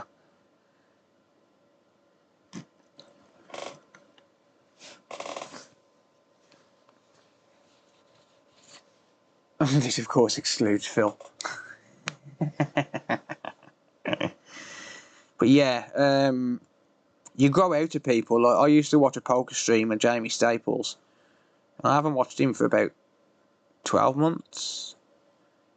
Actually, I'll tell you what annoyed me with him, because I do like his personality. Like, he's a genuinely nice guy. But the one thing that annoyed me with him was he was doing ads on his videos on YouTube. Like, most of you are not going to heard of him, if not all of you.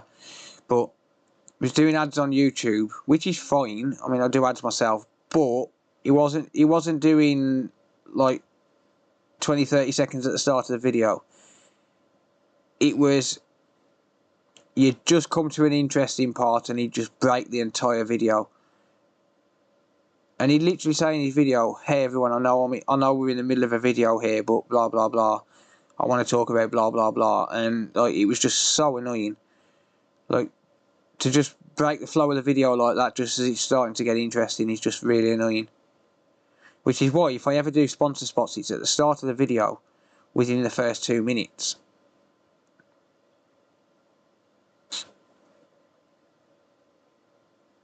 But not that I get many offers for sponsors, but you know.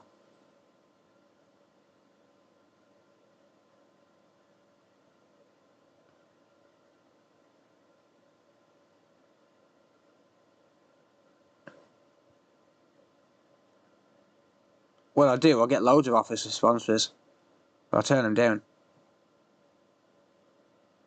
I turn them down because it's always game sponsors, and I ain't interested in promoting a mobile game.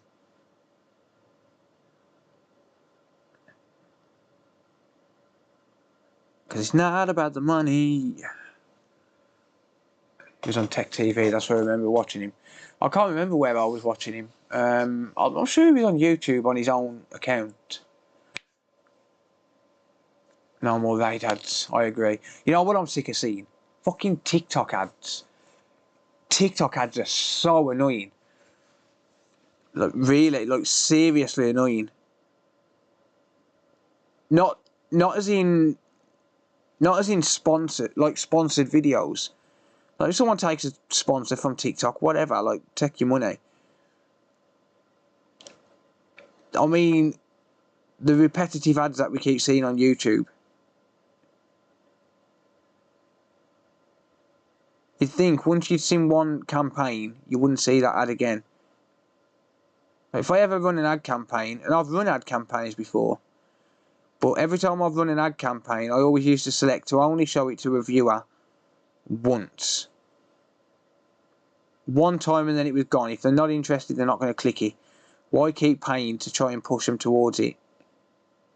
I'm so sick of seeing TikTok ads on YouTube.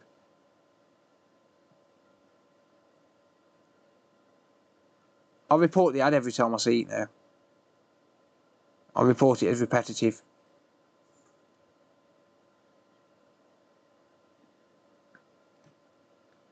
TikTok itself is annoying. I agree. I cannot stand TikTok. I always say to Sarah, my partner, I always say because she watches it. She don't use it. She watches it though.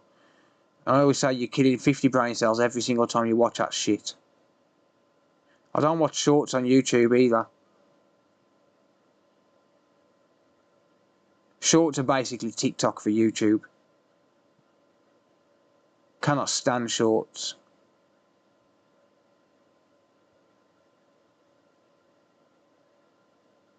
And don't get me wrong, I tried posting a short myself.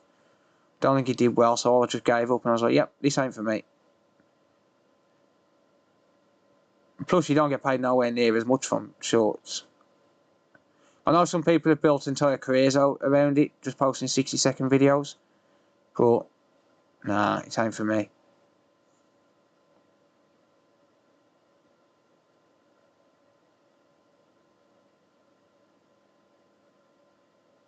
But the amount of shit that people do just to get views is unbelievable. Honestly.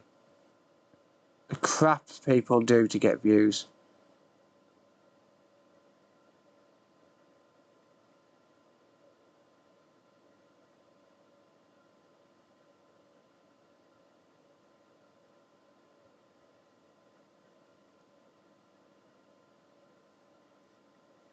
If I ever sign up to TikTok, I want every single person to unsubscribe.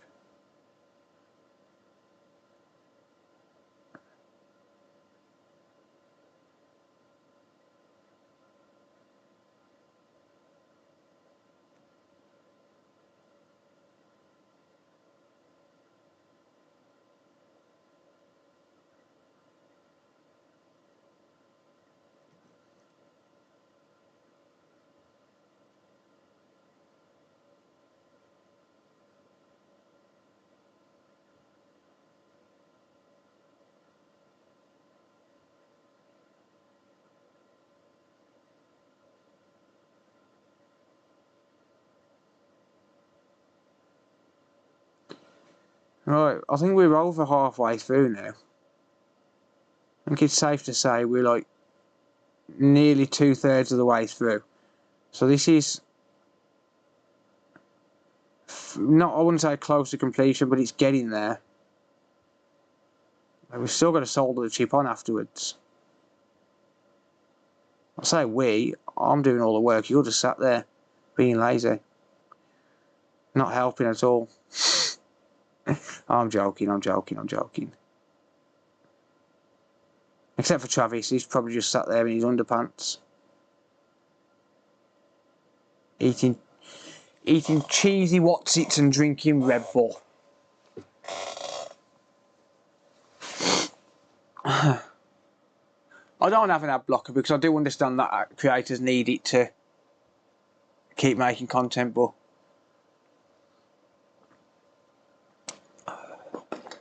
you know.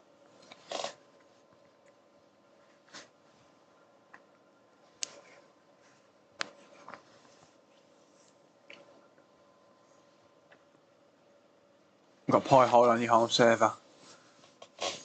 I'd rather not block ads because I do understand that creators, like as a creator, I understand the importance of ads. I'd say around about 40% of my income comes from YouTube. It's a good put. Well, not just YouTube, but like through media platforms, YouTube, Twitch, Patreon, donations, sponsors. I say sponsors. I've got one permanent sponsor. I've got one contracted sponsor, and that's PCBWay, but they only let me do 2 videos a month. But yeah, I would say about 40% of my income comes from media creation. So it is important for me, like having, like I would take a significant pay cut. At the minute, I'm earning around about £1,500 a month off YouTube, and then around about 500 off other platforms like Twitch and stuff. So I would take a significant pay cut if I wasn't doing videos. But it's a lot of work. For the return, it's a lot of work. It's an awful lot of work. I don't get much sleep, let's put it that way. Be lucky to get 4 hours a night.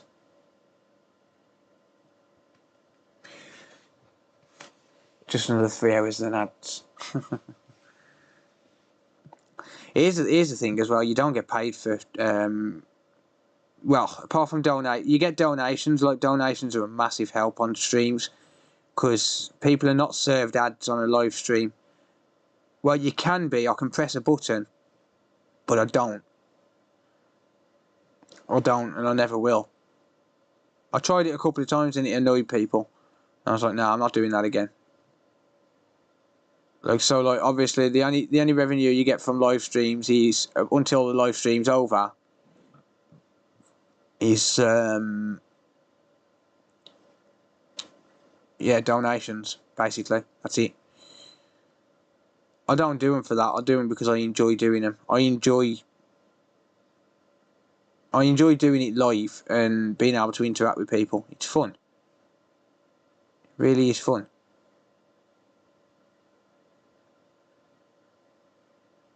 It's self-fulfilling.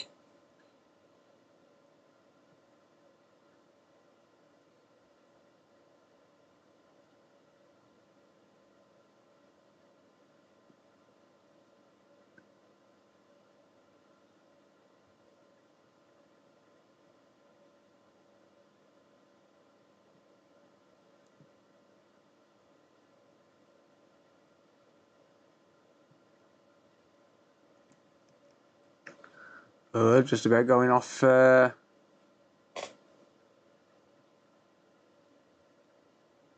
Just about going off frame there.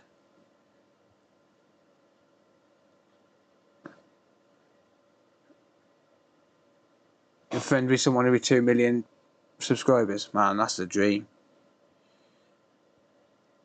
I think for me, my goal is 100,000 subscribers, I think I'll safely be able to say that I earn enough money to live off on YouTube at 100,000 subscribers.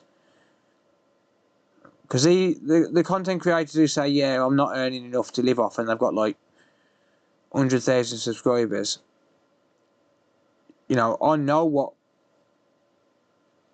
channels similar to mine earn. I know what education channels earn. It's around about £3,000 per million views. So if they're posting, I don't know, 3 videos a week, and they're getting like 50,000 views per video, that's what, 150,000 views a week, plus other views, because obviously your views rack up from other videos as well. So I know 100,000 subscribers is enough to live off, as long as you're getting the views. As long as you're getting the views.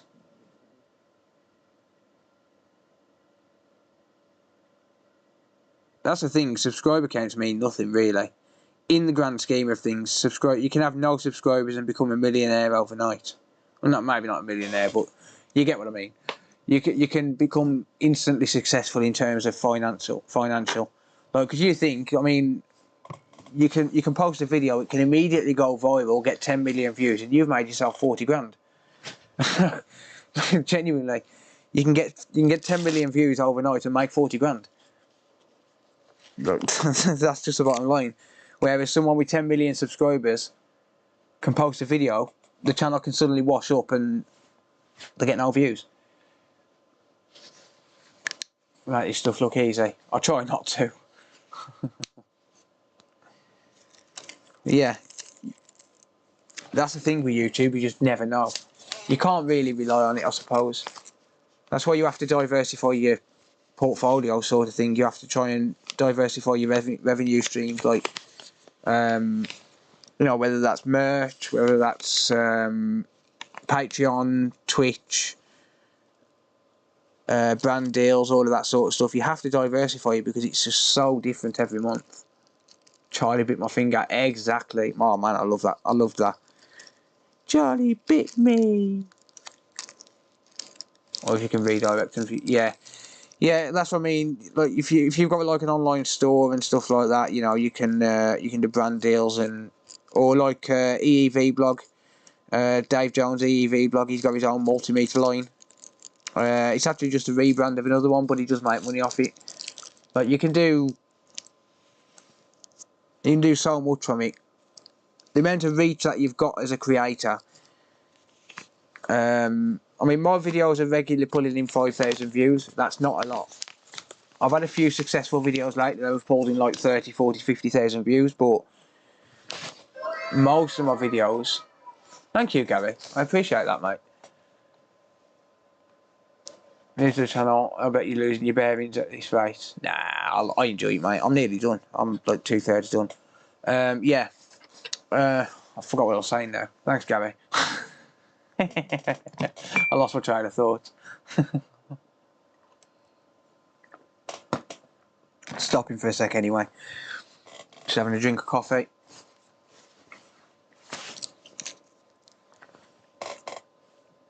Is Charlie bit my finger with an NFT? That is one thing I'll never do. I will never do an NFT.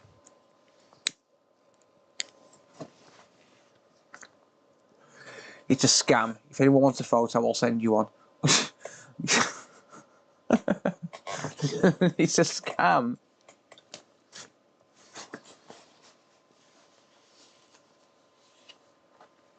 Don't sneeze. What if there was an earthquake? I bet if there was an earthquake. Oh no. The flux holds them in place, honestly. You don't need to worry. People shit themselves when I do that. It's hilarious. Oh dear.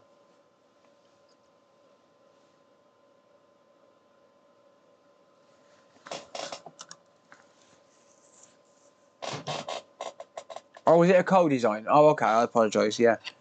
I thought it was a rebrand.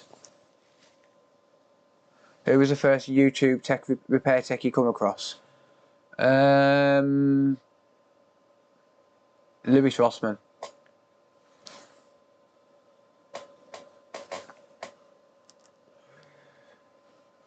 Lewis Rossman. I learned so much from Lewis Rossman. You know what? It was Lewis Rossman. It was because of Lewis Rossman that I quit my job and started doing this on my own. I owe everything to Lewis Rossman. Honestly, I do. My mate Vince was second for me.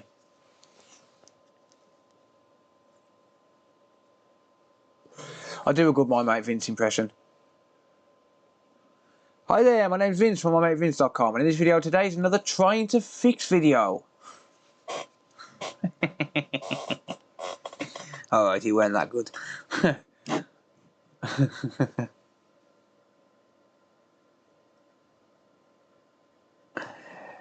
Oh dear. Fun and games and shits and giggles.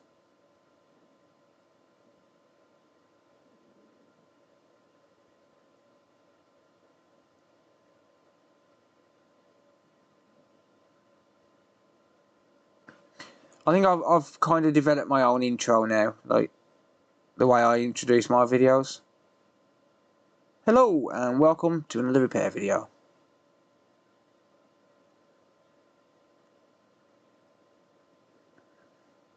Just the way I say hello, I think. Hello.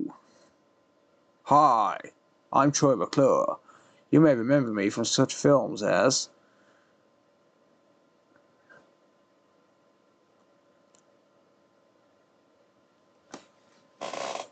Where's the Music? You should be asking yourself, where is the love?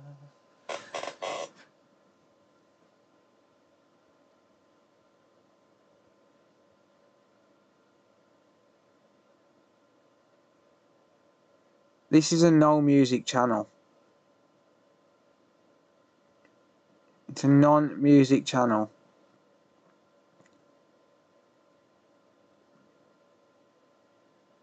My videos are just raw. I'm just doing my own little thing and just filming it along the way. There's nothing special about them. Occasionally I'll act up for the camera, but for the most part it's just me.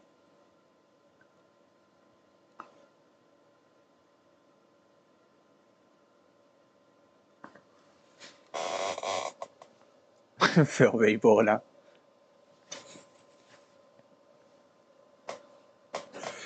My intro is mic check, mic check.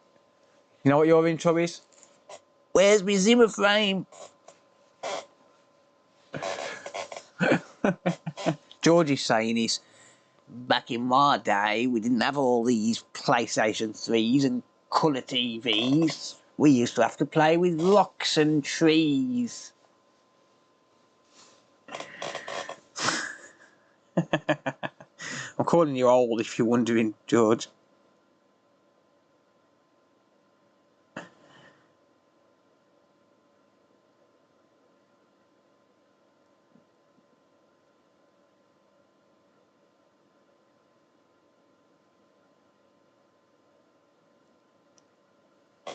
Give her an outro.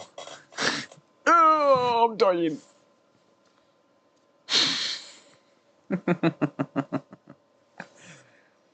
Going to watch The Exorcist. Nice. During the war. I like that one, George. During the war.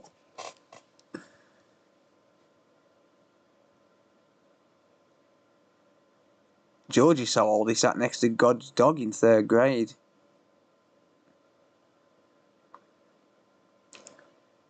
George is so old his memories are in black and white.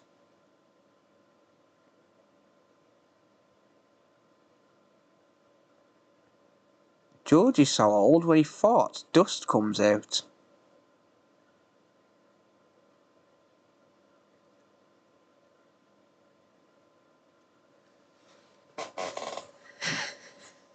You might fall off your chair like Chris. Yep, that's Chris's signature move, that is. Just fall off his chair. Oh, I've got to be careful where I'm putting my hands now.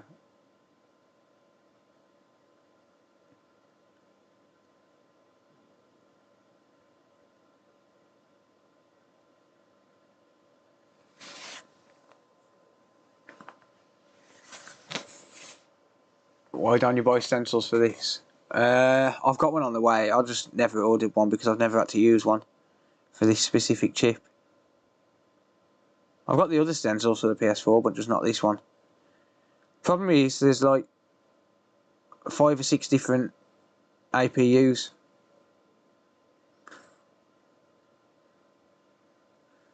Where is the love? The love. By the way, when I do eventually get to 100,000 subscribers, there is a big party and everyone's invited. Anyone who wants to come. We're going to have karaoke. I hope I'm getting paid for all these mentions.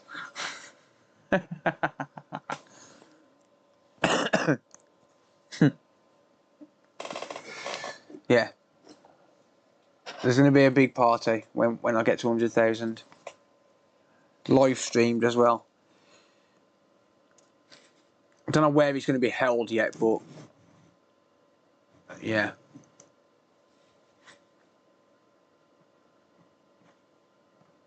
No, George, you're not getting paid, mate. It's not pension day.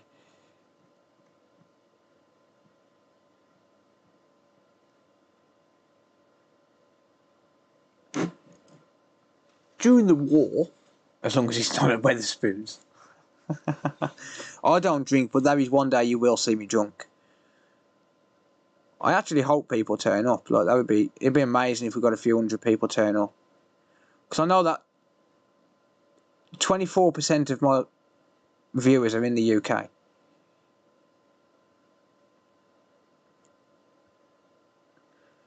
Nick, if Nick's here, Nick's promised that he's coming from America. Him and Jimmy. Thank you, Nazza. Thank you, mate. I appreciate that.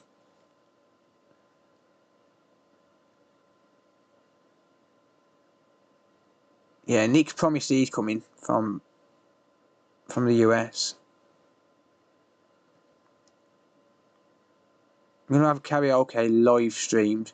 It'd have to be live streamed on Twitch, though. It wouldn't be live streamed on YouTube because of copyright. I'll just set up a dummy Twitch account.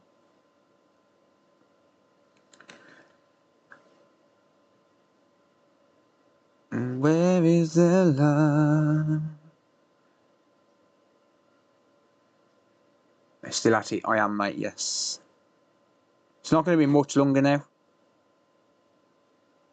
Probably another half an hour. So how many viewers we've got? Oh, we're still holding nearly 400 viewers. That's not bad. When I get close to the end, I'm going to change the title.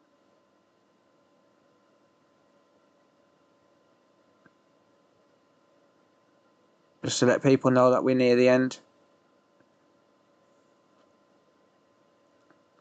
I appreciate everyone being here. This is a very time-consuming process. To hold nearly 400 viewers through this is beyond me. It's pretty amazing, to be fair.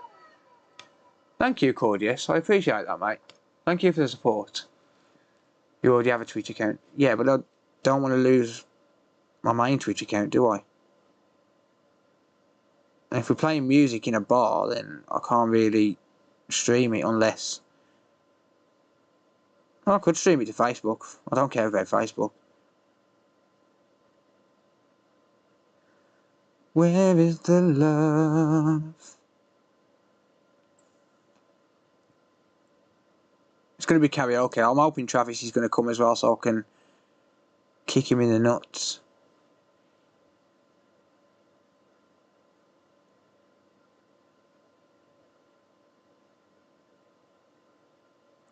But what I was planning was like hiring out a venue, and then just getting like 5 or 10 PS5s, not buying, like just borrow them off people, and just let people play PS5s and stuff and have karaoke and just have a good old time.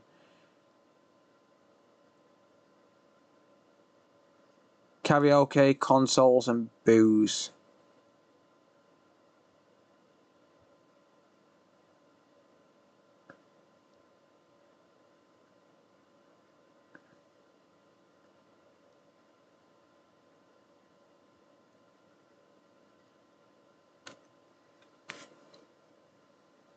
Thank you, Mido. You flying me over? Hell no. Oh shit! I'm sorry, I forgot. You're a hillbilly, ain't you? So you can't pay for yourself. Hey, Brandon.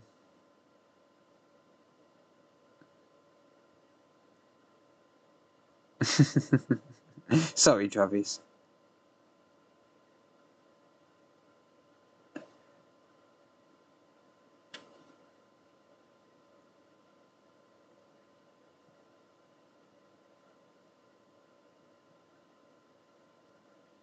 It seems to be getting more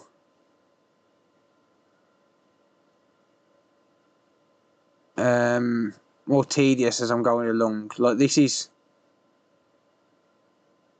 tedious enough doing this, but as I'm getting closer to the end, like, I mean, I'm way more than 75% done. Well, not way more. I'm more than 75% done now for sure. And yeah.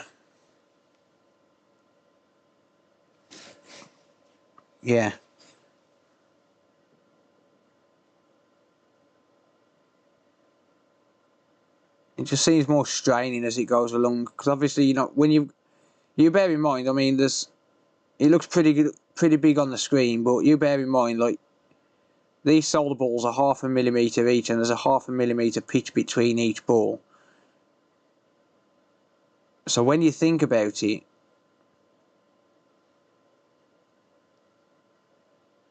you're really not moving your hands much at all. Like, so your hands are pretty much constantly in the same place, and it gets quite painful for your wrists and stuff, and your fingers, just being locked in the same place for so long.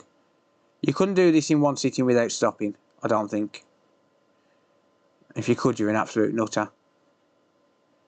I know I haven't technically stopped, I've had a couple of little breaks, but I've technically done it in one sitting, but I've had breaks.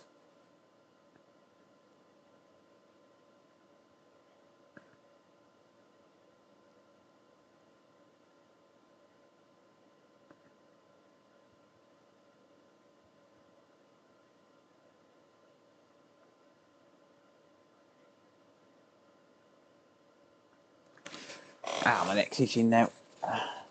It's really horrible when you get an itch while you're halfway through this.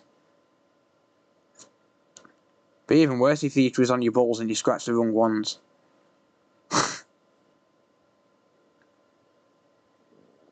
Time to clean the tweezers. Time to clean the tweezers. Thank you again, Cordius. Used to repair electronics but took up computer repair services. You make it look fun. Thank you, mate. That's awesome. What do you do? Just general, is it just general, like,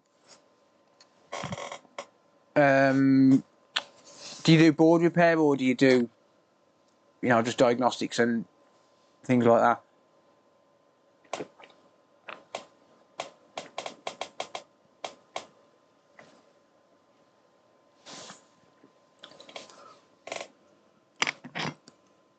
You in stitches?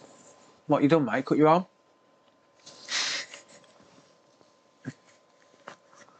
Once wrote a shitload of code on a ZX Spectrum all data line, and after 4 days of typing, the damn thing did.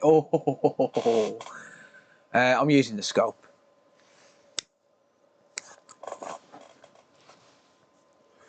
Truth be told, I can actually use the scope. My eyes. and I've shown that as well before. Like I wouldn't want to for this kind of a job. You wouldn't want to use your eyes. It's too much strain. But I can use my eyes. I'm at a point now where the scope is more for it's more for YouTube than anything. When I'm not filming, if I'm doing, let's say for example, I'm doing a fuse on a PS4 Slim. It's an 0402 fuse, which is what 1.5mm by 3mm, I think. And I don't use a scope. Well, I can change 0402 and 0201 components without the need for a scope, but I generally use it more for the fact that you guys wouldn't be able to see. I can't zoom in far enough on the camera without it becoming blurred, and I haven't got manual focus on this camera that I've got, on the overhead that I've got, to a point where I'll be able to do it without the scope. So I have to use the scope for the camera for YouTube. But personally, I don't need it for everything. But I wouldn't want to do it by eye for this magnitude. I do it by eye for PS4 Wi-Fi ICs. But anything other than that, and it's too many, and it puts too much strain on your eyes over time.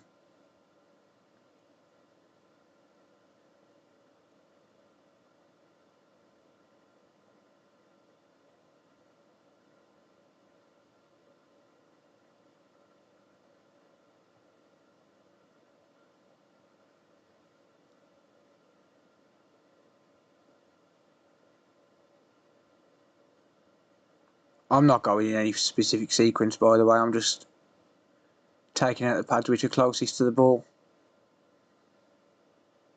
Well, I'm still going in a line, but that's more for management than anything.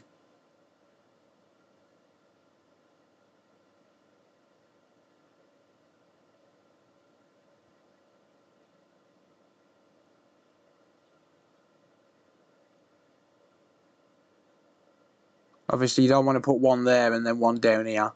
That would just be silly.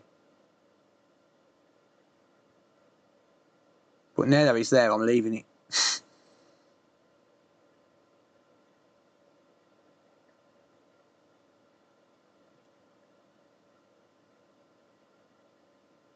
Like, if one's sat right on a pad like that one was then, the one next to it, I'm just going to leave it. I'm not going to sit there and move it to another pad just for simplicity's sake.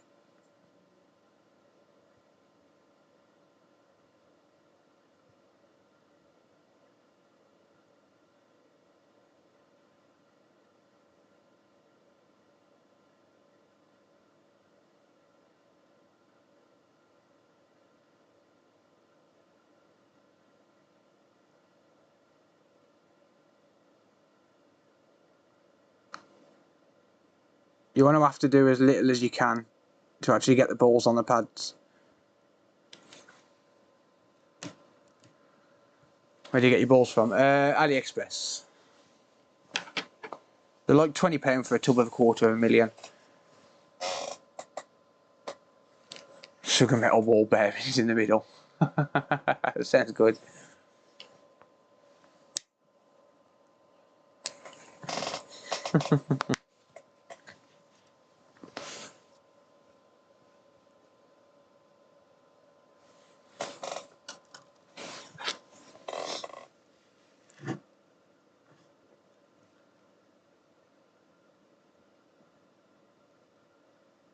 Yeah, these balls are buying tubs of 250,000.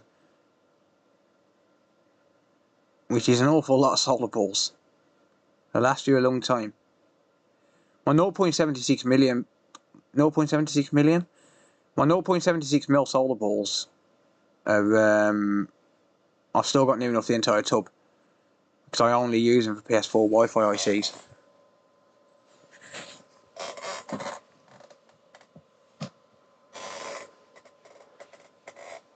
Hope you get paid extra. Yeah, there's a very big bounty on this repair if it's successful. But actually, when you think about it, with the amount of hours I've put into it, I've been streaming for 4 hours 45 minutes now.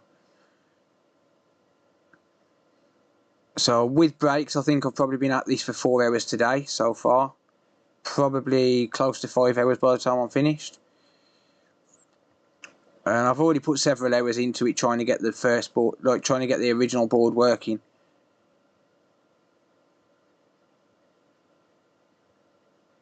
But the owner has offered $2,000 US if I can get his data back.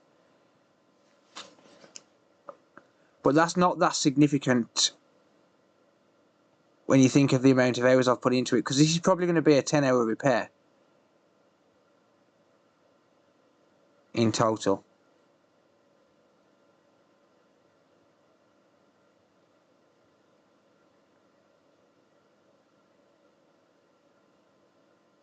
And my average hourly rate is, if I worked it out on average time that it takes me per repair, I'll probably charge around about £50 an hour for repairs, and that's cheap. But I don't charge the going rate, and I know I don't, because I offset a lot of the cost by making money on YouTube. So when you think of the time investment, like, it's not that significant. It's still significant. I mean, it's a lot of money. It's an awful lot of money. But when you break it down into the amount of hours spent trying to perform the repair and trying to get the data back, you know, it's not that far off my average repair rate.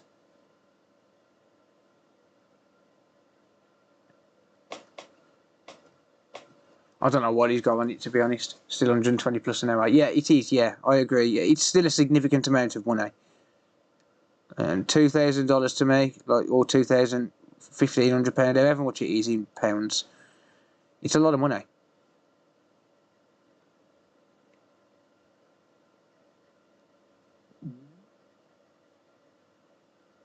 If anyone heard that, yes, I did just fart. I don't care. I've been sat here for 4.5 hours.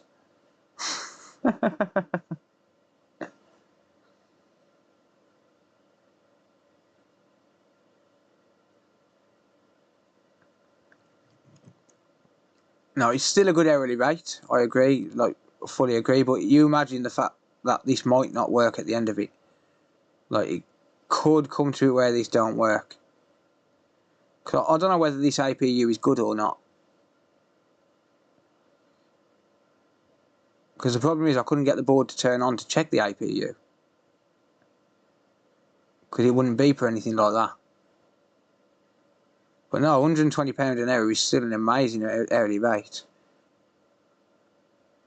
But it is very tedious work as well. Like, incredibly tedious. Especially when you get things like that where they don't quite act like you want them to.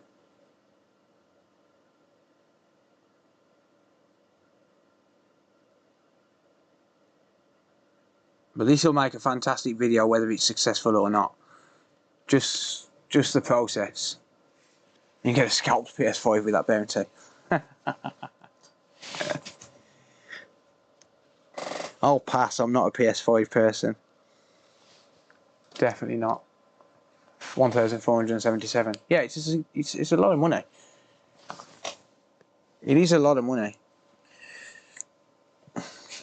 So it's like 140 quid an hour. Well, I've got to take tax off that, but, you know, I'll have to pay tax on that.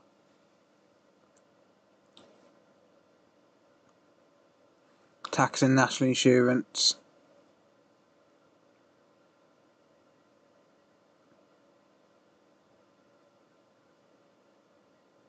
But it's still going to be a very nice amount of money if I get it working.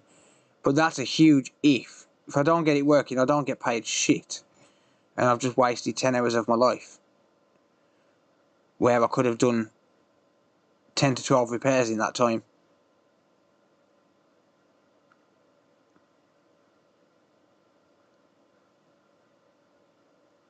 I'll tell you what would be annoying, if I got it working and then just got ghosted.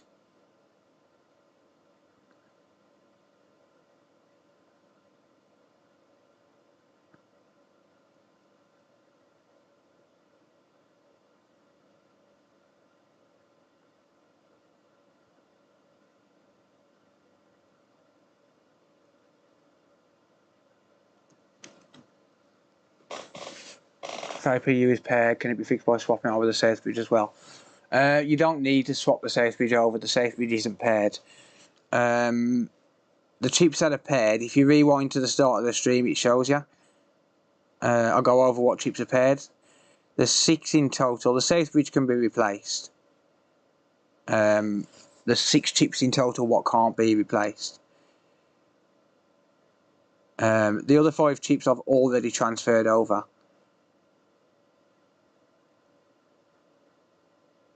So literally just, as soon as this one's done, I can, well, hopefully flow the solder balls down without merging any together.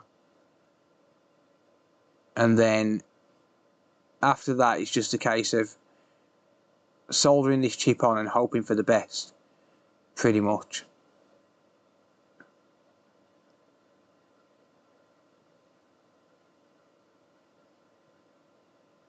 It is going to be kind of devastating if I don't get this working now, but one thing I do always say to people, well, not just as technicians, but I say it to creators as well, because I had someone leave a message, well, comment in a live stream a couple of weeks ago saying, "Oh, I've just donated £1,000. It'll take a couple of hours to go through," and people were saying, "Oh, like, it obviously didn't go through." People were saying, "Oh, you must have been gutted," and I was like, "Well, not really, no, because I don't bank on it. I don't bank on anything until I'm successful and the money's in my hands. I don't bank on it. Like, if someone offers to pay me for a job, even if it's something simple like a HDMI retimer, I don't see myself as having a guaranteed income until the invoice has been paid.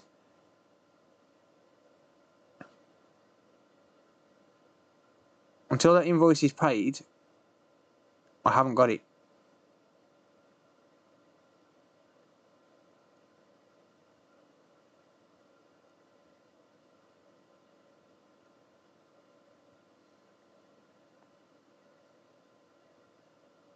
Never rely on anything, because nothing is a sure thing. Nothing at all is a sure thing.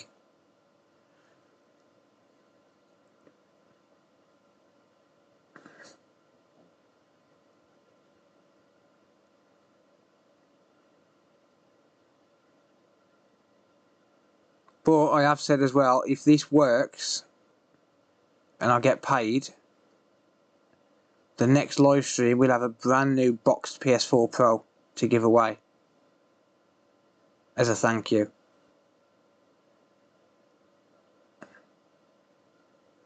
If I get paid.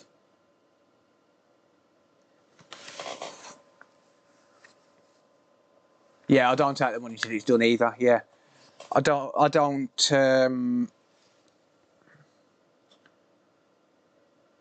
Like, I have people ask me that all the time. Do I pay now? No, don't pay me now. I can't be bothered to deal with a refund if I'm unsuccessful. So don't pay me now. Pay me when it's done. Pay me when you're happy with my services. I'm going to get some of these balls over here now. Yeah, pay me when it's done and you're happy with the result.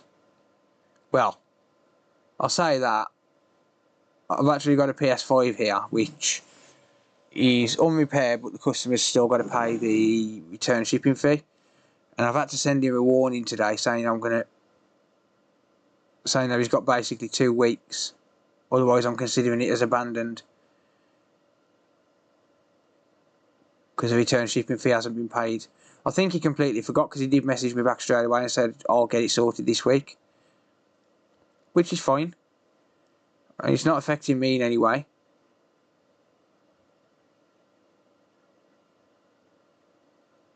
Apart from a little bit of storage being used up, but customers only have 4 weeks to pay an invoice, and after that the console is legally mine, or whatever they've left.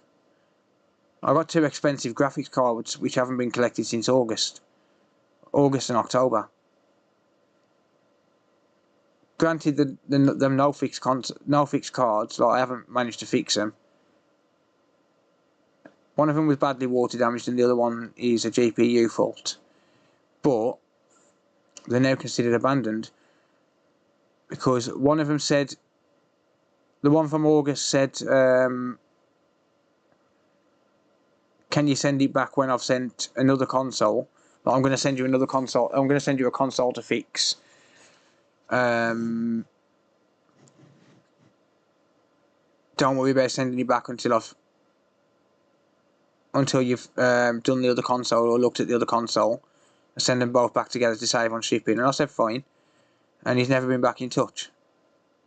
And the other one, the one from October, I tried to call him several times, didn't get an answer, and I've tried to call him today because I found it today at the bottom of a pile. Tried to call him today and the number's disconnected, so it's now been considered abandoned. And I'll sell them on eBay. I'll make a couple £100 on them. I think August and October respectively are, I think that's giving the customer more than enough time to get in touch.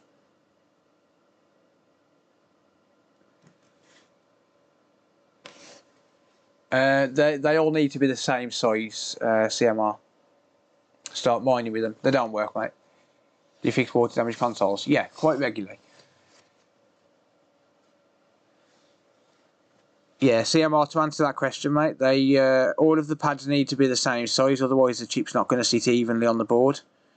So you have to use specific, well, you don't have to use a specific size as long as they fit on the pad. But essentially you just have to have every single pad being the same size, so as it sits flat.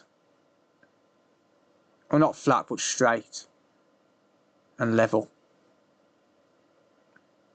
It don't have to be flat to the board, but you know, realistically, you could sit there and run a jumper wire to every single trace, and then run that jumper wire to the board, to the corresponding pad on the board. Would it be viable? Hell no.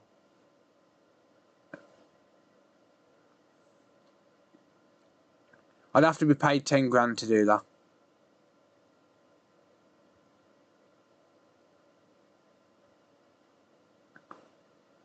Yeah, I think I'd run it. I'd sit there and run a jumper wire to every single one of these for 10 grand.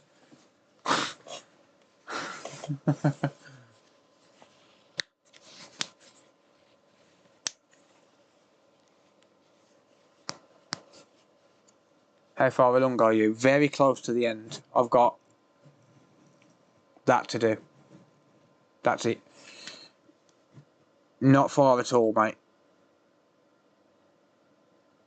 All being well, 10 to 15 minutes.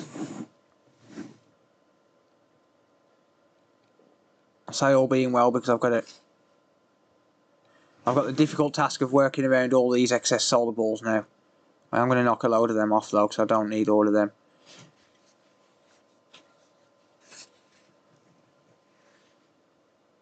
Coming to collect them soon. Coming to collect what? The graphics cards.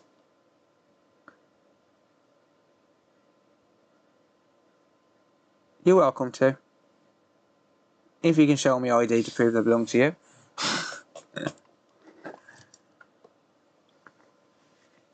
Actually, no, it's too late now. August and October's taking the piss. I also found a PS4 from sometime in 2021. Early 2021.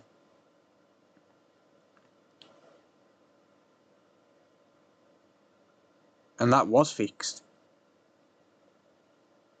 I've only ever been successful with this specific job, transferring the APU, once. but I've only attempted it twice. So right now I'm 1-1. Reballing, hundreds of times I've lost count.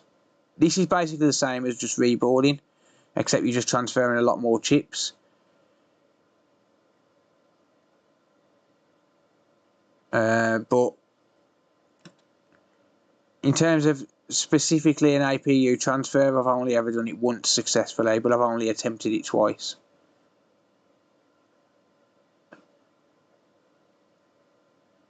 Hopefully this is the second successful scenario.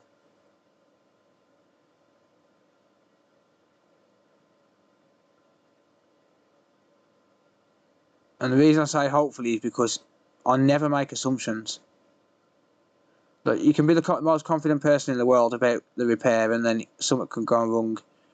I can put this APU back on, the chip can popcorn, and it's game over. Like, if the chip popcorn's putting it back on, you may as well not even test it. It's a waste of time testing it. You're just wasting more time at that point because it is game over. Like, once the chip's popcorn, there's no going back from that. Which is exactly why before I even started live streaming, tonight, I tested absolutely every piece of equipment I've got, including calibrating the BGA machine to be at the perfect temperature at the perfect time. And the way I did that was removing the APU off the board that I'm putting this one onto.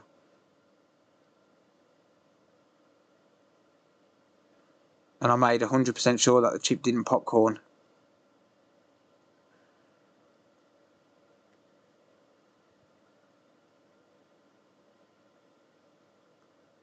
And the reason for that is because these two boards were in the same location for several days. So the internal temperature of each board would have been exactly the same, and the temperature in the workshop is exactly the same during the test run as it is during the live run. But obviously, because this is mission critical, because this is basically a data recovery job, I had to make sure everything worked, and I had to make sure it was all accurate. Because you can set up your BGA machine and think that you've got it set, and then next thing you know, the ambient temperature's changed in your room by one degree, and you've knocked everything out of sync. And then it either heats up too quick or doesn't heat up quick enough. And that 1 degree can make a difference.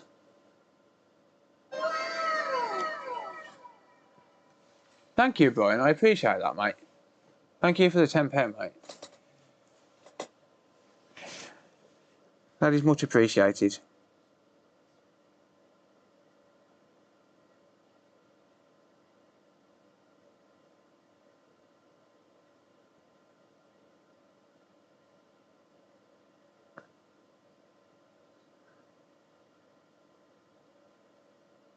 Talking of support, I might do a charity live stream soon. Well, I think I'll do that for, I think I might do a charity live stream for 50,000 subscribers. I think I've been wanting to do one for a while, so I'm thinking of doing one for 50k. Like when I get to 50,000 subscribers.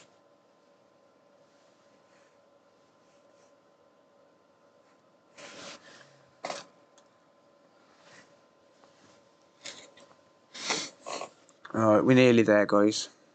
I appreciate you all hanging out, genuinely.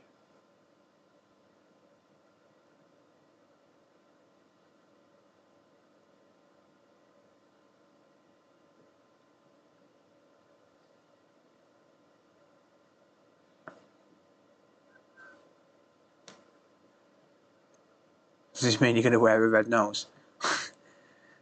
I'll wear a red nose anyway. Listen, I walked around the city centre with women's clothes on. I don't care. I had guys whistling at me.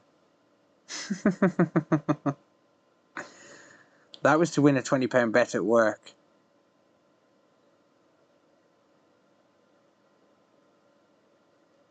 Oh man, my fingers are killing me now. We are very close, Wes. I did see your message, sorry I forgot to reply. Probably got around about 100 balls or something like that to do. I don't know.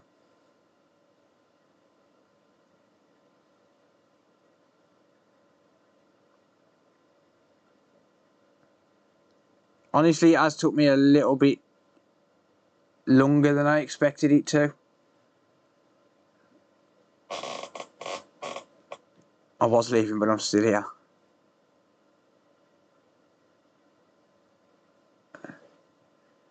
Yeah, it has took me a little bit longer than what I expected it to. I mean, we've been going for 5 hours.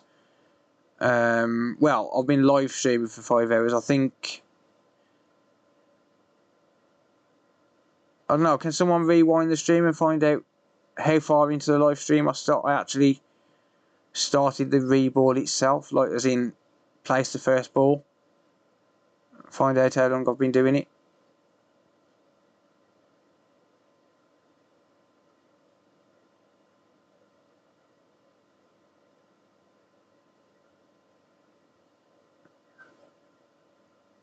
I'd say it's probably about 3 hours.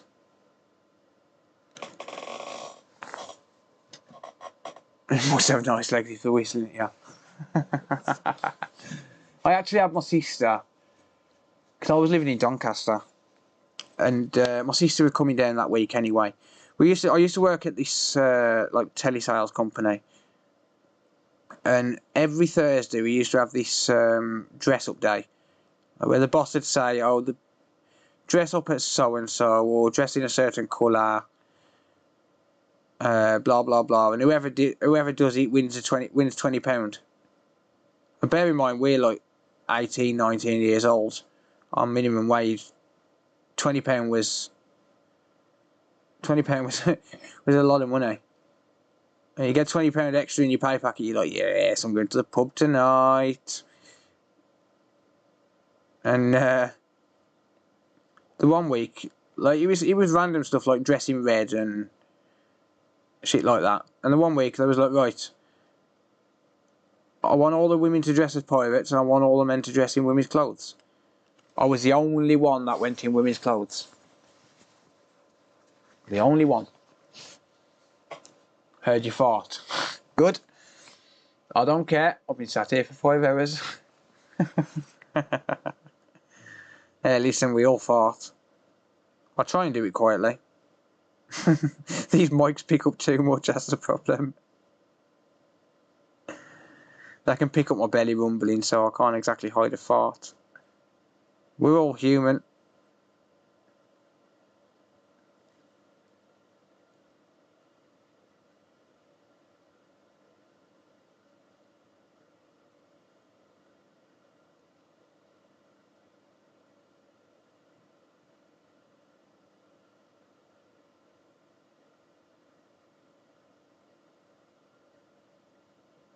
And by the way, if anyone does come to the 100,000 subscriber party, if I've got a fart, I fart. Like, when I'm in public, like, it's a bit different on YouTube because there's a potential for thousands and thousands of people to see. But if I'm in public and there's like 20 people around me, I'm going to fart. I don't care. I'm not going to give myself a stomachache and hold it in. Better out than in. Yep. Oh, you're from Doncaster? Oh, where about, mate? I used to live in Hexthorpe. Like, I'm not from there, but I used to live in Hexthorpe in 2010. 2010. I lived there for about 2 years, I think.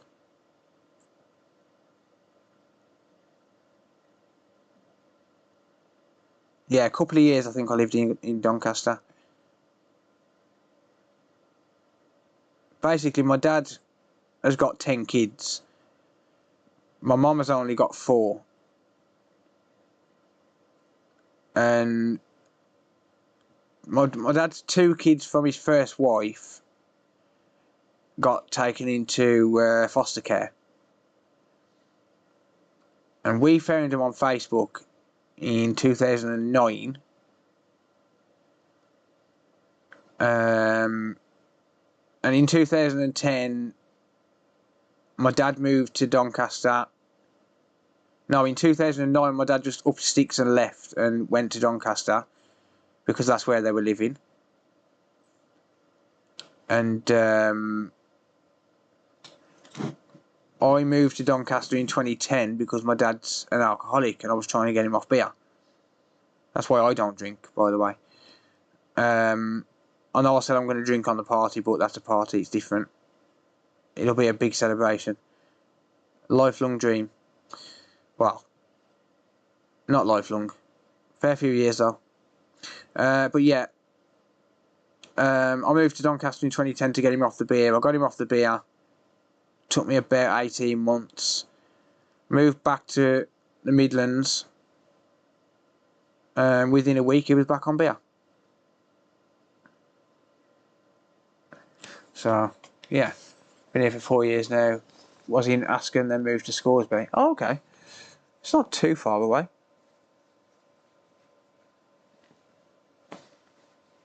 Took a load of it at Walmart. Wore a dress for Halloween. I was pulling a pallet out to the floor.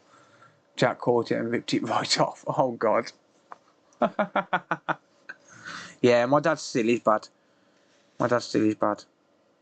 The only way I know... this isn't a sub-story, don't get it twisted. You know, my dad's... I don't really speak to him. The only reason that I know my dad is alive is because I've got access to his online banking and I check it daily. If there's money being spent as an off licence, I know he's alive. Now, that's going to sound really bad. However, the last time he stayed at my house, he left tablets around my 2-year-old son who'd just learned to walk. So I had to distance myself. It sounds bad, but my son comes first. And my stepkids. My son and my 2 stepkids come first. It does sound bad, but it's just the way it has to be. I still see him occasionally. But the only way that I know he's alive is by checking his bank. And that sounds bad, just the fact that I've got access to his online banking, but there is a reason for that. And that's because I used to have his money in my bank account. And I used to just transfer it to an account for him when he needed it. 3,914, you better get walking, mate. Took him fighting like 6 cops and breaking cop car window on probation for him to stop. Jesus. Still though, mate, I'm glad he's stopped now. That's good to hear. I mean, I can't really say anything. I've had a few fights with coppers in my time with police. I've had a few scraps with the police. I don't know anymore. I don't see a point in getting in trouble anymore, but when I was a kid,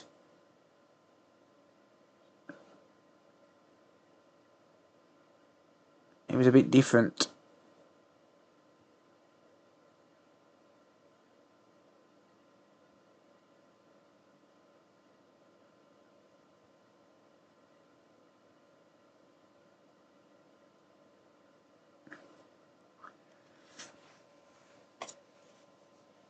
Never thought to spend hours watching someone move tiny balls with tweezers. Yeah. It's quite relaxing, but at the same time it can be really stressful. Like, these solder balls have, like, so far gone my way tonight. But I mean, there's people in the chat right now who can attest that sometimes I will have such a, pun intended, ball ache trying to get them to not stick to the tweezers, or like they're just not sitting on the pads right, they keep moving and stuff like that. It's gone fairly straightforward today. I am going to mute my mic in a second because I do genuinely think I need to let out a loud one.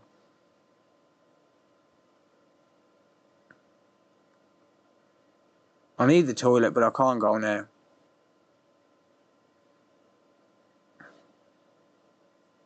Might as well finish the job now.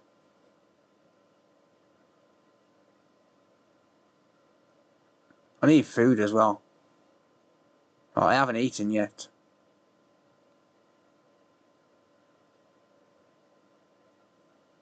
I know I say I don't eat fast food, but when I got back from Nottingham last night, I just couldn't be asked to cook and I went to McDonald's. So the last time I ate anything was literally 24 hours ago. 25 hours ago even.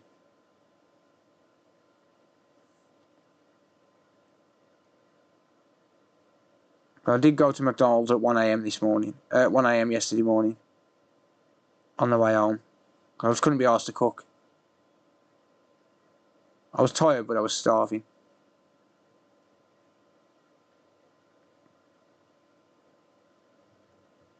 But yeah, I think I need some food now. Never mind. What's your go-to McDonald's order? Usually 2 double cheeseburgers, a portion of fries, and a strawberry milkshake to dip the fries in.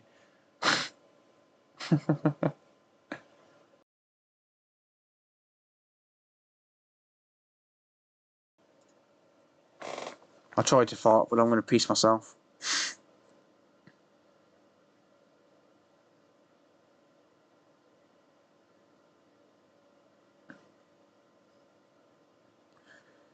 Couldn't have a strawberry milkshake yesterday though.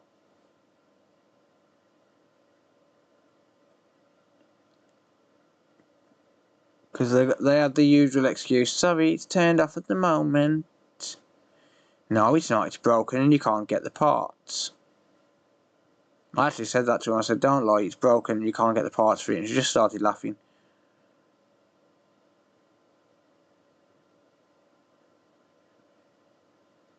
My niece works at McDonald's. Quite proud of her actually, she's only 16, as soon as she finished her A-levels, she went straight out and got a job. I mean, I know it's only McDonald's, but it actually pays her pretty well for a 16-year-old. I'm quite proud of it. I'm quite pleased for her. She's earning her own money. It's good to see. I've probably wasted 1,000 balls here. We've only got this corner to do, look. Only got this corner to do. Don't see any of my family. Mum, massive alcoholic. Dad decided to walk out. I think I left home at 16. Never since that, never spoken to them. Oh man, that sucks. Sorry to hear that, mate. In a happy family and couldn't be happier. Well, that's a good thing, I suppose, yeah. I think we've all got family issues. Like, everyone's got a family member who, you know, they either don't talk to or don't get along with, or have some issues with. No one's perfect. I lost my mum to drink. It wasn't drink that we actually lost her from. It was as a result of drink. She got incredibly drunk on Christmas Eve 3 years ago, fell down the stairs, stayed in bed suffering all over Christmas, taking painkillers after painkillers, and because of the drink her body couldn't handle it, and it wasn't processing the painkillers, and she ended up dying on the 30th of January on my sister's birthday of acute pancreatitis, because the paracetamol caused all of her organs to shut down. So we lost her as a result of drink, but not as a direct result.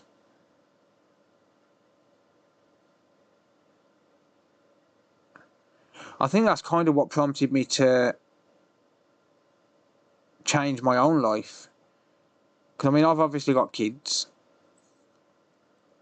and I just like,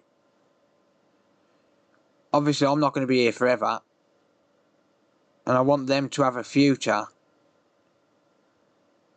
when I'm not around.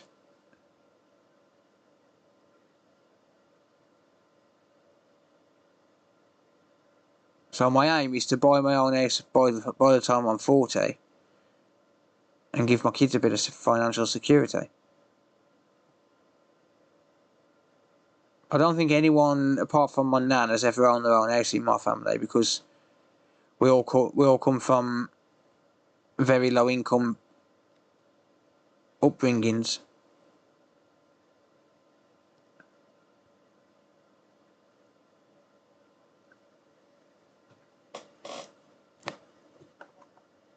No, it is what it is, Bunty. You know, I don't want anyone to feel sorry for me or anything. We all lose people. We all live. We all die. But it's just that's one of the reasons, as a general rule, I don't drink. And another reason why I don't like seeing my dad, because he knows what happened to my mum, obviously, and he just carries on drinking. And we did actually lose my uncle to drink as well, but I didn't speak to him. My dad did, but obviously it was his brother. But that's why I don't. As a general rule, I won't drink, because I know the damage it can do.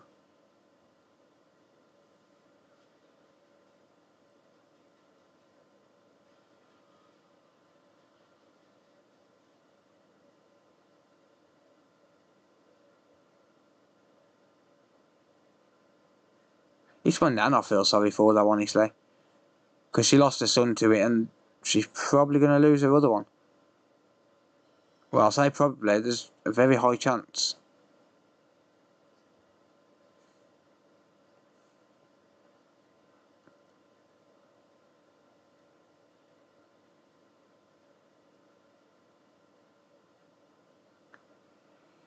So close, so close, so close. I'm going to stop talking about depressing shit now as well.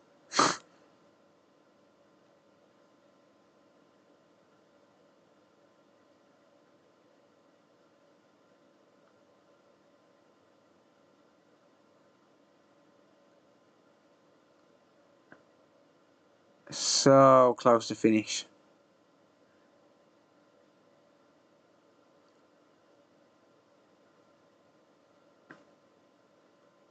I was just going to knock a couple more balls off the side there, but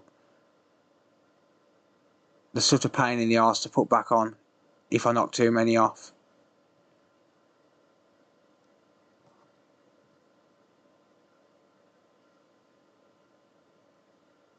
It's a nightmare to get solder balls back onto the chip without knocking them all over the place.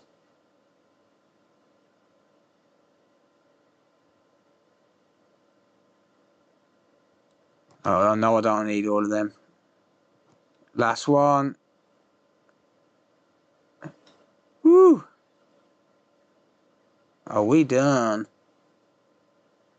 Oh, we're fucking nowhere near done. Still got to reflow all of this yet. Woo! That was a lot of work.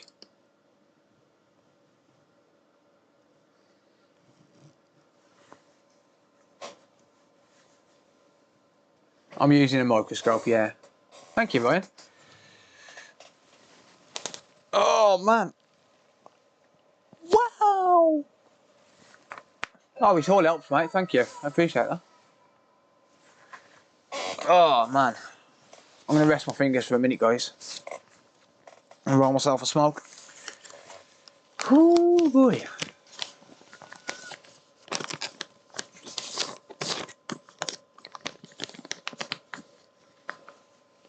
Yeah, I fully get where you're coming from, Smoke. I really do, mate. Yeah, hot water is a luxury. A big luxury. How easy would it be to resolder an Xbox One X ribbon connector on the motherboard? What ribbon connector, mate? Do you mean the sync connector? About 3 hours. Is that what it took me? Sync connector depends, because a lot of the time it takes out some of the traces with it. Guys, I need to run to the toilet as well. I need a wee, so I'm gonna run to the toilet quickly. 5 more chips. I've done them, mate. They're all done. Right, I'll be back. Give me 2 minutes, guys. I need a toilet.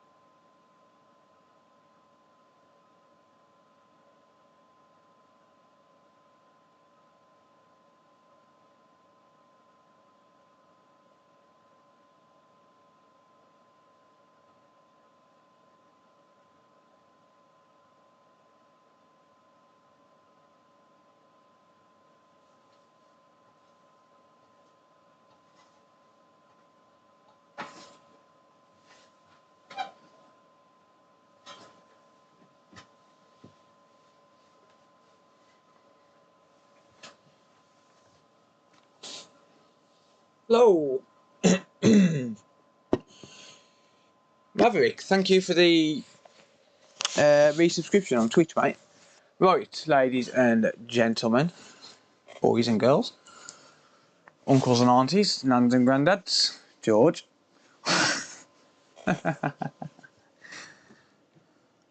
Right, I need to flow this down now. Let's try and turn this camera without knocking it out. There you go. That'll do.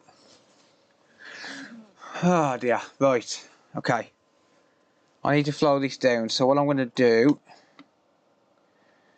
I'm going to knock my airflow down to 1% at 440 degrees Celsius. So I want minimal airflow basically. I've actually got the fan running on my BGA machine, so I'm going to turn that off because that's air flowing towards me. Hence why I'll put it on the left of me. It's basically a free aircon unit. What about Bob? So basically, you use hot air at 40%. Sorry, at 1% airflow at 440 degrees Celsius, and I'm at quite a distance away. I'm about, I'd say about 6 inches away from the chip with the nozzle. I'm just going to very, very slowly start to flow the solar balls down. And this is one of the crucial moments, because now you just got to hope that it don't move any of the balls out of the way.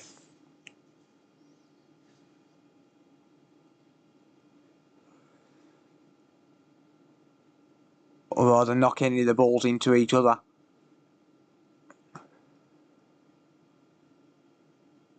You got to hope that they all sit on the pads and stay there. And this can happen whether you use a stencil or not.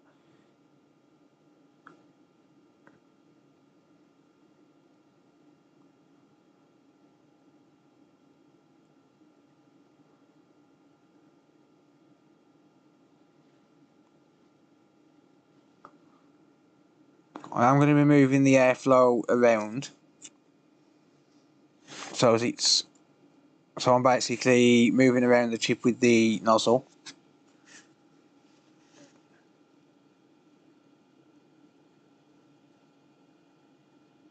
See a few of them on the right hand side have knocked slightly out of place.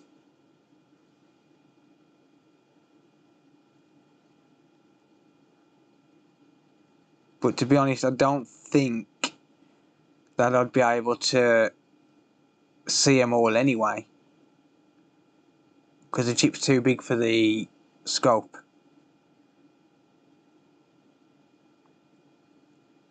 So if any move out of the way and end up merging with another pad, there's not really all that much I can do.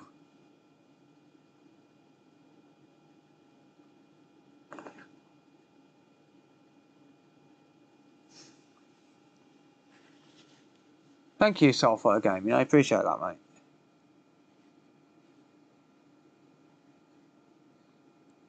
But yeah, this chip is so big that if any merge, there's not really that much I can do about it. I can try and stop it if I see any.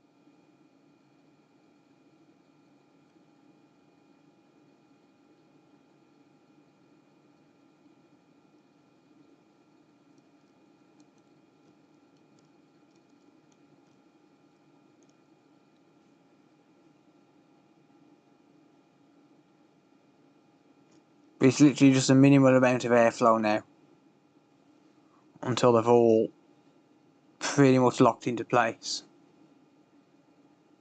Moving in closer gradually. So every so often I'll just move a little bit closer as the flux is melting away.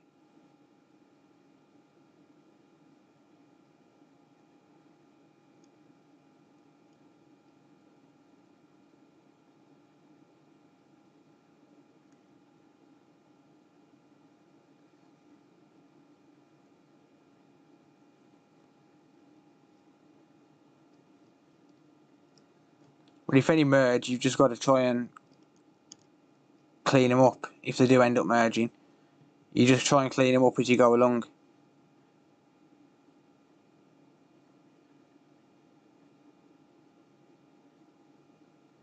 Okay, so I'm moving in closer.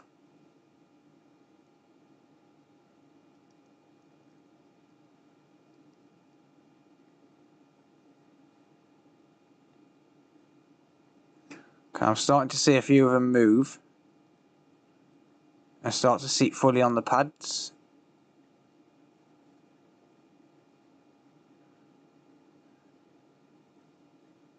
They should align themselves. Ah, I can see one merging. I can see one merging.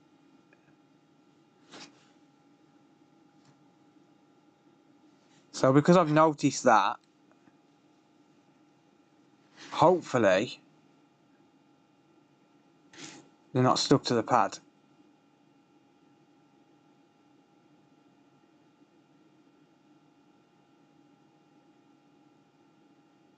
There you go. So I managed to take care of them. They would have merged. They were actually touching. So if those solder balls would have become molten, they would have merged.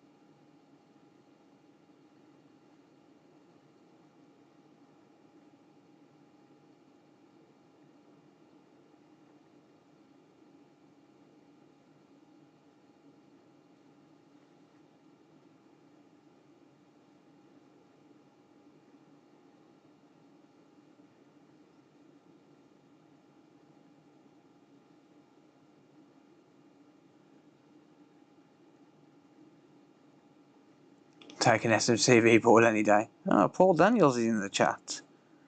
Legend. Remember what I said to you the other day, Paul, about manual APU V-balls? Ain't no stencil on these puppies, mate. Well, there is, I just don't use them. Welcome, mate. How's it going? Mr. Paul Daniels.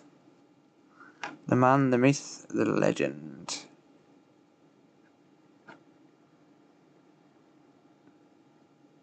If a mod could post Paul's link in chat, I think there's a stream bot set up for him, actually.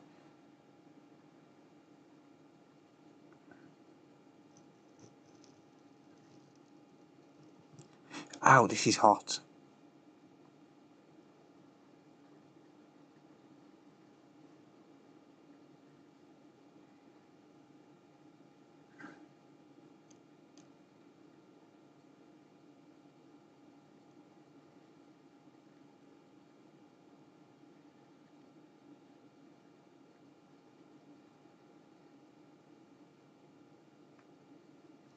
Replay space is pretty good for LCDs as well.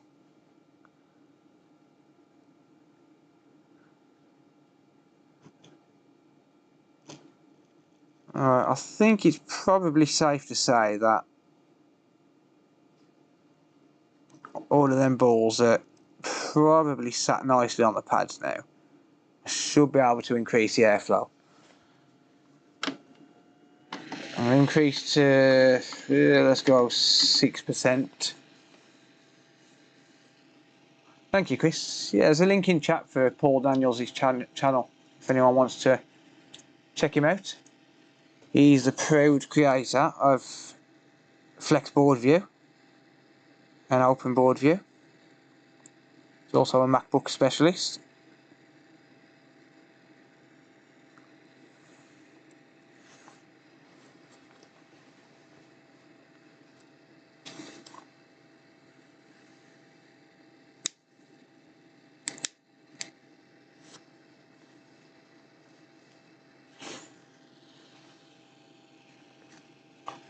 Adrenaline, thank you for the Twitch Prime, I appreciate that.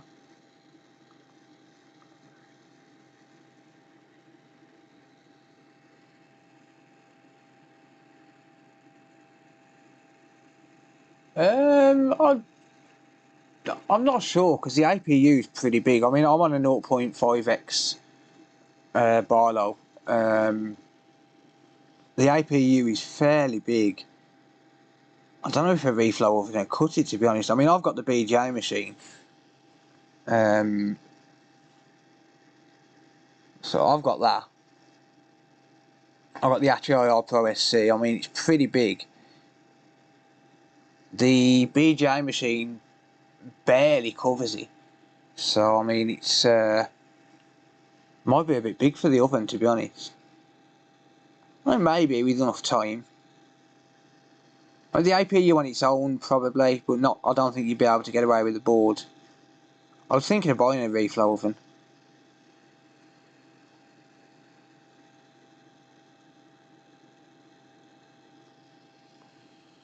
But I'm going to let this cool.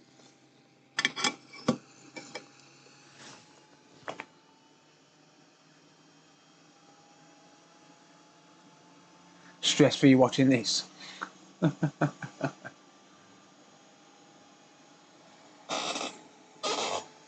Samsung Tab A, probably eBay is going to be your cheapest RMD.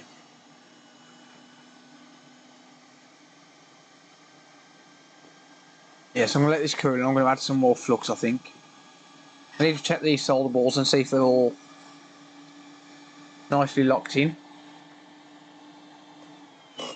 Man, I really need that new camera to hurry up and come. Well, they're not. Some of them are not locked in, but I think they're locked in enough to where I can add some more flux anyway. I would say.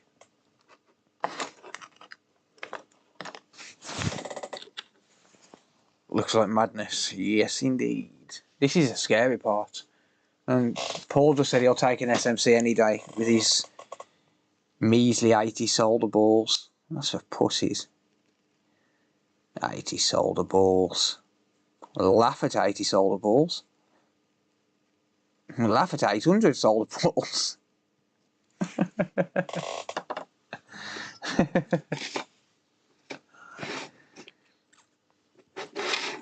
I love watching Lewis try and reball. That's hilarious. Because he knows he can't do it. He knows he's going to struggle every time. Right, I'm up to 15% airflow now.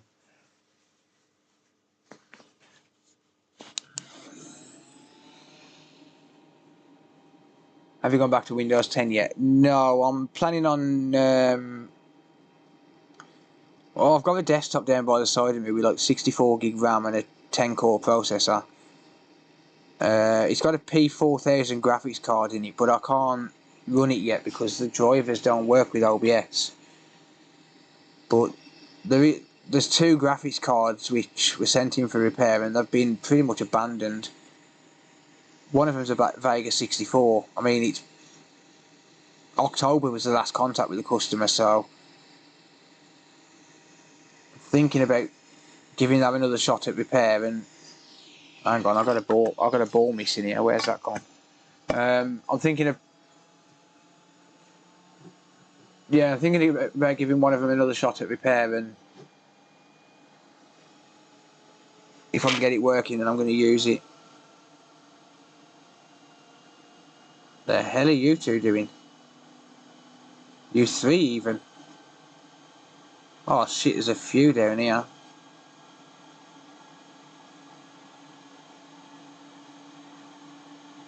Quite a few. Right, there is one little tip I can give. You know when you got stuff like this, don't try and put them back on the pads. Just get rid of them. Do it afterwards. When you get this where you got like a patch of them which are causing trouble, just pick them off. Don't matter if it's 1 or 20.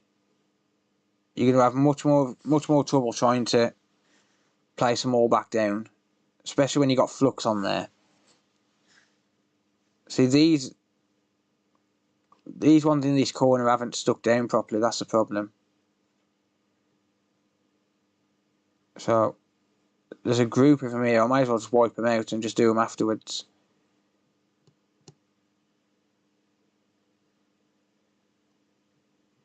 It's completely pointless leaving them all there because they're just going to move.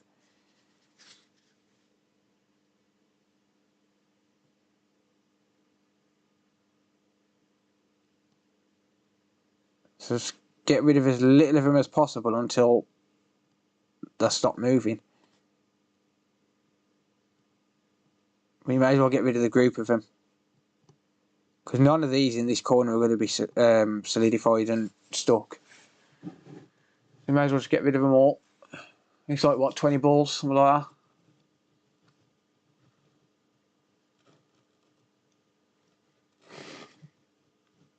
I think the rest of them are okay. I might need to come off the scope cam. Oh, there's another one in this corner.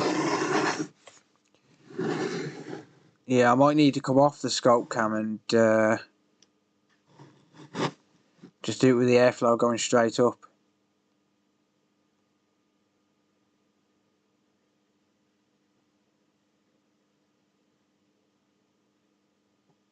Stuff it, let's just get rid of them too as well.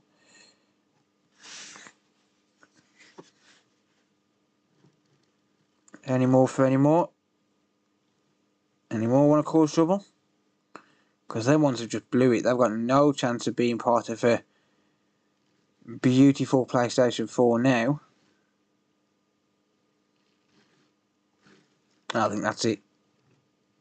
The rest of you okay? Happy to stay there? Good lads.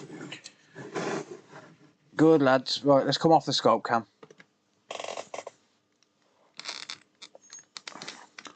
By the way, I forgot my cup. So now I've got 3 cups on here. There's a slight merge, is there?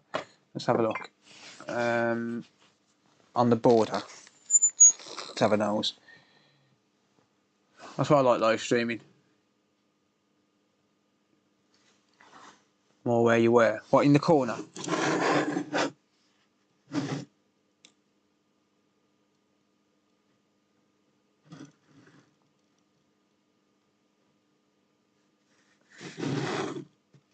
You mean this side? Ah, I can see it. Ah, I can see it.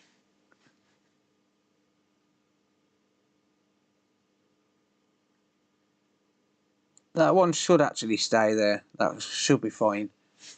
You also forgot balls. I haven't forgotten, mate. I'm doing them once it's done. Middle. Corner where you removed a bunch.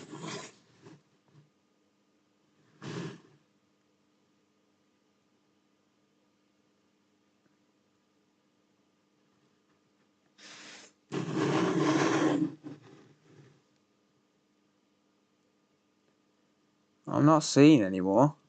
Ah, yes I am.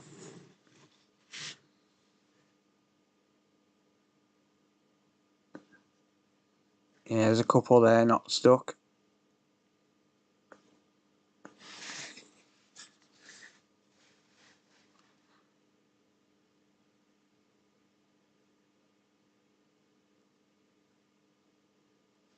See, this is the problem. Once you find one, you find shitloads of them. That's why I need to do it straight on instead of on an angle under the scope. Because you haven't got that much working distance under the scope.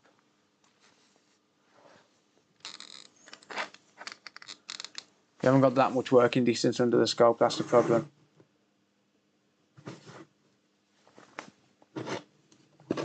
Right, am I zoomed in enough? Are you going to focus?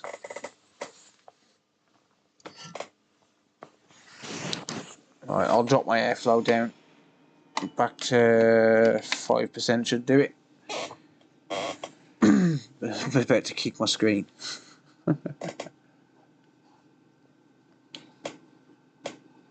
I could use the BGA machine for this, but you can't monitor it when it's under the BGA machine. Because you can reflow it on the BGA machine where there's no air, it's just infrared heat. But yeah, the problem with that is there's no control then. Right, well, it's too late now. If any merge now, then I'll just have to deal with them after the fact.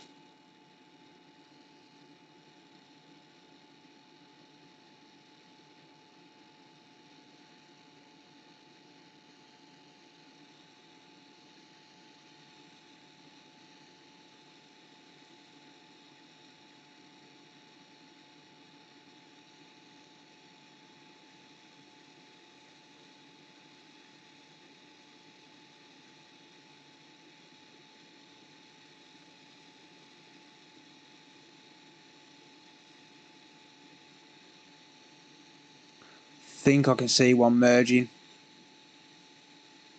It's hard to tell.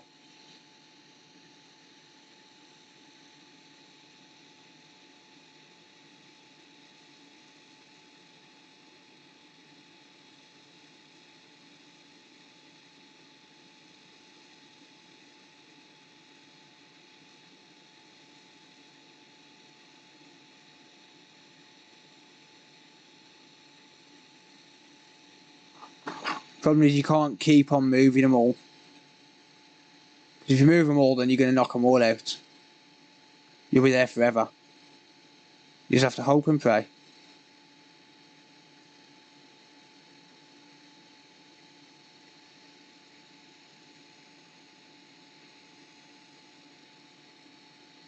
I mean, if any merge, I'll fix it. It's not an issue. Just wick it away, and wick that little bit away, and just do it again.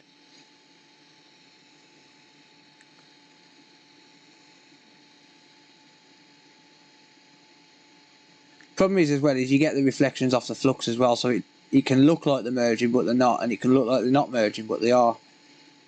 If that makes sense.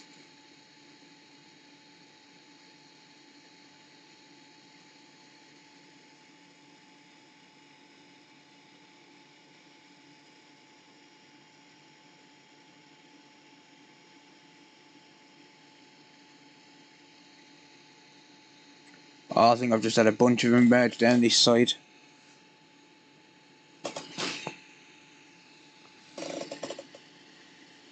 It's really hard to tell.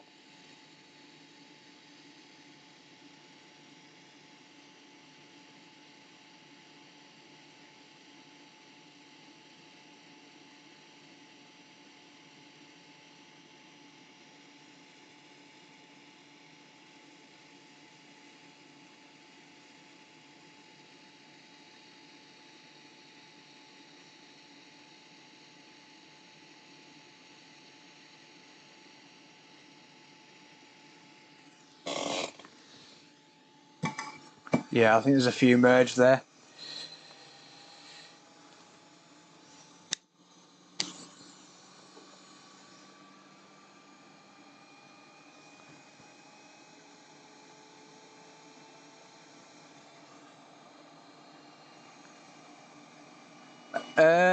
Yes, it does. It also supports 4K 30 as well, Paul. I should have one in a few days, so I can come I can come in one of your streams and let you know when I get it. Yeah, there's definitely some of them merged, 100%. I know some of them have merged.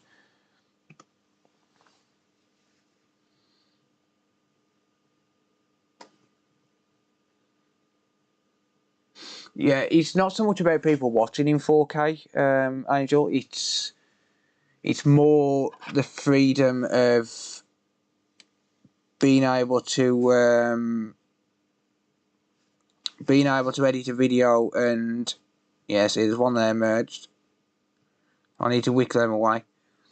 It's more the freedom of being able to edit videos, zoom and crop without losing quality. That's the main thing.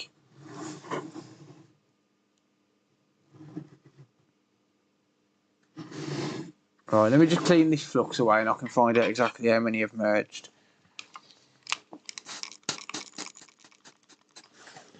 Yeah, so if you film in 4K but you edit them down to 1080p, then you can, like for example on that chip there, on the APU there, I wouldn't have had to worry about zooming so much because I could have done it in edit and not lost any quality.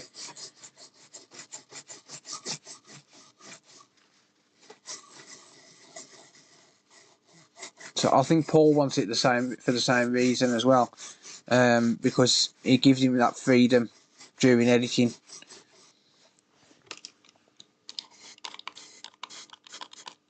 I mean, all of my cameras are 4K now, but the problem is the one that's facing this one here, the one that's facing the BJ machine. It's software-based zoom. It's no good. Optical zoom is no good. It's shit.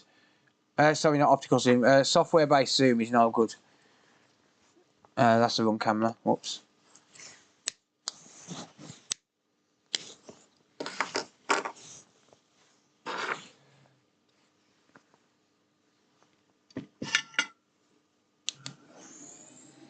That's a pretty decent spec hole. I'll just draw this IPA away. Yeah, there's a few balls to fix. It's not a major issue though.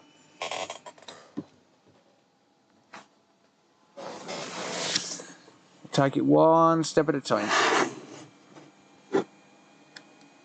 Starting this little corner here. So we've got a ball merge there. So this is what happens sometimes. It's just the way it goes. There's not a lot you can do other than try and fix it. Well, I'll say try and fix it other than fix it. Like you just fix it.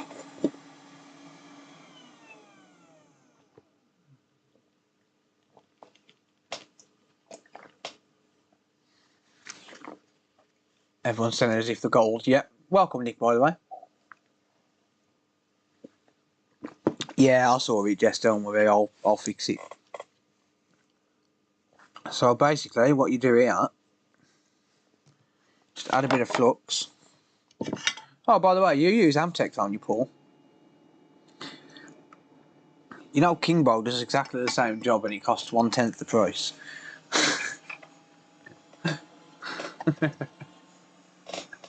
I can't stand Amtech.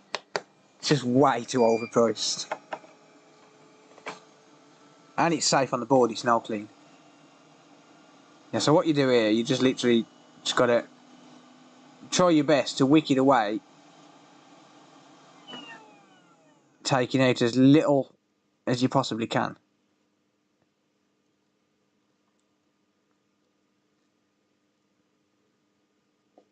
So use some superfine wick.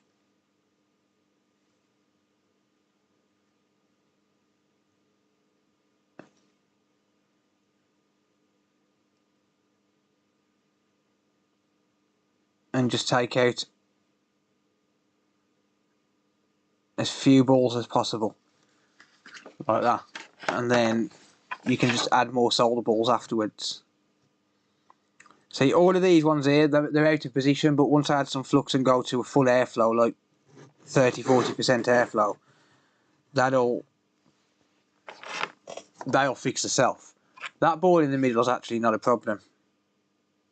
It's not bonded, it's not merged with any other pad. So that ball there is not an issue. I can just take that off and just add a new ball. I will give that a little bit of scrapey the tweezers out, just to give it somewhere to bond to. See, now this on the other hand is a problem, because these ones have merged. So to get to these balls here, when you think about it, when you think about the distance between each pad, you've got a 0.5mm pitch between these. In fact, it's less than that, it's about 0.3 here. Some of them are 0.5, some of them are 0.3. So, like, you're never going to be able to just wick away this one group of 4. Like, you got no chance. So you may as well just do a block of them and make your life a little bit easier. Because it's not going to take much longer to add, 3 or 4 extra balls really, when you think about it. So I'll just do a block of them and just make my life a million times easier.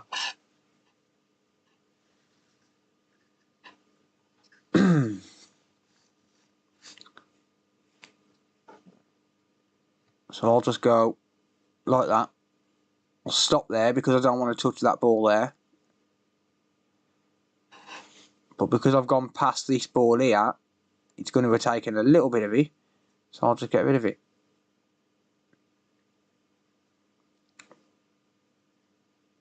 Same as that one there. It's going to have taken a little bit, so I'll get rid of it. That's not completely clean though. They've still got to be flat. So I'm going to go over them again.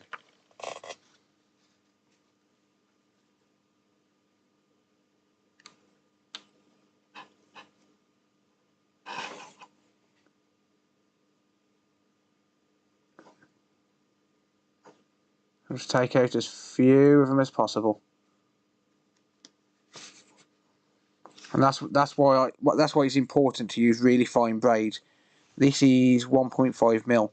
You can get finer, you can get 0.8 mil and then use the micro pencil, but I haven't gone 0.8 mil. Not at the minute.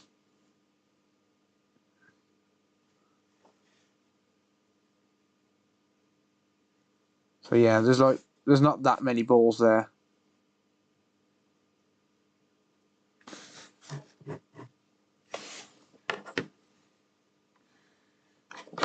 This little troublesome area,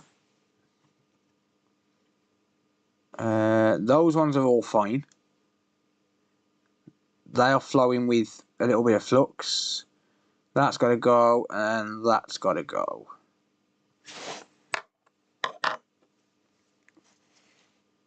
Because I'm never going to get to the individual pads.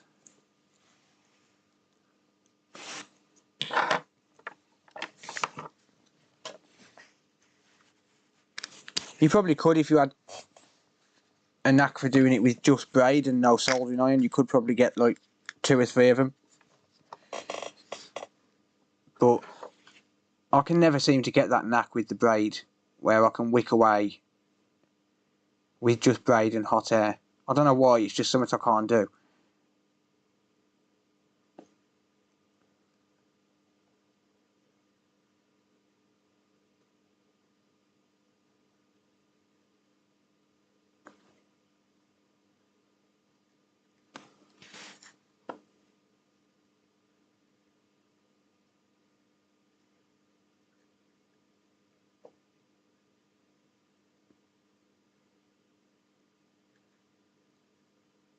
There we go.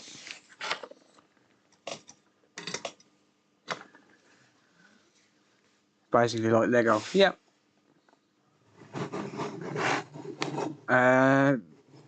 Because I've been offered £2,000 to do this repair, so I'm not going to turn it down. Apparently the data is incredibly important. Important enough to pay £2,000 to get it done. To be honest, I don't think I'd have done it for any less, I'll be honest. Not because I'm greedy, but I mean, this repair in total, when you think about the original repair attempt, trying to get the liquid damage board repaired to start with, that on top of like this repair, you know, it's had a fair amount of hours. It's had about 10 hours in total.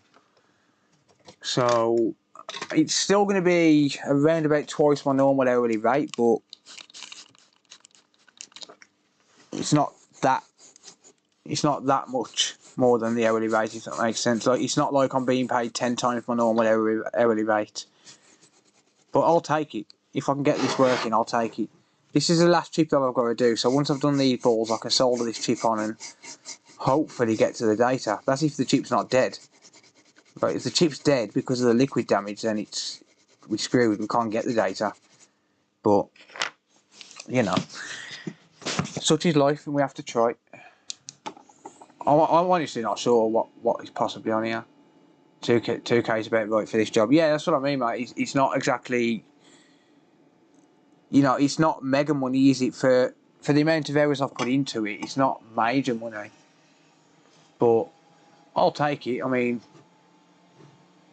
for me, that's, I don't know, it's a third of my monthly income.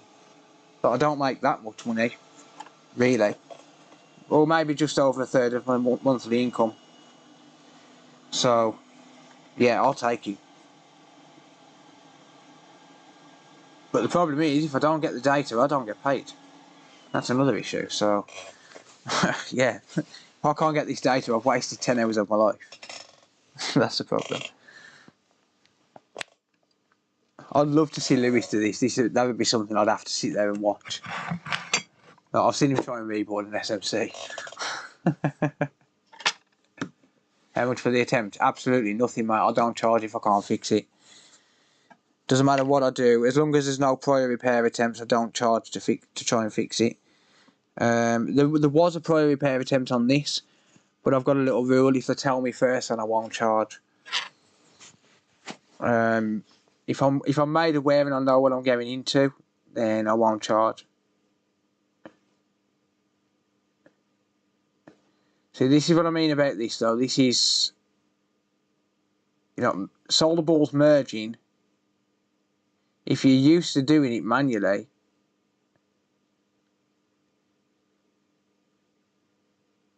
then, you know, putting a few balls back, it's not a major deal. That one that was in the middle, that was a bit annoying because I thought I would have to wick away a massive block of them. Because to get to the ones in the middle is virtually impossible without taking out massive rows.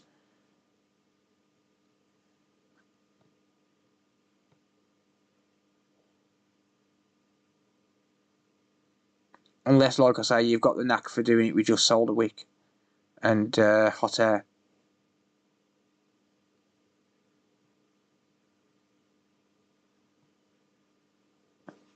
But when you're talking, you know, nearly 2,000 balls, it's kind of inevitable that you're going to get some merge. You'd have to be incredibly lucky for it to not merge, for at least a few to not merge. Even when you're doing it with a stencil.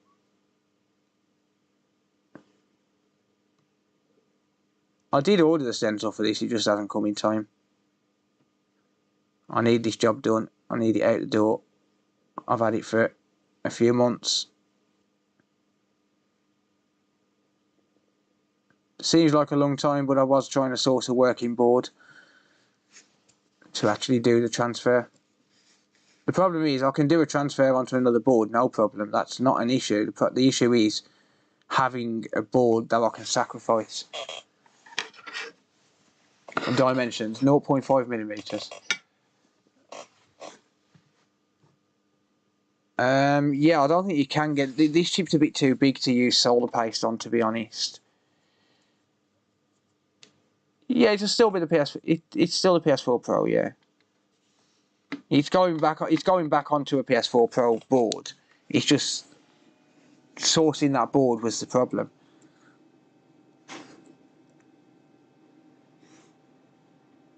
You know, if this works, it'll be as if the customer never water damaged his console.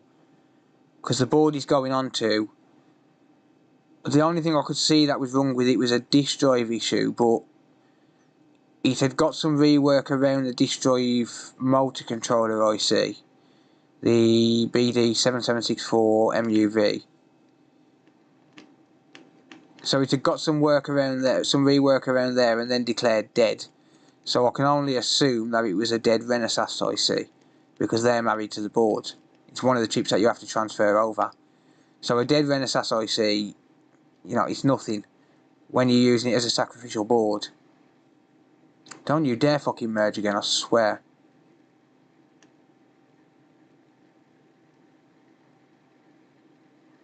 Swear, I hate it when my balls don't do what I want them to do. Oi, mofo. Oh, now you locked it. Now you've locked yourself in. All right then. Are you all locked in? Because you're all locked in. You're having a big blast of air with a bit more flux.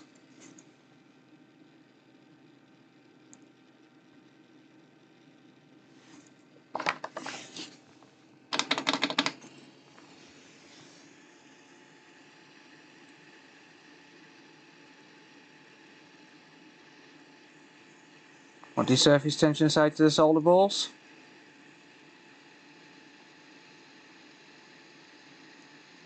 Pull yourself together. As Paul Daniels says. Beautiful, mate.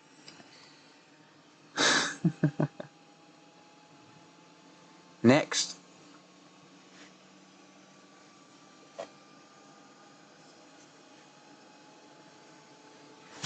Auto mod's holding the message. Yeah, so it is. It's got the word Jap in it. It's considered a sexual term.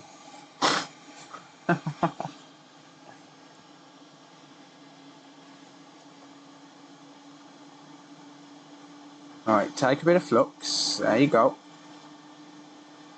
Oh, that's too much flux. I say there's no such thing as too much flux. There is when you're reboarding. That much I can tell you for free. Oh, that's hot. Damn, that was hot.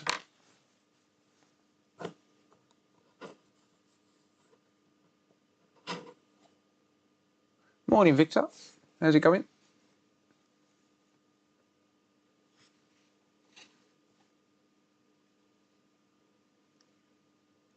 See, this is what I was talking about earlier, about trying to get balls onto the pads after you've got all the rest of them on. You're bound to get them all over the place.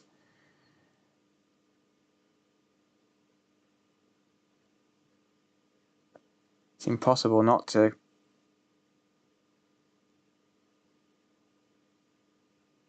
I need to make a pick and place machine, that's what I need.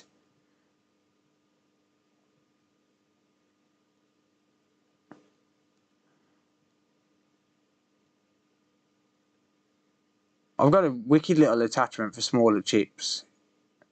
Actually, I should... Paul, are you still in the chat, mate? I want to show you a little attachment. It's like a £2 attachment. Honestly, you will love it for SMCs. It goes onto your soldering iron. You will absolutely love it for the SMC. Honestly. It's just so good. I use it for safe bridges.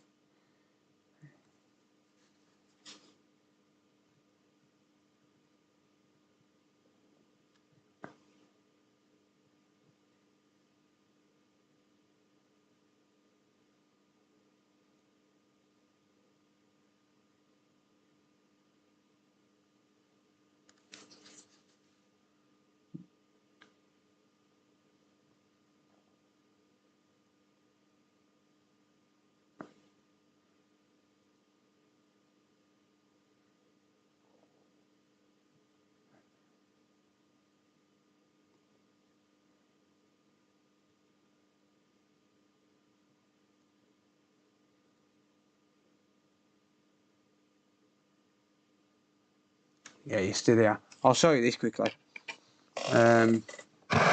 You watch me not. Oh, there it is. I've got it. Right, you got this. Overhead cam. There we go. So they're all. Well, it's supposed to be copper. I know it's brass. I used to be a scrapper, so I know it's brass. Yeah, you got this little thing, this little attachment. And this goes onto the end of pretty much any iron tip. Well, any apart from that one. I don't think it's going to fit on that. But yeah, it goes onto pretty much any iron tip, universal. Just slot it on.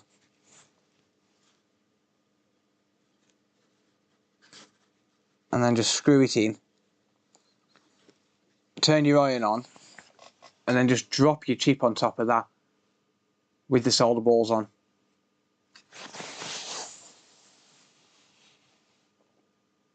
Just drop it straight onto that. And it'll flow the solder balls down in seconds. Honestly, it costs like in Aussie dollars probably about four Aussie dollars, something like that. What time is it here? It's 3 AM almost. Yeah, absolutely amazing for the money. Look, it cost me like £2 British pounds. Absolutely awesome, and it'll flow down. It'll flow your SMC in seconds. Like it'll reboard it in seconds, or rather flow the solder balls once you've reboarded it. instead of using hot air. Obviously I can't use that for this. I mean, the size of this chip, I mean, there's my hand. Like, this chip is huge. Oh yeah, I'd love one for the APU. I'd love one. See, I could use infrared heat, but like the APU, I mean, it does. I mean, this is the size of a safe bridge on a PS4. It does these no problem. That's 400 balls. It does these no problem. And that's 400 balls, 0.5 mil. With a 0.5 mil pitch. And it does them no problem at all. Good for FPC flexes. Yeah, they are good for FPCs as well. You're right there, mate, yeah. They are fantastic for FPCs. I use it occasionally on the Nintendo Switch for the SD card connectors. And the Joy-Con connectors. Now, this is where it's just going to do my nut in now. And none of the solder balls are going to want to flow.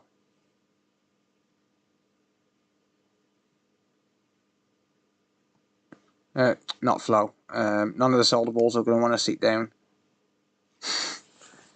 You know why? Because it's that time of the night where I'm supposed to be in bed. But yeah, that little attachment is fantastic for reballing small chips.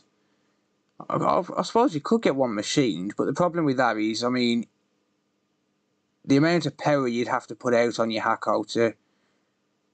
Like, the only way you'd be able to do that is, like, to heat something up that big for the APU is something like induction heating or something. I don't think the Hacko would have a chance. You can get a slightly bigger one, I think. But something like the APU, I don't think the Hacko would have a chance in hell. I don't think the JBC would have a chance in hell either. Maybe if you could hook up like 3 irons, 2 or 3 irons, and then just buy a couple of them cheap Yiwa things, just to do it, then maybe you'd get enough heat. Because you need what, 200 and... Well, you need the iron to be at least 350 degrees Celsius to have a chance at flowing the solder ball because of the thermal mass. Right, these are playing up, so I'm going to use double tweezers.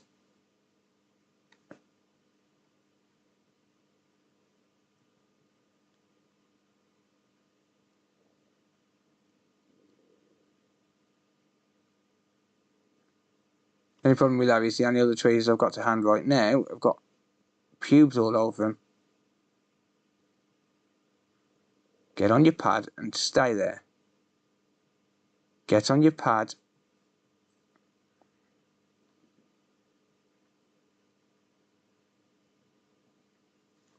I'll be an arsehole then. Don't get on your pad. Fine. Yeah, it'd have to be a dedicated heater, yeah. I reckon someone could make something like that though. I reckon it's definitely doable.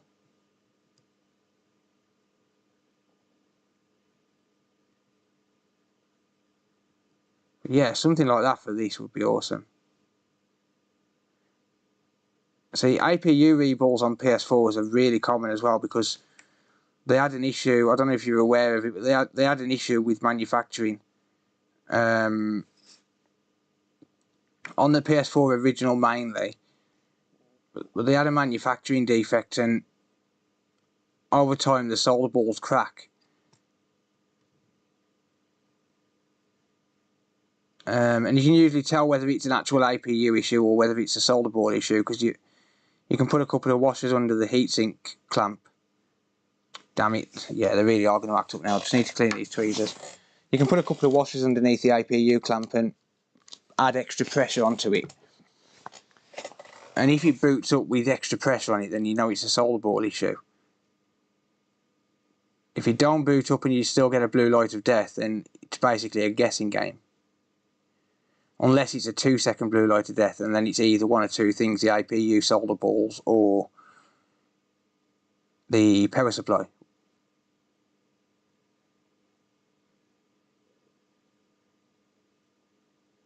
But yeah, it's a really common thing on these, so I'd love to get something like that for the APU.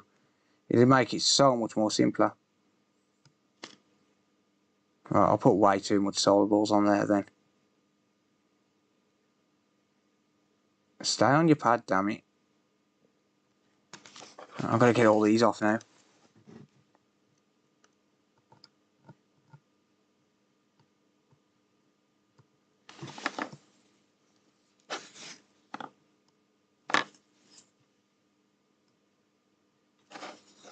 And make sure I don't miss any.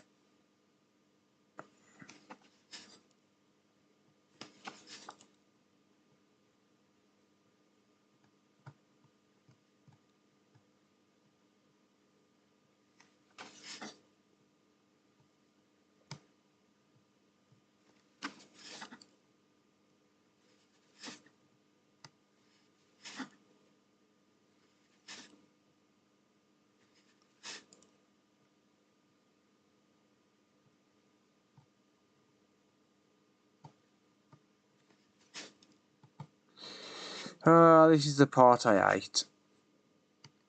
But I don't mind doing the manual reball, but then when you get, like when you have to replace a load of balls, but that's realistically that's more time consuming than the manual reball. When you when you're talking sheer volume, it's just so time consuming to have to do this. Get them all in line and make sure they flow down as well. And also make sure I haven't got any random balls where there shouldn't be. That should be fine. Should be fine. Knock the airflow back down. 5% should do it.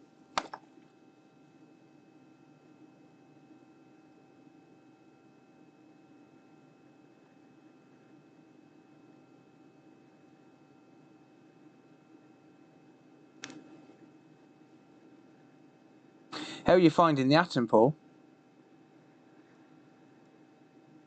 I absolutely love mine. I think it's awesome. But I am on my second one though.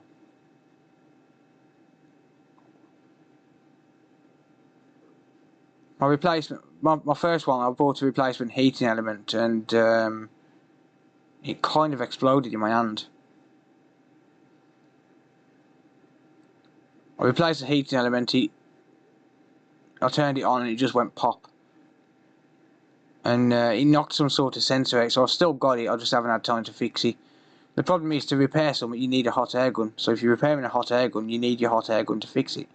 So I never got around to fixing it. I ended up just buying a new one. I'll fix it one day. I wanted a second one anyway, so I can set up a dedicated reballing bench. I'm forever dropping solder balls on this bench and it's really annoying. Right, you're going to move into place or not? Don't make me come down there.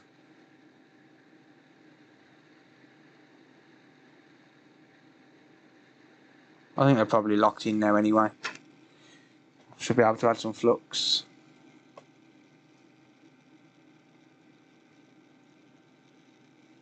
Yeah, that's one good thing about it. I mean, I've never tried the quick. I've got one actually downstairs. It belongs to Dad'll Fix It. His workshop got broken into and all his equipment stole. So the community come together and paid for it all for him. I've never personally used one though. I've got one downstairs. I need to be taking that to him soon. I was waiting for a camera and I've had to cancel the order because it never turned up.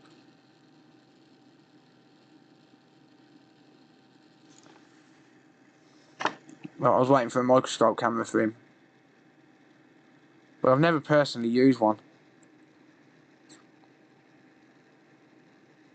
The only decent station I've used is the Aten. The station I had before that was a shitty Yiwa.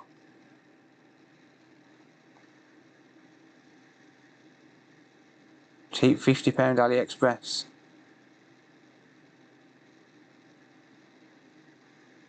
Wow, that solder ball does not want to get on that pad, does he?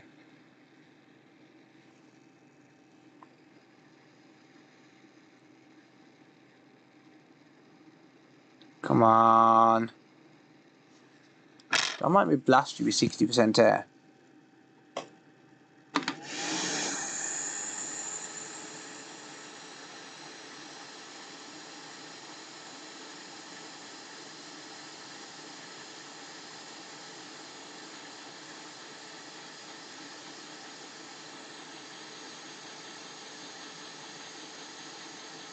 Really don't want to get on that pad.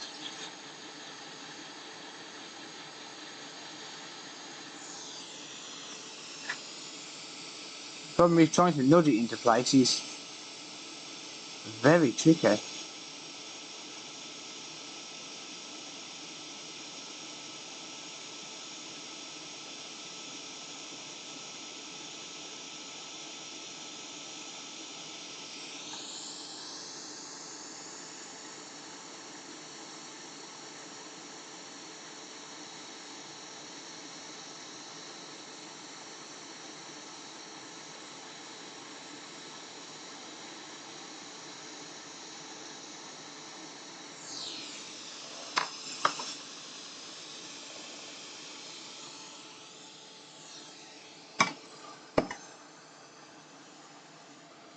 Right. How much more have we got to do before I can give it a full reflow? Need one single solder ball there.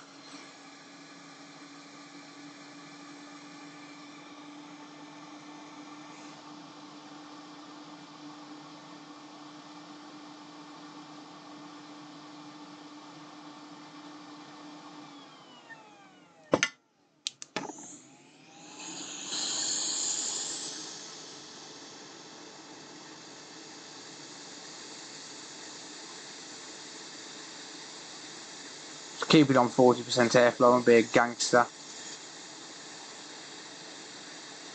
Yeah, buddy.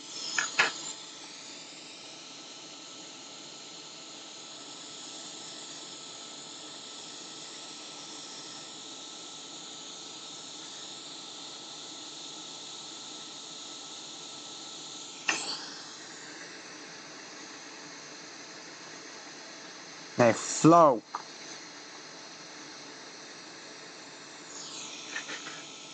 Yeah.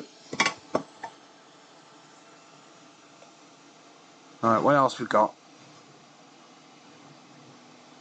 Yeah, a little bunch of them there. Let's try and flow these first. Let's try and get these into place.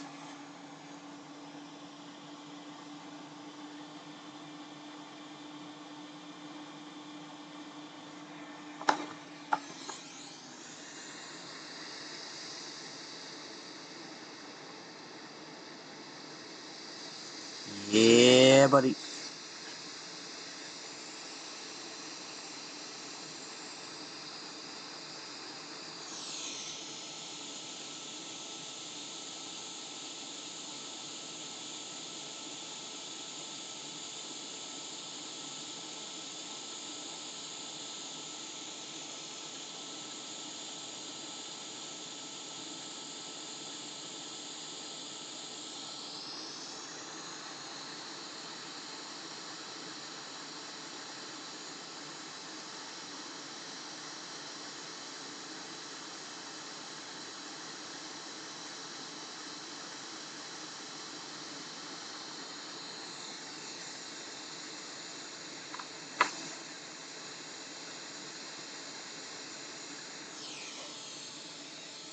I wouldn't like to count, to be honest, on the hours.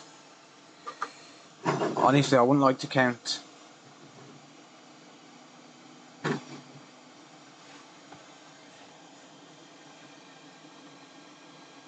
really need to get rid of that stream bot alert about the camera fund. Right, let's try to flow these down just as I see them. That's one annoying thing with the Atom. Sometimes it'll turn itself back on, because I've got the auto on feature set up. Sometimes it'll try and turn itself back on when you take it out of the holster, but then sometimes it won't. It's really annoying.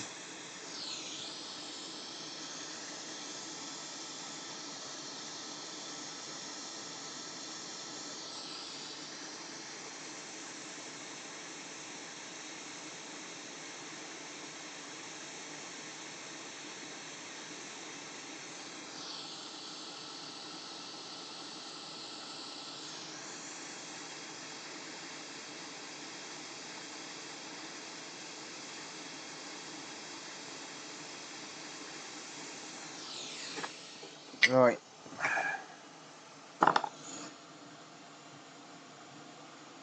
Yeah, I've seen those homemade JBCs. They do look pretty good, to be fair.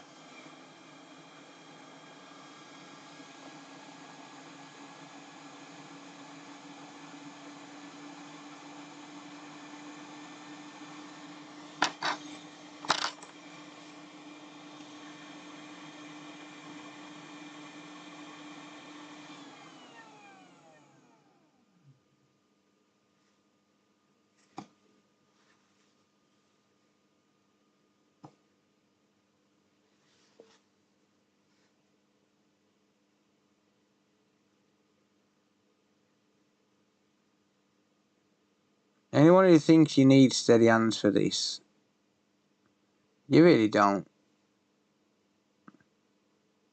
I'm having to hover my hands over the table now because obviously the holder's really hot. So my hands are far from steady right now.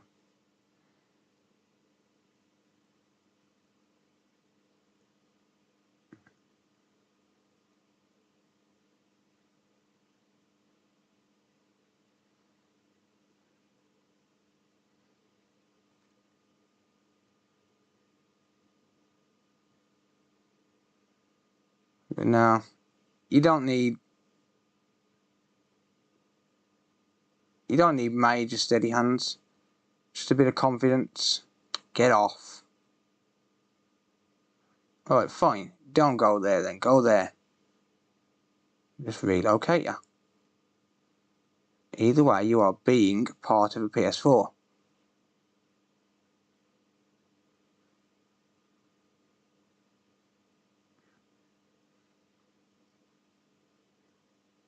Didn't like his neighbours.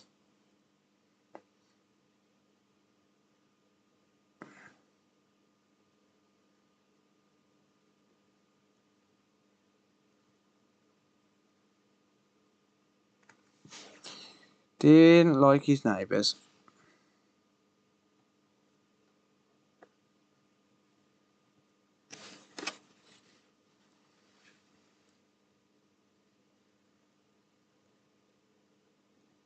I did see that solder ball splash on there then, by the way.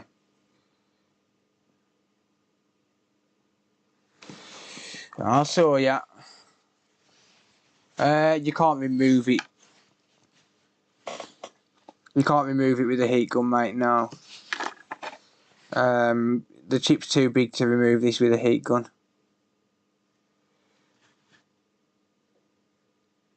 This is one job. I mean, I know I say that the stuff that I do, pretty much anyone can do. Yeah, this is one job that's probably a no for most people, unfortunately. Just because you need the BGA machine and most people haven't got one. They're expensive pieces of kit. I don't know if Paul's got a BGA machine actually. Paul, have you got a BGA machine, mate?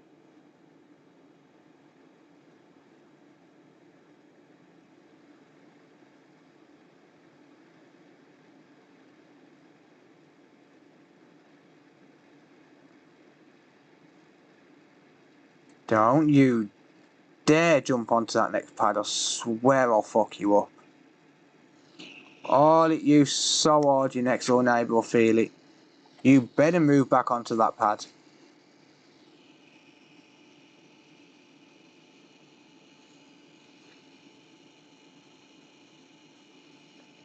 You better move back onto your own pad. No free rent, bitch.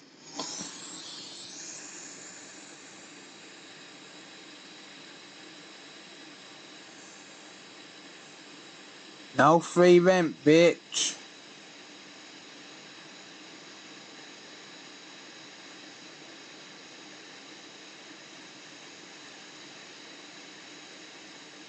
Alright, we're done.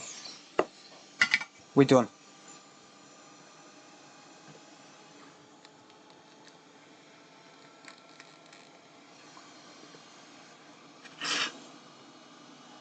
We're done. One quick reflow. And then it's on the board you go.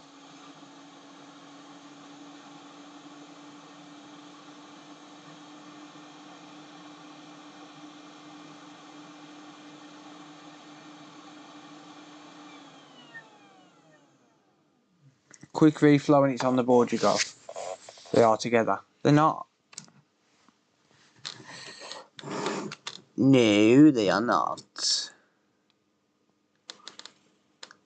No, they're not, mate. They're not, honestly. Right, you're getting 460 degrees at 60% airflow.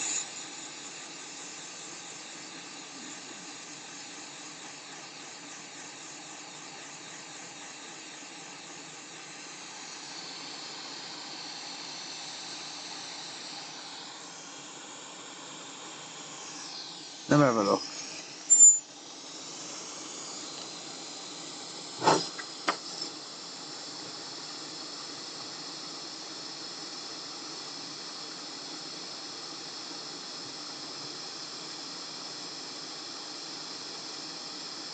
No, it's fine. It's alright. 4 hours 23 minutes. That's honestly not that bad.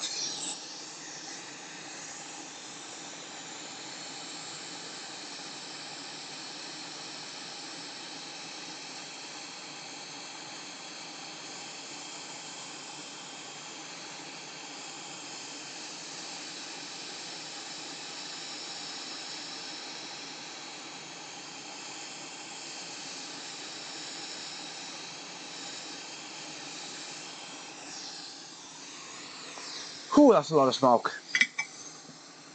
So good job them fire extinguishers that them fire detectors that that company sent me don't work, doesn't it, innit? I got sent some smoke detectors. Yeah, they don't work. They're right behind me.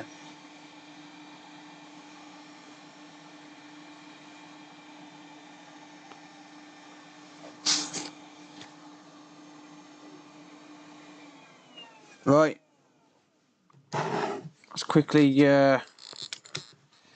while I'm waiting for it to cool.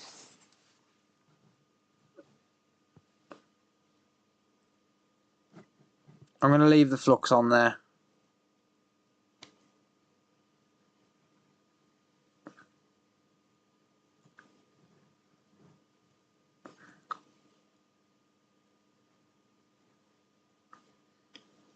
Yep. Yep, that's more than acceptable.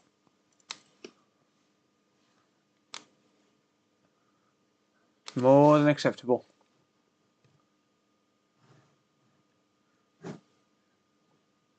And she be reballed.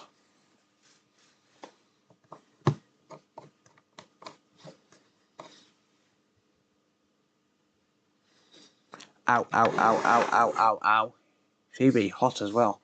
Ow, damn. Whew.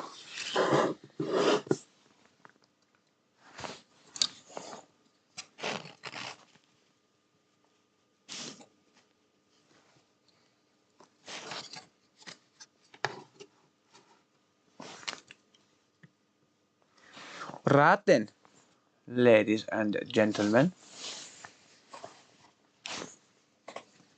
Right then. S for success. Or a $sign. Same again tomorrow. Hell no. I've got a PS4, a PS5 to do tomorrow that some kid decided to throw down the stairs. Why? Fortnite.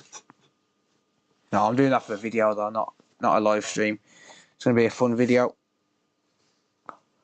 Right then, now I just got to figure out which way this damn thing goes. Ha. Dun dun dun dun dun dun. Just got to figure out which way it goes. I can see the dot on the chip on the board, but there's 2 dots on the chip, so I don't have a clue. Look, 2 damn dots on the chip. How stupid is that?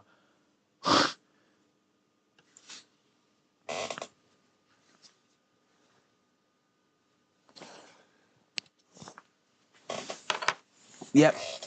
Angry Goblin tossed the Fortnite battle station, indeed. If I was his parent, it would not have got fixed.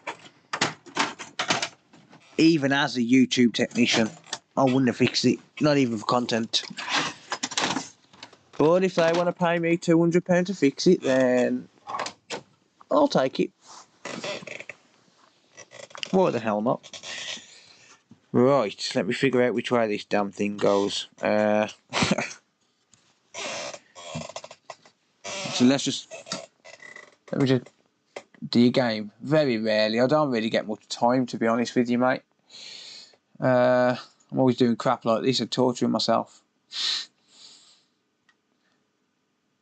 Right, we need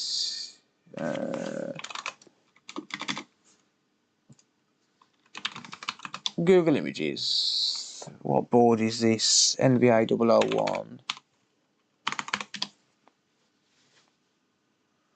Right, show me the APU. Show me the APU.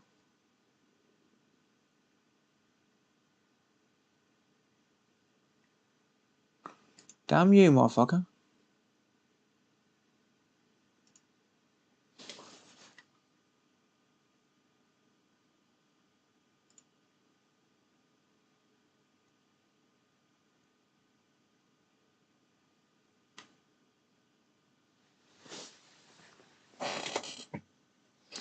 I can't see the thing.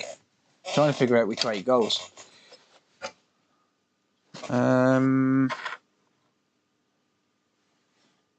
It's that way.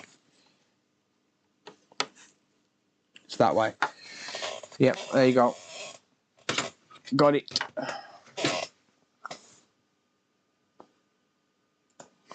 If you don't know, Google it.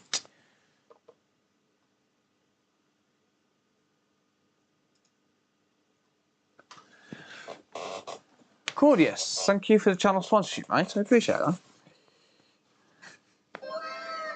Wow. Thank you, mate. Much appreciated. Right. Little trick I like to use when I'm doing a BJ reball, or, well, any kind of BJ rework. If you don't quite know what position it goes in, or what spot, like this one you've got guides, but if you look at the chip, if you get it roughly in line, and then basically just press down on the chip evenly and wiggle it around with your fingers. See how that's not moving? Now, if I move that slightly out of line, like even by a couple of mil, see how it moves? And then when it lines up, it's going to lock like that. If it locks into place, then the solder balls are biting onto the chip, onto the board, and you know it's in place. So then you can literally just move your fingers away. But if you move your fingers away, it's going to stick. Your fingers are going to stick to the chip. So just press down gently with a pair of tweezers or something. Boom, and done.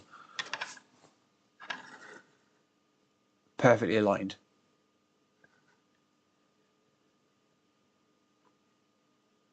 We don't need no guide, so take your wonky ass home. There you go. Right, BJ time. Now going back from this. There be no going back from this. Right.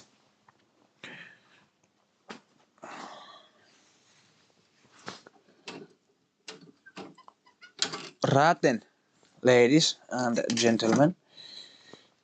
Dun dun dun dun. Kaplow. Kaboom plow. Just line her up. That should be about dead centre, according to the drop on the plate. There.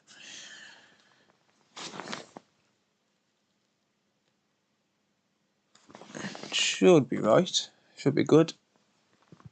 Yep. Looks perfect. Thermal probe. No, Danny, I did not say anal probe. Stop getting your hopes up, mate.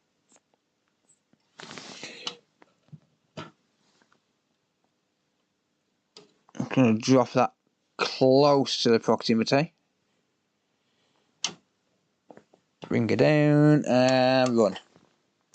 And we're off. And we're off.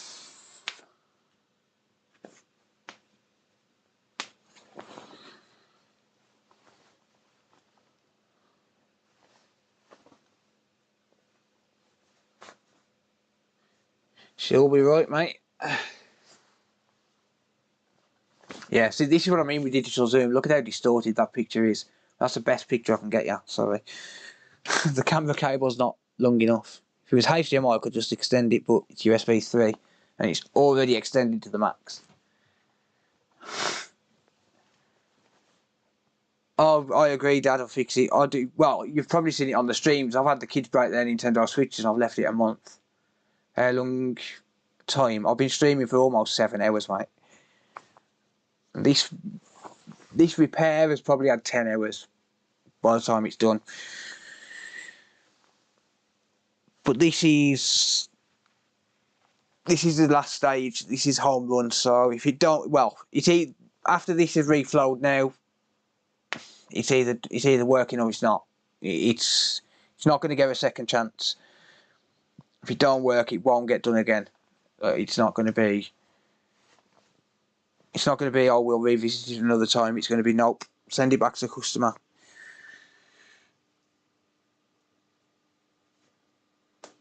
But yeah, I use the same profile as I do for removing the chip because I don't actually go based on the temperatures. I go based on look and feel. So when that gets close to temperature at around about 150 degrees, I'm going to be watching it closely and looking for the chip to drop. You'll see the chip just drop down onto the board. It's actually pretty cool to see. When I get my new camera, I'll have one of the optical cameras, one of the cameras with the optical zoom on the BGA machine. Why not a second chance? Because I'm not spending another 6 hours. I'm not doing another 6 hours.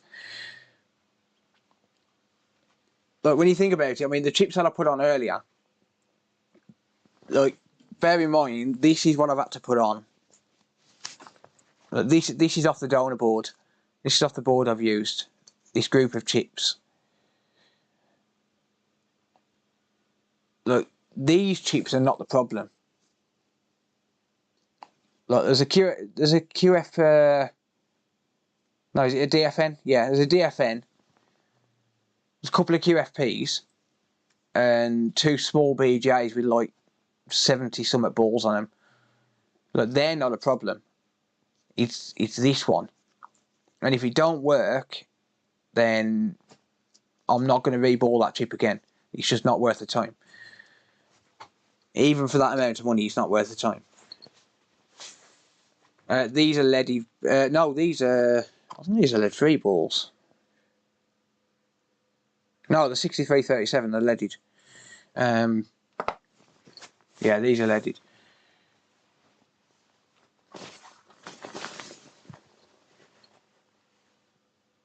I could buy 2 cameras if this works.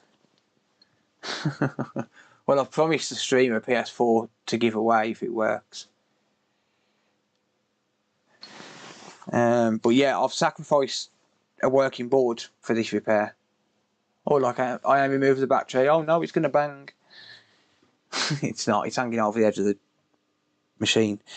It's not going to go bang.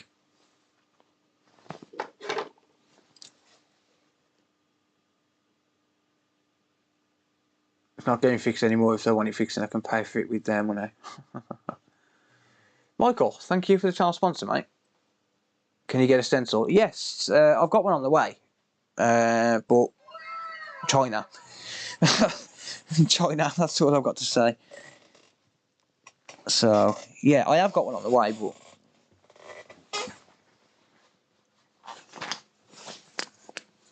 yeah, it's just one of them. I'm not going to attempt this again on this particular repair. It's just not worthy.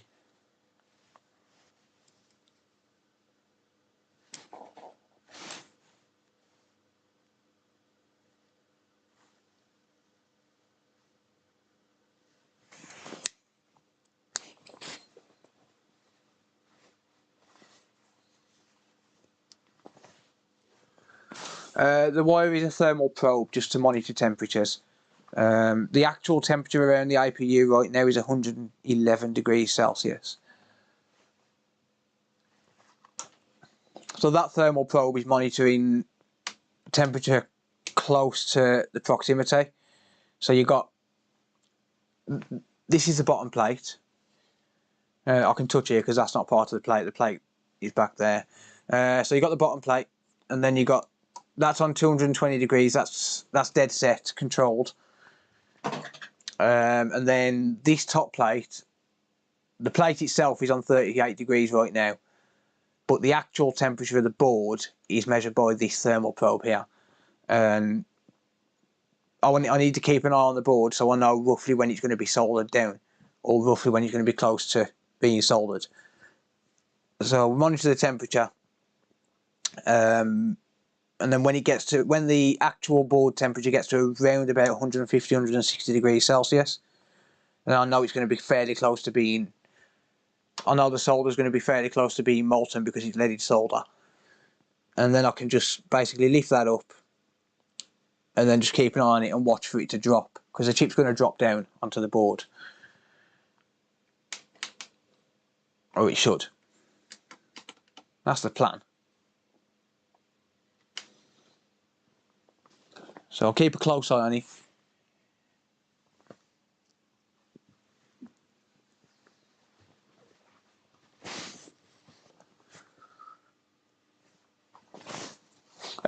Yeah, I'll keep the same profile for all of it because I don't really go on temperatures. I'll go on look and feel. A lot of people will go on precise temperatures. I'll go on temperatures. I mean, my temperatures are fairly controlled. It's a precise, for in this room, well, for in the workshop, in the old workshop, it was 1 degree per second. In this room, it's 0.8 specifically because of the changing temperatures. In the summer, I'll have to adjust it again and increase it and heat it up slower.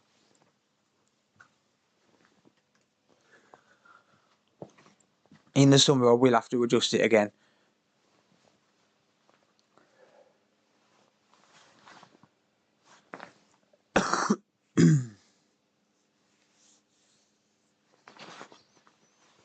You do have to constantly adjust your profiles based on ambient temperatures. The ambient temperature in this room right now is specifically 19 degrees Celsius. That's just the temperature in this room. I say room, it's my loft. I'm in my loft. But yeah. Yeah, don't worry about the smoke. One thing I will say though, if ever you plan on buying one of these machines, don't leave it unattended.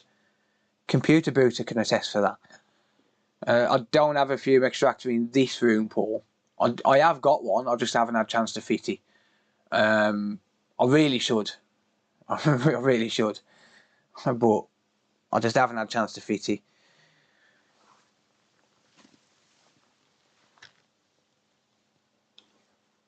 To be fair, even when I've got it on, I always forget to turn it on, so I've been doing this for, I've only been going for 3 years, but I've never really used one. I really should though, I should set a good example.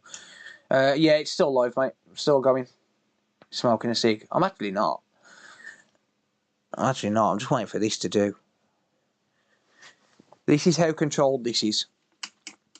These temperatures are pretty damn specific. I'm not sure if you can quite see that. I'm not going to move it because the chip will move.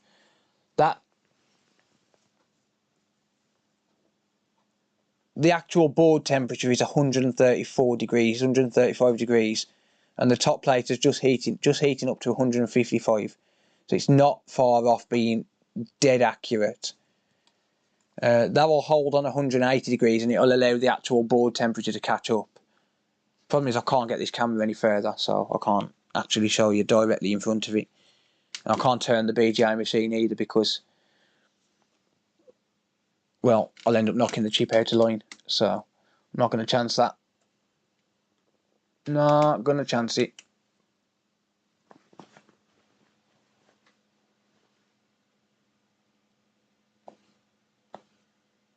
Only a little overstock temps, yeah, pretty much. What did I do before console repair? Until my car accident, pretty much anything I could do. Yeah, pretty much anything I could do. Warehouse work, telesales, pubs. With the bricks and stuff, I thought it was your basement. Yeah, we don't really get them in the UK. It's I'm in the attic. I only moved into the attic because it was warmer in here than it was in the loft. So that wall there. Yeah, if I can ever get my hand on camera, I'm terrible at this with the cameras. That wall there that you can see there is literally just a false wall. My kid's bedroom is behind that, but obviously below. So I built a stud wall and basically put something through foam all around it so as the kids didn't get woken up. Because I stream late, that's the problem.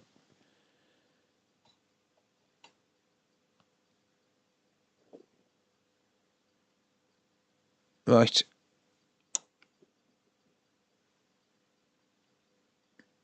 That's pretty much done. I do need to add a little bit of flux though.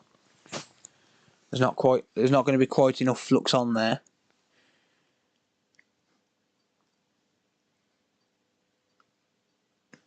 So I'm just going to flow some flux under.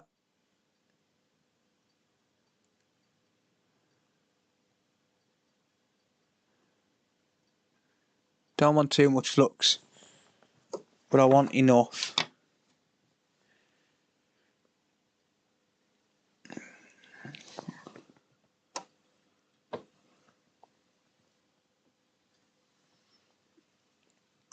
I'm just checking to make sure the chip sits flat on all sides. It does appear to, from what I can see.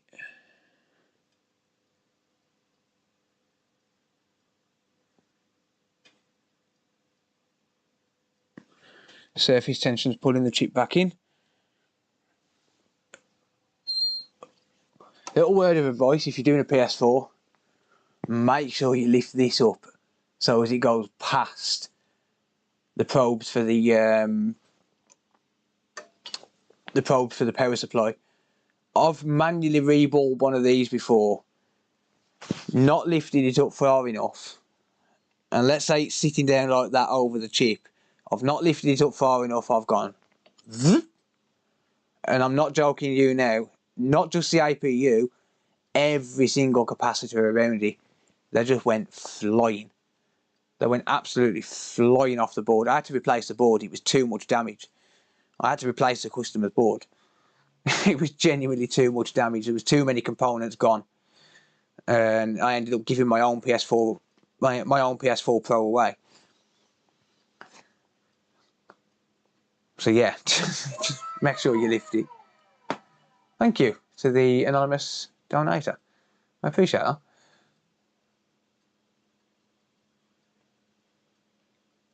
Yeah, it's even worse when you don't wear gloves like me, mate, and you got to do it with your hand over the board like that, because you've obviously got to balance it. You can't do it like that because you're going to be like your hands all over the place. So it's like you've got to do it there, and the board's red hot. Like I say this all the time. Humans can only withstand 46 degrees Celsius. And even on the edge of the board right now, it's... Let's have a look. Let's wait for the thermal probes to catch up. It's slowing down at 90. The edge of the board is just hanging over the plate. It's 80 degrees roughly on the edge. So it's virtually impossible. Like without burning your hand, it's virtually impossible. I should wear gloves. I need some oven mitts.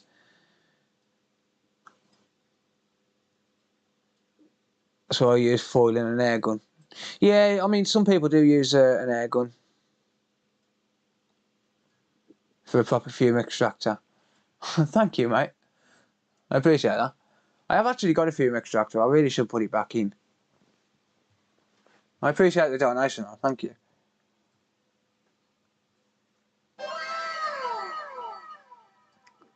I'll tell you what, I'll make you all a promise. I'll have my fume extractor back installed by the weekend. How's that? Do you have to tap with the tweezers still? Yeah.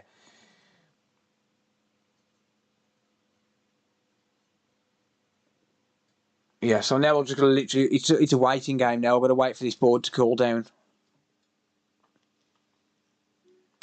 And one thing I have to say as well is... Because this has got fans on it. There's a fan at the side.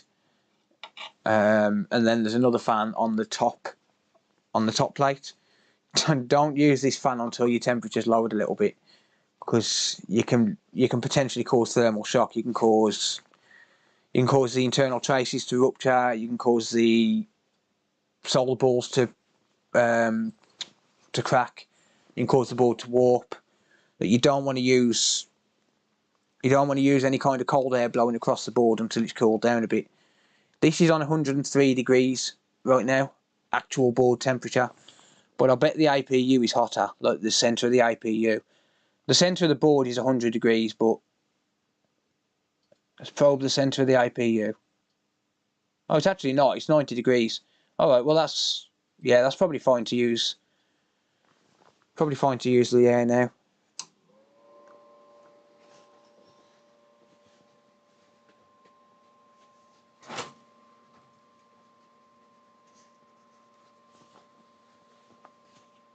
Keep the fumes out of the kids' lungs. Yeah, well, I mean, I can't see any way of it going to the kids, but I can't see any way of the fumes going to the kids. I mean, there's a false wall plus an entire floor and solid brick in the way. Well, yeah, my extractor is a 10-inch fan with a big ducting running on it.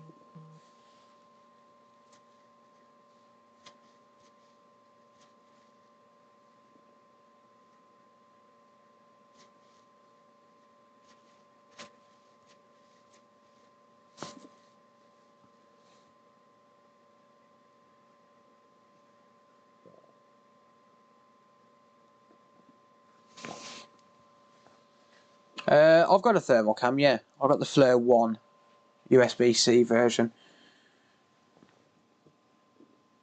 Your lungs are already shit. Tell me about it, mate. People hear my lungs on the microphone.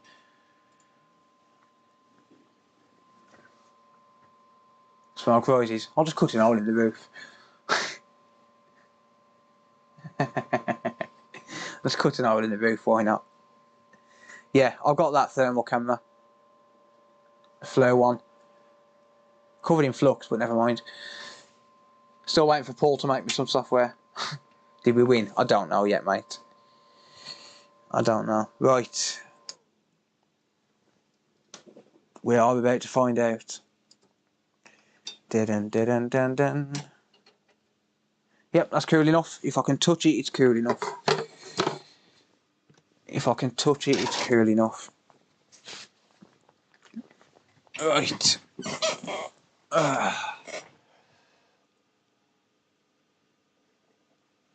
Let's zoom out. Table is absolutely disgusting, covered in flux, but we're working, so let's hope and pray that this works. Just need to clean the APU and then I can inspect it, make sure we've got no damage. No popcorning. Doesn't look like there's any popcorning. Looks absolutely fine.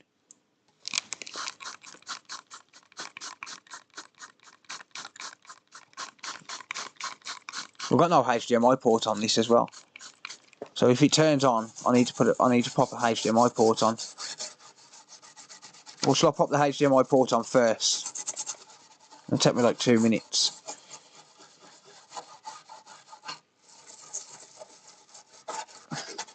I've got a bit of stray solder on the surround of the APU. Get off. It's just come off a solder ball that's melted on the top of it. Not a big deal. This will have to go in the ultrasonic cleaner if it works as well. There's no way I can let the board go like this. You put the HDMI port on. Yeah, I know, mate. Sarah's going to kill me if she sees them coffee cups there.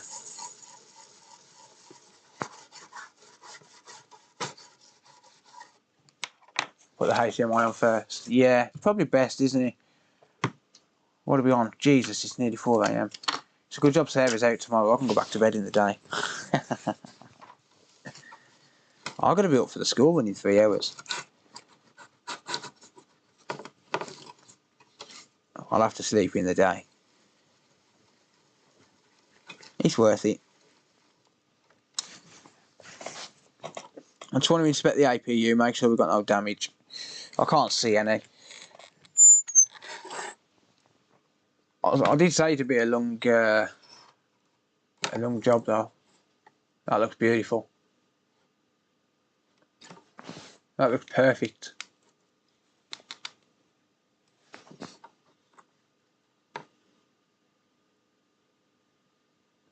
What's the equipment you need versus what's good to have?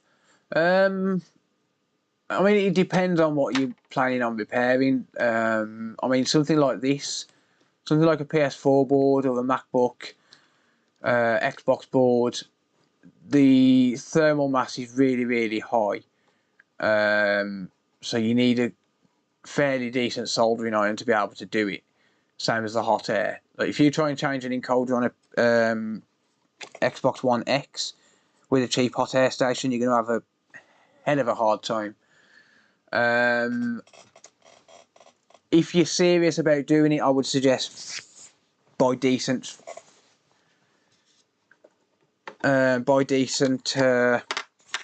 equipment first time, because if you buy cheap, you buy twice. That's the problem. So go for something like an Atom ST862D and a Hakko or a T12 iron or something like that.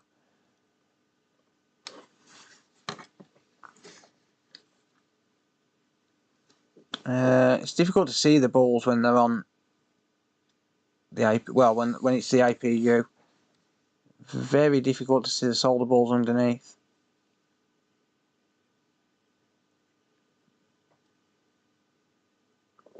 I think it's absolutely fine though. It looks flat enough.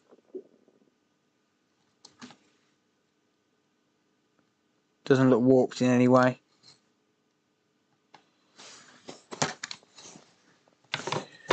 Right.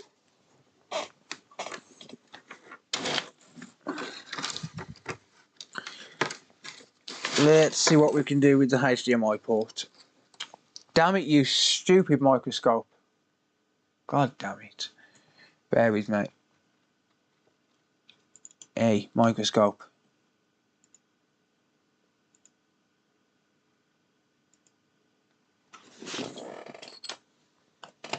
What have I deactivated here? How did I deactivate that? Get back on there. My bad. Right.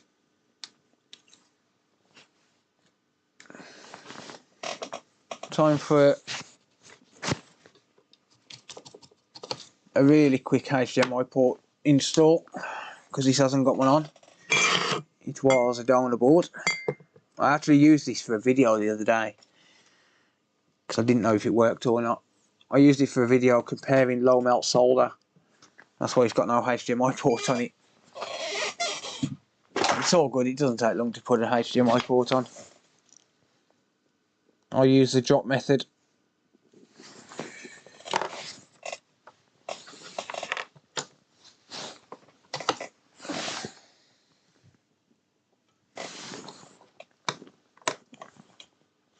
So you can do the USB and sync button connector, R and a 1X.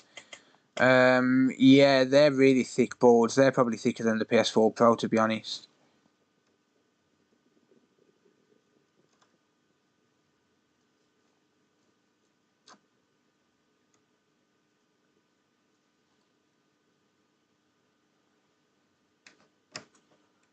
Yeah, they're a bit of a pain in the backside. You need half decent tools for them. I'm just transferring some solder to these ground legs just to mix it up a little bit so I can just use a solder sucker.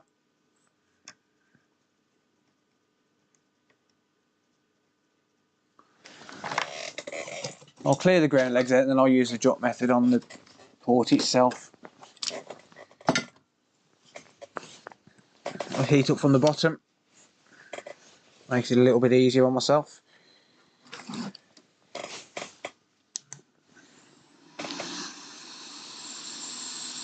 I'm going to use 480 degrees because it's pretty thick board. A little tip, don't let the flux land on your fucking hand, it burns.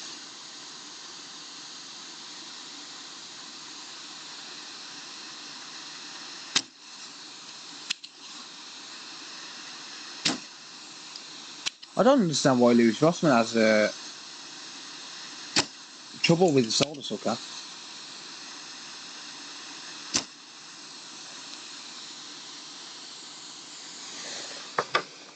Honestly, I don't get it. Solder sucker's easy. That's how you do it, Lewis.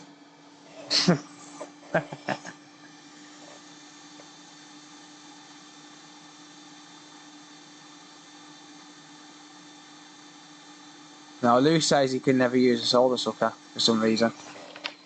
Some people can't. Some people can. I never have any luck using wick on them. Right, PS4 Slim port. There they are. There they are. Yoink. A brand new port. Yeah, it really don't take long to do a port. Especially when you've got the board open already. The board out already.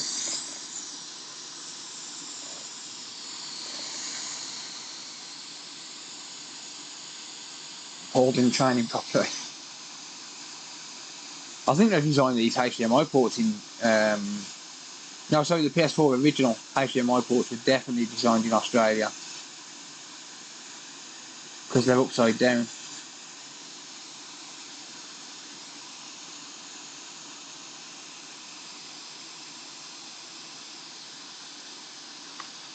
Ah, damn it, I dropped my port. You motherfucker.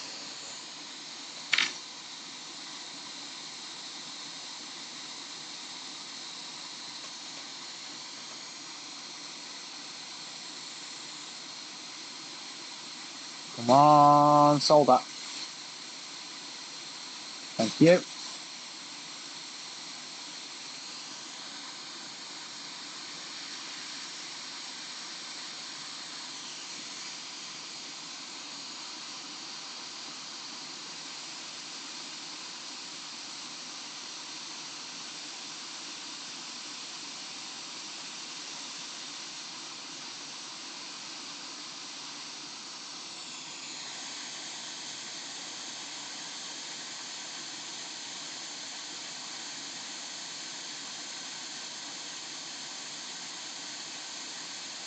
Perfect.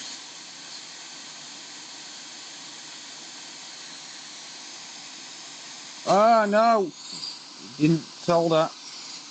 Well, I guess the drop method didn't work. See, that's the problem sometimes. It just don't go your way.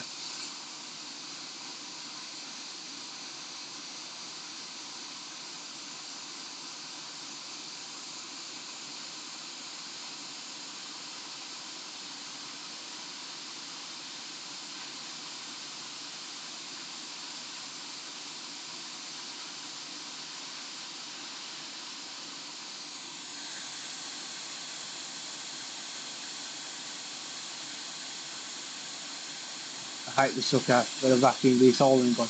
A lot of people are turning to them. I've never tried one. They do look good. But a lot of people are turning to them lately. I should get one.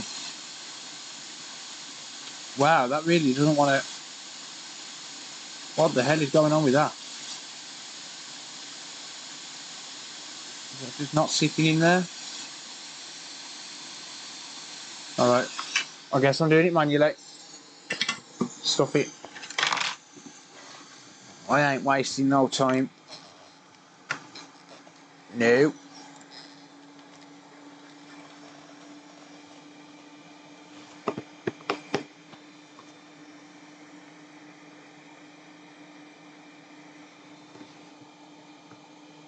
Ow. Guess I better use another port now because that one's been exposed to heat.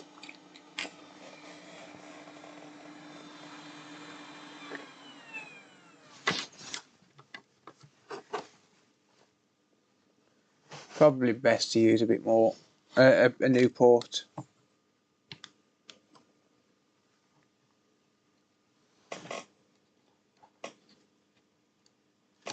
Why is that not sitting flat?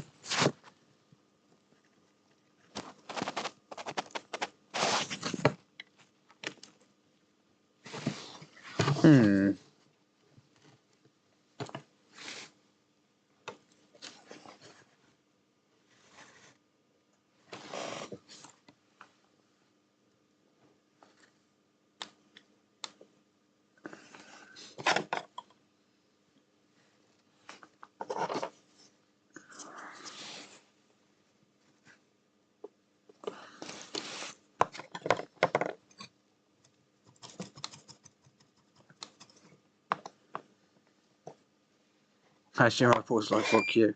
Yeah. I think a HDMI port's pushing it in terms of the amount of rework.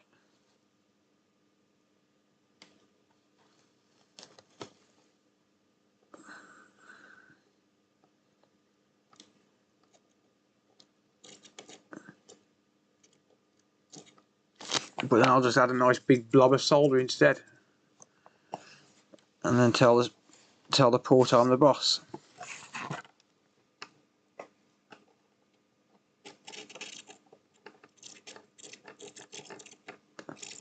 I had a blob of solder. This is how eBay technicians solder.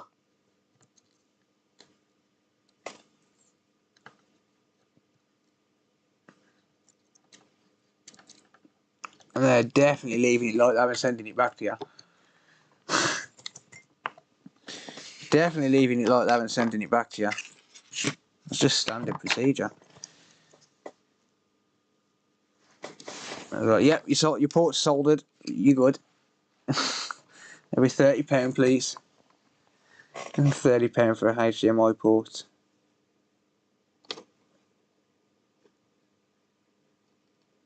I'll tell people not to try and compete with eBay sellers. You're never gonna.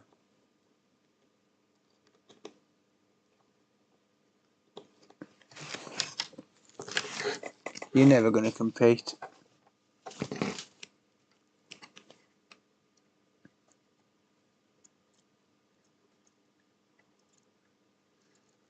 Just little kids in the bedroom with a cheap soldering iron, that's all it is.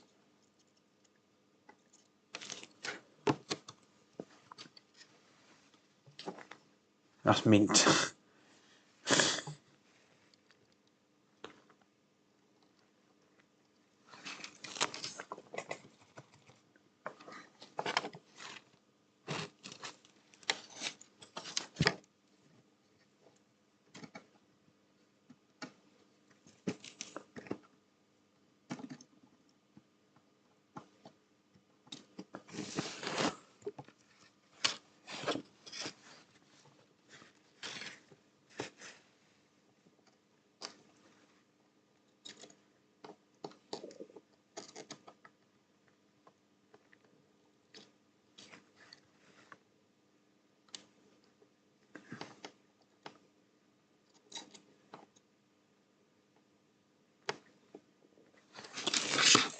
Should be good.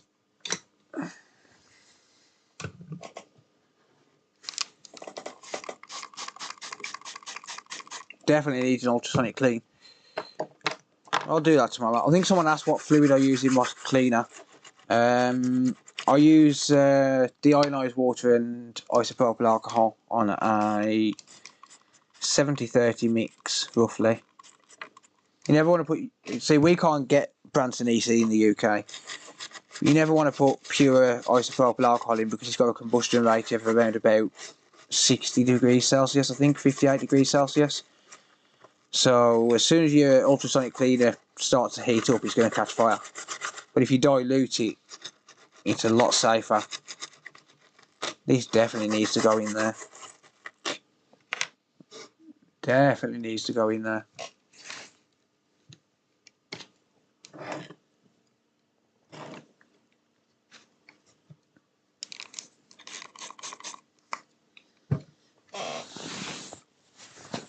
But yeah, you never want to put pure isopropyl alcohol in, especially if it gets above 50 degrees Celsius. And any half decent cleaner is going to get above 50. Half decent cleaner you can usually heat up to around about 110, 120 degrees Celsius, I think. Maybe a bit less.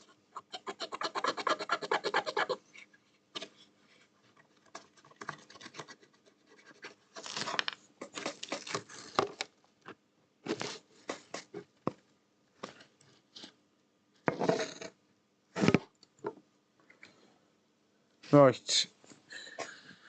Just going to check for any invisible bridges.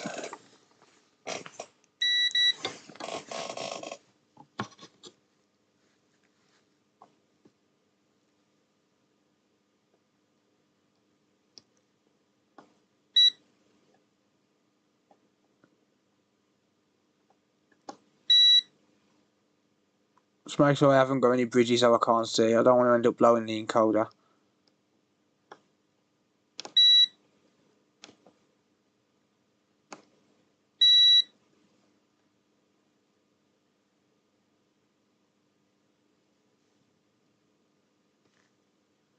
Yeah, not seeing any bridges there. Cool. That'll do.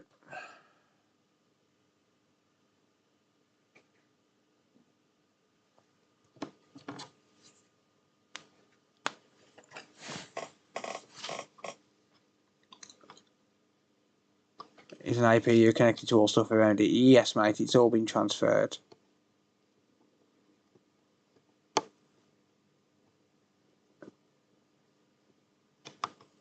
It's all been transferred.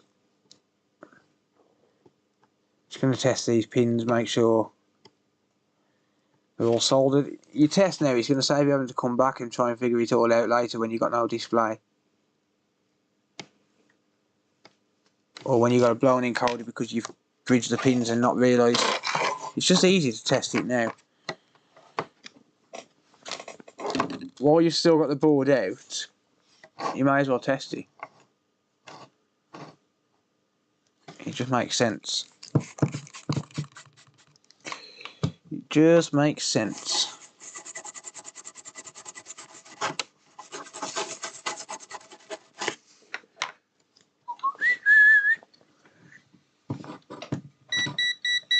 Shut up, multimeter.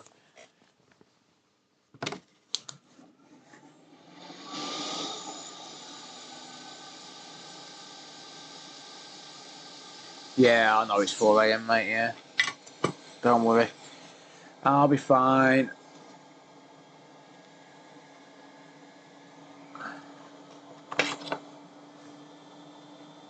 Literally got to solder these ground legs and then we're done anyway.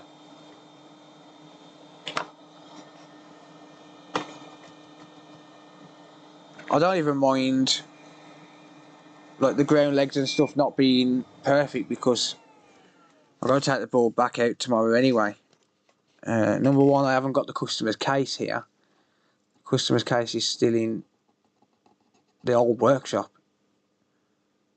And number two is the board's got to be ultrasonic cleaned.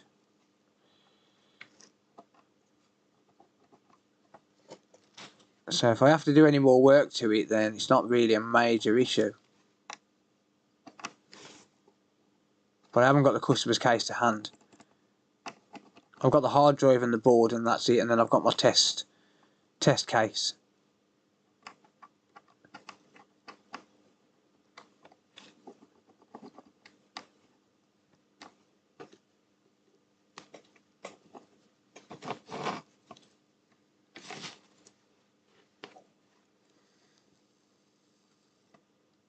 So the first step on this is going to be, does it turn on? And then the second step is going to be, can I access the dashboard? I hope I've got the right hard drive with me.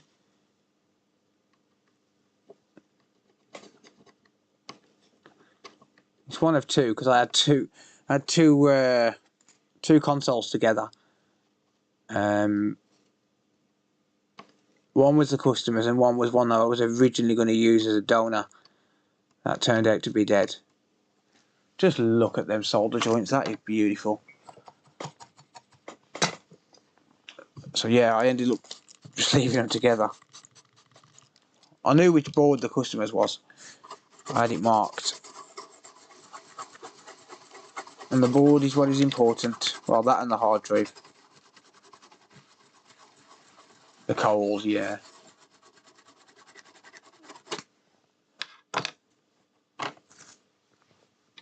Those solder joints are beautiful.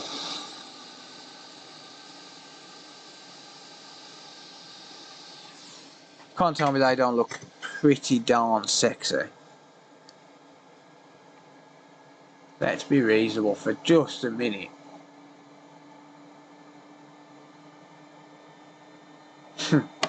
Anyway, we are done.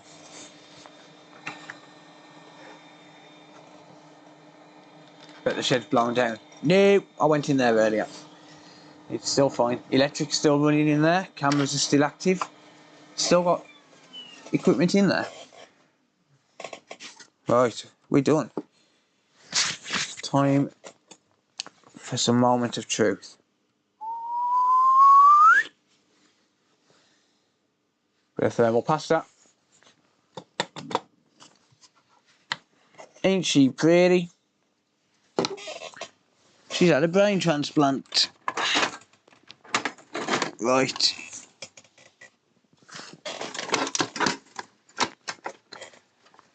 I think a component is missing. Well, if it is, it's not going back on now. No, it's not. I tested the board earlier. The board works. And the board was fine. I tested the board. Actually, I better inspect Renesas, because that one chip I don't think I inspected. No, that and the Syscon. I've got to check the Syscon, make sure there's no bridges on that. Not the Syscon. Yeah, the Syscon. I want to make sure there's no bridges on the Syscon. I never checked it. I think I checked Renesas. I didn't check the Syscon. Let me just double check them. Make sure we're good. Right, this is Renesas. Because I soldered these chips on earlier, so I've got to make sure there's no bridges.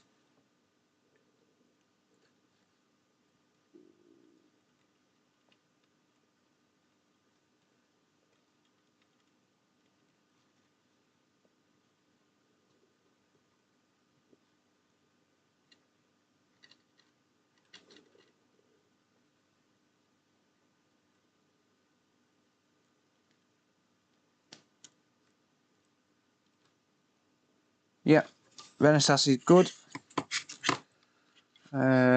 Secondary RAM is looks good. The other secondary RAM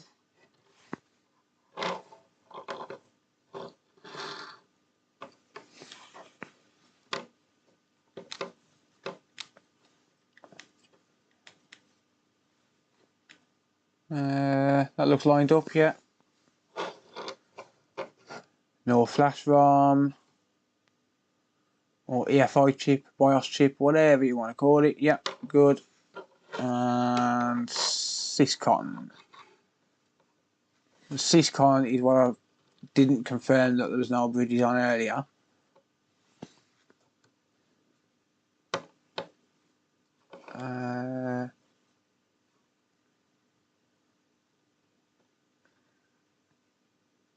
That looks pretty good. Yeah, I'm happy with that. It's time to test. Time to test it. I'm happy with that. I'm happy that it's safe to turn on or attempt to turn on. Wow, look at the heat exposure around there.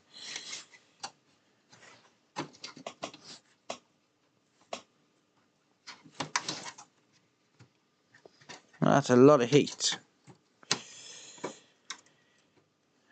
But it is necessary. To remove and reinstall an APU does take a lot of heat.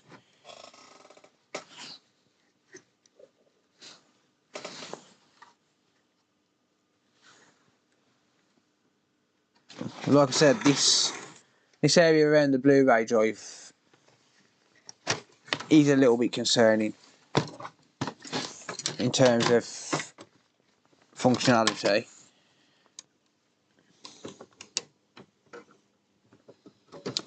But as long as I can access the dashboard, I can get the data. So I don't really care about the disk drive. I'd just buy a fully working PS4 Pro and then transfer the data that way, directly through Ethernet. Right. I'm going to keep it that way because I haven't got a clamp to hand right now. So I'm going to keep it that way. And plug it in.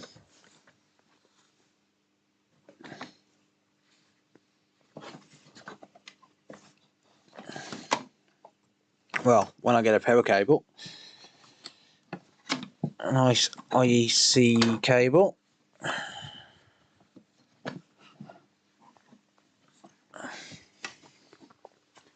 Moment of truth.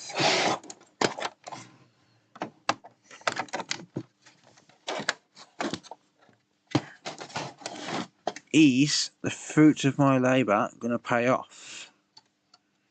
Let's get the LEDs in there just so I can see if there's any action.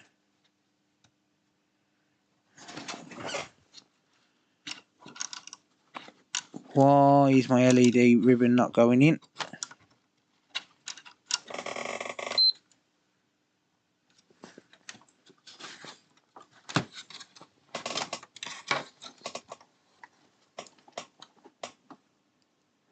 Go to a white light, bitch. Go to a white light. Come on.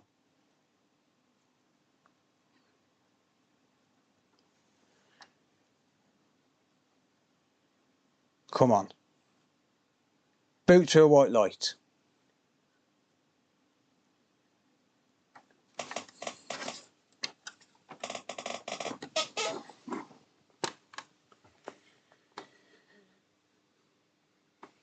Please show me that white light.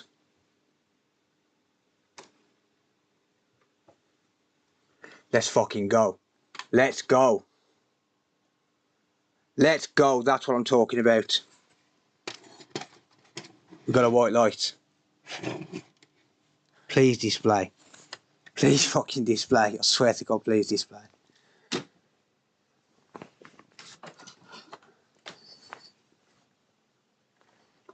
$500 people. I'm going to hold the APU there. It's hot. It's going to get hot. Is it going to be in safe mode?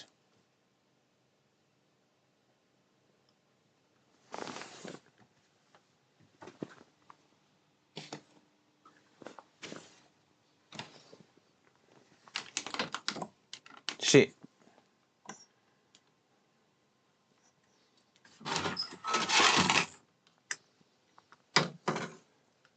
Let's fucking go.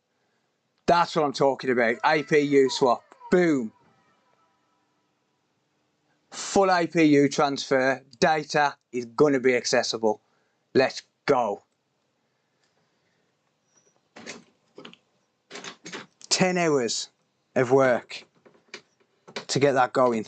10 hours of work to get it going.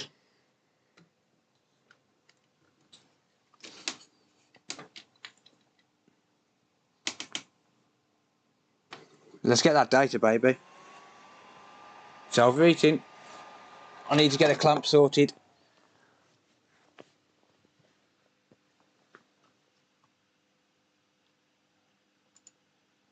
Fat Toby, thank you for the 20, mate. I appreciate that. Let's go. Let's get that data. Let's get a clamp on it. If it's working, then you gotta put a clamp on it. Let's go. Whew. Man, I swear, the nerves right now, that's unreal. Honestly. First time, no issues.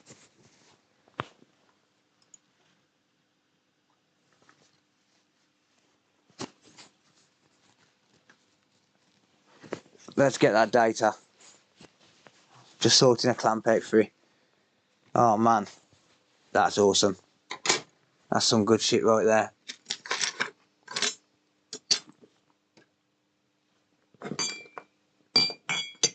Whoa! I need a clamp. Give me a clamp. Haha, I got one.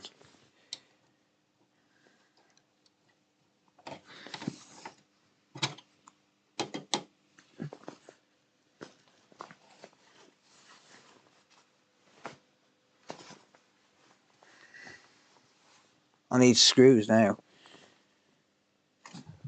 I genuinely don't know where I'm looking for some screws. Oh man, where's my screw tub gone? What the fuck? Come on, I know I've got a box of screws here somewhere. Come to mama. Thank you guys, thank you. Thank you all. I appreciate it.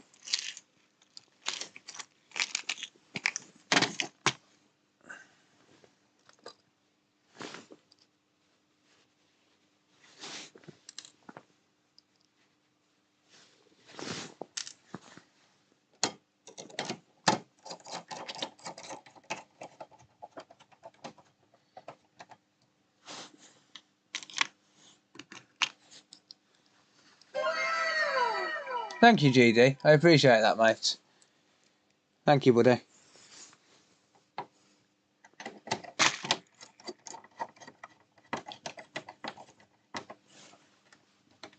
You're excited. I am, because I don't think anyone realises. Look, I don't think anyone realises what this data means to the customer. This has been in other people's hands.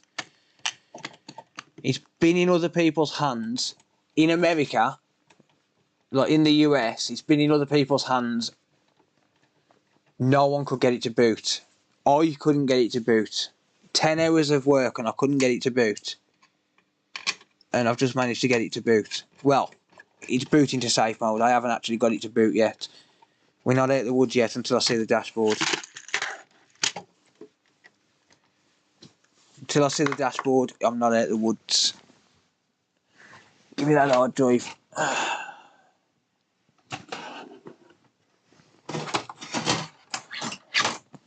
But yeah, we've got to see the dashboard before we can confirm. I hope this is the right hard drive now, because if it's not, then, you know.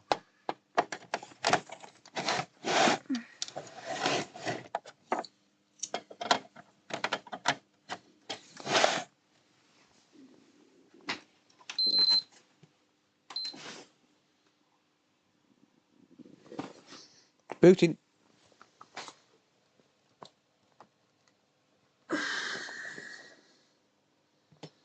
Right, controller. I suppose I better zoom out of that as well.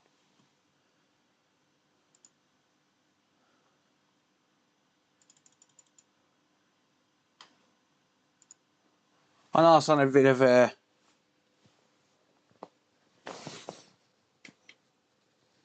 an awkward angle there. There you go. It's a bit better. It's a bit better. I haven't got the capture card set up, so that will do it. How will you know if it's the right hard drive? If it boots. So because this has had no hard drive in it when I've tried to boot it, I need to restart it. Because it says cannot start the PS4. I need to restart it. And then we'll see if it boots up. 8.52. Cancel. Let's see if it boots. If it boots, it's the right hard drive. If it don't, then it's not. If it don't, then the hard drive is in my old workshop. But it should recognise the data. But that right there is proof. Turn it back on. That right there is proof that an APU transfer is possible. Display. Don't go to safe mode. Show me a blue screen. Blue screen and PlayStation warning. Come on. Blue screen, PlayStation warning. Come on. Yes! Let's fucking go.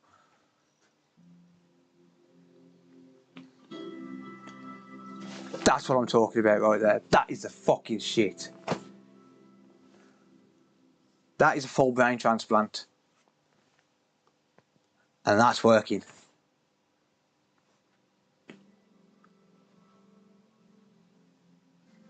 Wait a minute.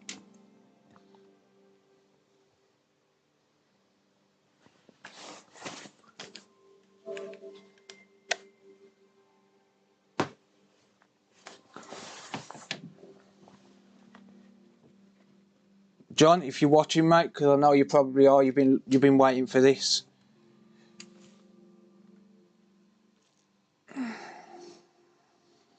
You've been waiting for this, mate. Your data is there. Let me just log in. I'm going to log in as a guest. I can't log in as a standard user.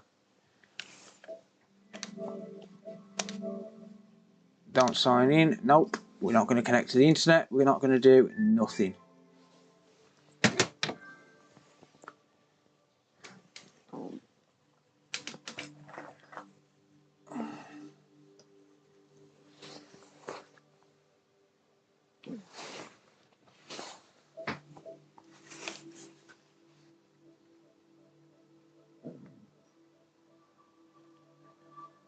Fair few games by the look of it.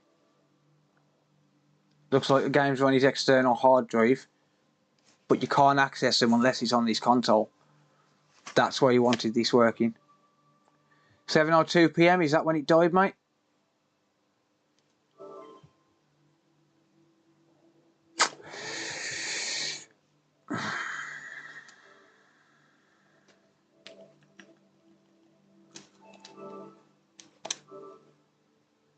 There we go.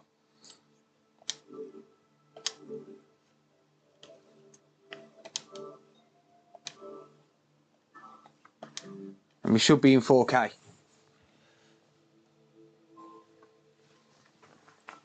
Yep. Everything working as intended. We're good, man. We're good to go.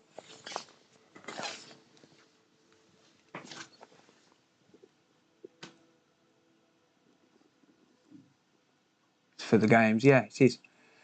It is.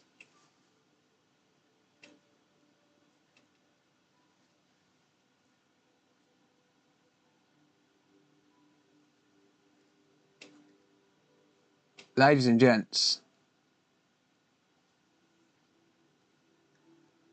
that's a repair. So he wants to know your location. That's a repair. Let's go. It is exploitable now, yeah. I will back everything up on this tomorrow onto another PlayStation with the customer's permission. Otherwise, I'll just send his PS4 back as it is.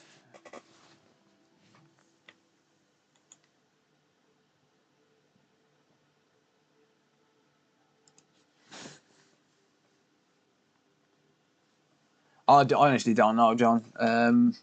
Data to me isn't that important, but, you know. Is John the customer? Yes. John who? Hang on. Someone called John replied.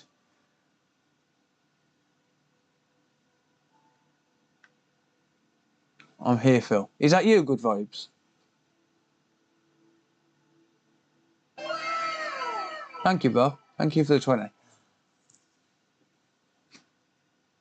Good Vibes are you, John?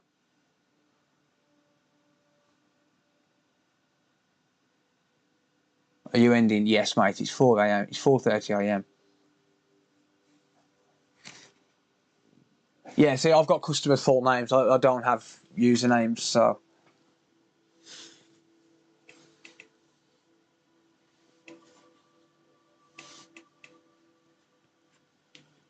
Worth every penny. Mate, pleasure to get it working. Genuinely. Pleasure to get it working, mate. I'll give you a call tomorrow, mate, if that's alright. It's 4:30 a.m. right now. So I'll give you a call tomorrow and we can arrange to get this sent back to you. No problem, mate. No problem at all. Johnny's Good Vibes, yeah.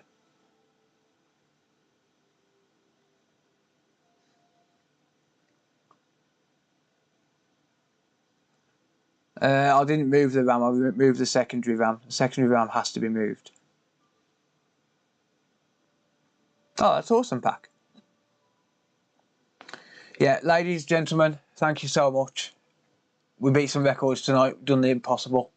It's sick, honestly. Nearly 700 viewers at peak. Nearly 700 viewers at peak. That's insane. And we've just done literally brain surgery on a PS4 Pro. And it works. It works perfect. I'm going to get this rebuilt. But right now I'm going to go and have some quick food and I'm going to bed because I am absolutely shattered. So thank you all for being here. Fingers crossed, next time I stream I'll have a PS4 Pro to give away. As I promised. So fingers crossed. Thank you all for hanging out. I really do appreciate it. Thank you all for the support tonight. Genuinely. Some amazing donations, some amazing people. You're all fantastic.